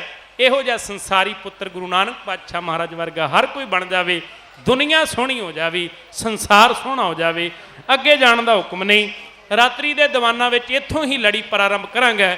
ਅੱਗੇ ਜਾ ਕੇ ਸੁਲਤਾਨਪੁਰ ਲੋਧੀ ਦੀ ਧਰਤੀ ਤੇ ਬਹੁਤ ਵੱਡੇ ਚੋਜ ਮੇਰੇ ਦਾਤਾ ਜੀ ਨੇ ਵਰਤਾਏ ਨੇ, ਉੱਥੋਂ ਦਾ ਸਾਰਾ ਇਤਿਹਾਸ ਰਾਤਰੀ ਦੇ ਸਮੇਂ ਅੰਦਰ ਮੈਂ ਪ੍ਰਾਰੰਭ ਕਰਕੇ ਸਾਂਝਾ ਕਰਾਂਗਾ। ਇੰਨੀ ਕੁ ਬੇਨਤੀ ਪ੍ਰਵਾਨ ਕਰੋ। ਧੰਨਵਾਦੀ ਹਾਂ ਸਮੁੱਚੀਆਂ ਸਿੱਖ ਸੰਗਤਾਂ ਦਾ। ਗੁਰੂ ਪਾਤਸ਼ਾਹ ਕਿਰਪਾ ਕਰਨ। ਜਿਹੜੇ ਮੇਰੇ ਵੀਰ ਵੱਡਾ ਇਹ ਉਪਰਾਲਾ ਕਰਦੇ ਨੇ, ਮੇਰੇ ਸਤਿਕਾਰਯੋਗ ਸਰਦਾਰ ਪ੍ਰਧਾਨ ਸਤਵੰਤ ਸਿੰਘ ਜੀ, ਜਨਰਲ ਸੈਕਟਰੀ ਸਰਦਾਰ ਪ੍ਰਿਤਪਾਲ ਸਿੰਘ ਜੀ, ਸਟੇਜ ਸਕੱਤਰ ਸਰਦਾਰ ਗੁਰਸ਼ਰਨ ਸਿੰਘ ਜੀ, ਇਹਨਾਂ ਨੂੰ ਤੁਸਾਂ ਨੇ ਸੇਵਾ ਦਿੱਤੀ ਹੈ। ਇਹਨਾਂ ਦਾ ਵੱਡਾ ਸੰਯੋਗ ਵੀਰਾਂ ਦਾ ਕਰਕੇ ਤੇ ਇਹ ਮਹਾਨ ਗੁਰਮਤਿ ਸਮਾਗਮ ਹੋ ਰਿਹਾ ਹੈ। ਜੇ ਮੈਂ ਮਹਾਨ ਕਿਉਂ ਕਹਿ ਰਿਹਾ ਕਿ ਪੂਰੇ ਕਲਕੱਤੇ ਦੀ ਸੰਗਤ, ਹਰ ਮਜ਼ਹਬ ਦਾ ਬੰਦਾ ਇੱਥੇ ਆਣ ਕੇ ਝੁਕ ਰਿਹਾ। ਗੁਰੂ ਪਾਤਸ਼ਾਹ ਮਹਾਰਾਜ ਕਿਰਪਾ ਕਰਨ। ਅਗਲਾ ਪ੍ਰੋਗਰਾਮ ਗਿਆਨੀ ਜਰਨੈਲ ਸਿੰਘ ਜੀ ਉਹਨਾਂ ਪਾਸੋਂ ਸਰਵਣ ਕਰੋ। ਸਾਡੇ ਸਤਿਕਾਰਯੋਗ ਸਰਦਾਰ ਗੁਰਸ਼ਰਨ ਸਿੰਘ ਜੀ ਸਟੇਜ ਸਕੱਤਰ ਇਹ ਸਮੁੱਚੀਆਂ ਸੇਵਾਵਾਂ ਜੋ ਨਿਭਾ ਰਹੇ ਨੇ, ਦਾਸਾਂ ਨੂੰ ਇੰਨੀ ਕੁ ਸੇਵਾ ਪ੍ਰਵਾਨ ਕਰਦੇ ਹੋਏ ਅਸੀਸ ਦੇ ਦਿਓ। ਕਹਿ ਦਿਓ ਵਾਹਿਗੁਰੂ ਜੀ ਕਾ ਖਾਲਸਾ, ਵਾਹਿਗੁਰੂ ਜੀ ਕੀ ਫਤਿਹ। ਸਤਿਕਾਰਯੋਗ ਗੁਰੂ ਪਿਆਰੀ ਸਾਧ ਸੰਗਤ ਜੀ, ਆਪ ਜੀ ਗੁਰ ਇਤਿਹਾਸ ਕਵੀਸ਼ਰੀ ਰਾਹੀਂ ਸਰਵਣ ਕਰ ਰਹੇ ਸੀ। ਭਾਈ ਸਾਹਿਬ ਭਾਈ ਗੁਰਜੀਤ ਸਿੰਘ ਜੀ ਭੱਠਲ, ਉਹਨਾਂ ਦੇ ਜਥੇ ਪਾਸੋਂ ਸਾਡੀ ਮਜਬੂਰੀ ਹੋ ਜਾਂਦੀ ਹੈ ਸਮੇਂ ਦੀ ਪਾਬੰਦੀ ਕਰਕੇ ਸਾਨੂੰ, ਕਿਉਂਕਿ ਅੱਗੇ ਵੀ ਪ੍ਰੋਗਰਾਮ ਹੋਰ ਵੀ ਬੁਲਾਰਿਆਂ ਨੇ, ਵਿਦਵਾਨਾਂ ਨੇ, ਜਥਿਆਂ ਨੇ ਹਾਜ਼ਰੀਆਂ ਭਰਨੀਆਂ ਹੁੰਦੀਆਂ ਹਨ। ਸੋ ਅਸੀਂ ਖਿਮਾ ਚਾਹੁੰਦੇ ਹਾਂ ਕਿ ਉਹਨਾਂ ਨੂੰ ਜ਼ਿਆਦਾ ਸਮਾਂ ਦੇਣਾ ਬਣਦਾ ਸੀ, ਪਰ ਸਮੇਂ ਦੀ ਪਾਬੰਦੀ ਕਰਕੇ ਅਸੀਂ ਨਹੀਂ ਦੇ ਸਕੇ। ਸੋ ਅਗਲਾ ਜਿਹੜਾ ਪ੍ਰੋਗਰਾਮ ਹੈ ਉਹ ਸਿੱਖ ਫੋਰਮ ਕੋਲਕਾਤਾ ਵੱਲੋਂ ਆਪ ਸੰਗਤਾਂ ਨੇ ਇਸੇ ਤਰ੍ਹਾਂ ਸਜੇ ਰਹਿਣਾ। ਸਿੱਖ ਫੋਰਮ ਕੋਲਕਾਤਾ ਵੱਲੋਂ ਤਕਰੀਬਨ 50 ਸਾਲਾਂ ਤੋਂ ਉੱਪਰ ਸਮੇਂ ਤੋਂ ਸਿੱਖ ਵਿਦਿਆਰਥੀਆਂ ਦੀਆਂ ਕਲਾਸਾਂ ਗੁਰਮਤਿ ਦੀਆਂ ਅਤੇ ਹੋਰ ਕੀਰਤਨ, ਸੋਹਣੀ ਦਸਤਾਰ, ਗੁਰ ਇਤਿਹਾਸ, ਗੁਰਬਾਣੀ, ਗੁਰਮੁਖੀ ਦੀਆਂ ਇਤਿਹਾਸ ਦੀਆਂ ਜਿਹੜੀਆਂ ਕਲਾਸਾਂ ਲਗਾਈਆਂ ਜਾਂਦੀਆਂ ਹਨ, ਉਹਨਾਂ ਦੇ ਵਿੱਚੋਂ 94 ਬੱਚੇ ਜਿਹੜੇ ਹਨ ਉਹ ਆਪ ਜੀ ਦੇ ਸਾਹਮਣੇ ਆਪਣੀ ਸਿੱਖਿਆ ਜਿਹੜੀ ਹੈ ਉਹ ਆਪ ਜੀ ਦੇ ਸਾਹਮਣੇ ਸਾਂਝੀ ਕਰਨਗੇ ਕਿ ਉਹਨਾਂ ਨੇ ਕਲਾਸਾਂ ਦੇ ਵਿੱਚ ਸਿੱਖਿਆ ਹੈ, ਗੁਰਮਤਿ ਕਲਾਸਾਂ ਦੇ ਵਿੱਚ ਕੀ ਸਿੱਖਿਆ ਹੈ। ਇਹਦੇ ਵਿੱਚ ਤੰਤੀ ਸਾਜ਼ਾਂ ਦੇ ਨਾਲ ਵੀ ਬੱਚਿਆਂ ਨੇ ਕੀਰਤਨ ਕਰਨਾ ਹੈ ਔਰ ਉਸ ਦੇ ਨਾਲ ਹੀ ਕਵਿਤਾਵਾਂ ਵੀ ਹਨ ਅਤੇ ਹੋਰ ਕਾਫੀ ਤਿਆਰੀ ਦੇ ਨਾਲ ਬੱਚੇ ਆਏ ਹਨ। ਇਹ ਨਾ ਸਮਝਣਾ ਕਿ ਛੋਟੇ ਬੱਚੇ ਹਨ, ਇਹ ਵੀ ਬਹੁਤ ਤਿਆਰੀ ਦੇ ਨਾਲ ਇਸ ਸਥਾਨ 'ਤੇ ਆਏ ਹਨ ਅਤੇ ਉਹਨਾਂ ਦੀ ਹੌਸਲਾ ਅਫਜ਼ਾਈ ਦੇ ਲਈ ਆਪ ਜੀ ਨੇ ਇੱਥੇ ਸਜੇ ਰਹਿਣਾ ਹੈ। ਸੋ ਮੈਂ ਬੇਨਤੀ ਕਰਾਂਗਾ, ਕੁਛ ਇੱਕ ਬੇਨਤੀਆਂ ਹਨ ਲੰਗਰ ਵਾਲੇ ਪਾਸਿਓਂ ਕਿ ਜਿਹੜੇ ਵੀ ਸੇਵਾਦਾਰ ਲੰਗਰ ਵਰਤਾ ਰਹੇ ਹਨ ਉਹ ਸੰਗਤ ਨੂੰ ਜਿੰਨੀ ਵੀ ਲੋੜ ਹੈ ਉਹਨਾਂ ਕੁ ਹੀ ਲੰਗਰ ਦੇਣ, ਕਿਉਂਕਿ ਲੰਗਰ ਵਾਲੇ ਪਾਸਿਓਂ ਤੋਂ ਉੱਥੋਂ ਸੂਚਨਾ ਆਈ ਹੈ ਕਿ ਕਾਫੀ ਲੰਗਰ ਉੱਥੇ ਵੇਸਟ ਹੋ ਰਿਹਾ ਹੈ, ਜੂਠਾ ਛੱਡਿਆ ਜਾ ਰਿਹਾ ਹੈ। ਅਤੇ ਸੰਗਤ ਪ੍ਰਤੀ ਵੀ ਬੇਨਤੀ ਹੈ ਕਿ ਜਿਤਨਾ ਆਪ ਜੀ ਨੇ ਛਕਣਾ ਹੈ ਬੇਸ਼ੱਕ 2 ਵਾਰੀ 3 ਵਾਰੀ ਲੈ ਲਓ, ਪਰ ਜਿਤਨੀ ਜ਼ਰੂਰਤ ਹੈ ਉਤਨਾ ਹੀ ਪਵਾਓ। ਅਤੇ ਚਮਚ ਵਾਸਤੇ ਵੱਖਰਾ ਇੱਕ ਉੱਥੇ ਡਸਟਬਿਨ ਲਾਇਆ ਹੈ, ਆਪ ਜੀ ਨੇ ਚਮਚ ਉਸ ਵੱਖਰੇ ਡਸਟਬਿਨ ਦੇ ਵਿੱਚ, ਟੱਬ ਦੇ ਵਿੱਚ ਪਾਉਣ ਦੀ ਕਿਰਪਾਲਤਾ ਕਰਨੀ ਹੈ, ਨਹੀਂ ਤਾਂ ਉਹ ਪੱਤਲਾਂ ਦੇ ਨਾਲ ਹੀ ਉਹ ਕਚਰੇ ਦੇ ਵਿੱਚ ਚਲੇ ਜਾ ਰਹੇ ਹਨ। ਸੋ ਇਹ ਬੇਨਤੀਆਂ ਸਾਡੀਆਂ ਪ੍ਰਵਾਨ ਕਰਨੀਆਂ ਹਨ ਆਪ ਜੀ ਨੇ। TMC ਤੋਂ ਸ੍ਰੀ ਸ਼ੈਲੇਂਦਰ ਜੀ ਵੀ ਅਤੇ ਉਹਨਾਂ ਦੇ ਸਾਥੀ ਖੜਗਪੁਰ ਤੋਂ ਵਿਸ਼ੇਸ਼ ਤੌਰ 'ਤੇ ਇਸ ਸਮਾਗਮ ਦੇ ਵਿੱਚ ਪਹੁੰਚੇ ਹਨ, ਉਹਨਾਂ ਦਾ ਵੀ ਸਵਾਗਤ ਹੈ।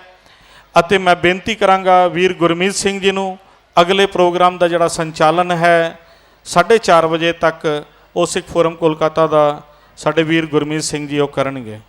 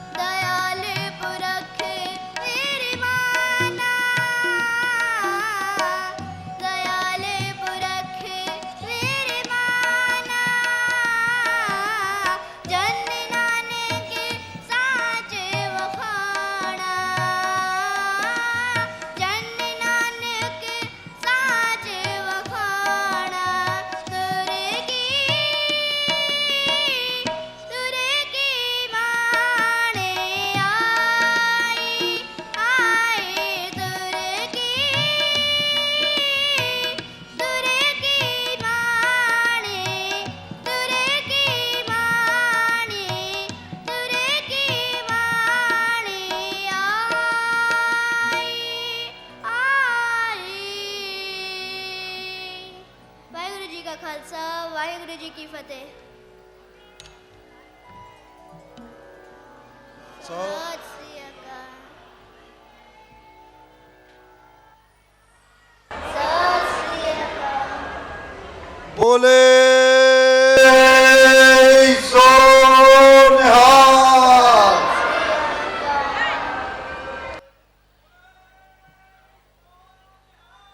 सत श्री अकाल। आप सारी संगत ने देखा इस बच्चे की मेहनत, इस बच्चे की मेहनत पिछे इसके माँ बाप की भी बहुत मेहनत है। तो कोई भी संस्थावां कोई भी गुरुद्वारा कमेटियां नहीं तैयार कर सकदियां जिन्ना चਿਰ माँ बाप आप ना चाहे कि मेरा बच्चा ये गुरु जस इन्ने मिठे तरीके नाल गावे जां गुरु दे लड़ लगे। बिना माँ बाप के सहयोग तो कदे भी कुछ नहीं हो सकता। एक प्रेरणा का स्रोत है। इतना छोटा बच्चा तो इन्ने वधिया तरीके नाल गुरु जस सरवण करा रहा है। हुण 2 मिनट वास्ते असीं स्टेज श्री गुरु सिंह सभा दे स्टेज सैकटरी नूं देवांगे। साडे विच साडे मिनिस्टर साहब आए हुए हैं। सत्कारयोग गुरु प्यारी साध संगत जी, वाहिगुरु जी का खालसा वाहिगुरु जी की फतेह। छोटे जे बच्चे इशमीत सिंह तो आप जी तंती साजां दे नाल गुरबाणी जा सरवण कर रहे सी। इन्हां साजां नूं सिੱਖਣ वास्ते काफ़ी लम्मा समा, काफ़ी मेहनत ਅਤੇ काफ़ी रियाज की जरूरत हुंदी है। पर यह गुरु महाराज जी की इस बच्चे के उत्ते बख्शिश है ਅਤੇ इस दे माता पिता की इस दे टीचरां की मेहनत है जो कि ये बच्चा एडे वड्डी संगत दे विच बैठ के बड़ी दलेरी दे नाल उसने गुरबाणी जा सरवण कराया है। सो साडे विच विशेष तौर पे पहुँचे हैं साडे सत्कारयोग मंत्री साहब मदन मित्रा जी, जो कि हर वारी ही हर समागम दे विच वो पहुँचते हैं अते असी उन्हां नूं जी आया आखदे हाँ। आपको हम लोग स्वागत करते हैं सर, और आप कृपया स्टेज पर आने की कृपालता करें। उन्हां नूं श्री गुरु सिंह सभा कोलकाता वालों शॉल दे के सन्मानित किया जाएगा। हमेशा ही सहयोग मिलता है इन्हां तो।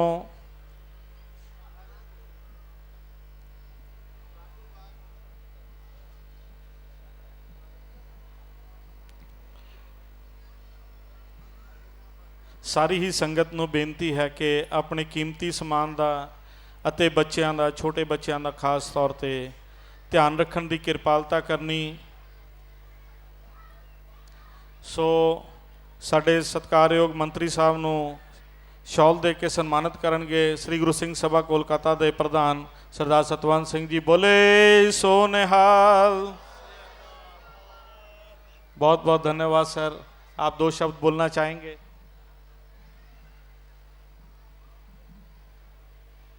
वाहिगुरु जी का खालसा वाहिगुरु जी का फतेह। जो बोले सो निहाल। मैं तो बंगाली हूँ, लेकिन जो मेरा आचार है, छोटे से मैं पैदा होने के बाद मेरा दिन गुजरा भवानीपुर में। और जब मैं छोटा बच्चा था, विक्टोरिया में खेलने जाने का टाइम, अगर लंगर को हलवा नहीं लेते तो दिन बेकार हो जाते हैं। संत कुटिया से मैं श्रद्धा लोग को सलाम करते हैं, मानते हैं, और हमारी देश के इतिहास में सरदार की जगह एक है जो खाली केश, कड़ा, कृपान, कंगा और कंधा, ये 5 के जो सरदार मानते हैं। मैं भी, मेरा भी हाथ में एक कड़ा है लेकिन सरदार की तरह नहीं है, उतना कड़ा नहीं है, लेकिन ये भी कड़ा है। सत श्री अकाल। मैं आप सबको बधाई देते हैं। और आते आते मैं बारी को बात बता रहा था, जो देखो अगर सरदार को एक जुलूस ना निकले कलकत्ता में, तो कलकत्ता का चेहरा असली रूप नहीं लेते हैं। तो 2 साल से बड़ा जुलूस नहीं निकाला। तो आज गुरु नानक की दिवस पर सामने गोविंद सिंह जी हैं। ऐसा एक बड़ा जुलूस करना चाहिए कि सारा दुनिया देखे ये सरदार किसको कहते हैं। हम लोग सरदार को साथ हैं। मेरा माननीय मुख्यमंत्री ममता बनर्जी हर टाइम, ये जगत सिंह सुधार है, डनलप है या संत कुटिया है, लेकिन जब भी मैं जाते हैं, हम लोग जहाँ भी जाते हैं, अगर सरदार नहीं हो तो बंगाल नहीं है, अगर सरदार नहीं हो तो देश नहीं है। ये फिर से किसान बिल से साबित हो गया, जो सरदार चाहते हैं वही देश को मानना पड़ेगा, क्योंकि सरदार को सबसे बड़ा। सत श्री अकाल। वाहिगुरु जी का खालसा, वाहिगुरु जी का फतेह। नमस्ते। बहुत बहुत धन्यवाद मानयोग मदन मित्रा साहब जी का, जिन्हों ने समा कढ़ के साडे इस समागम दे विच हाज़री भरन की किरपालता करनी कीती है। अते मैं बेनती करांगा।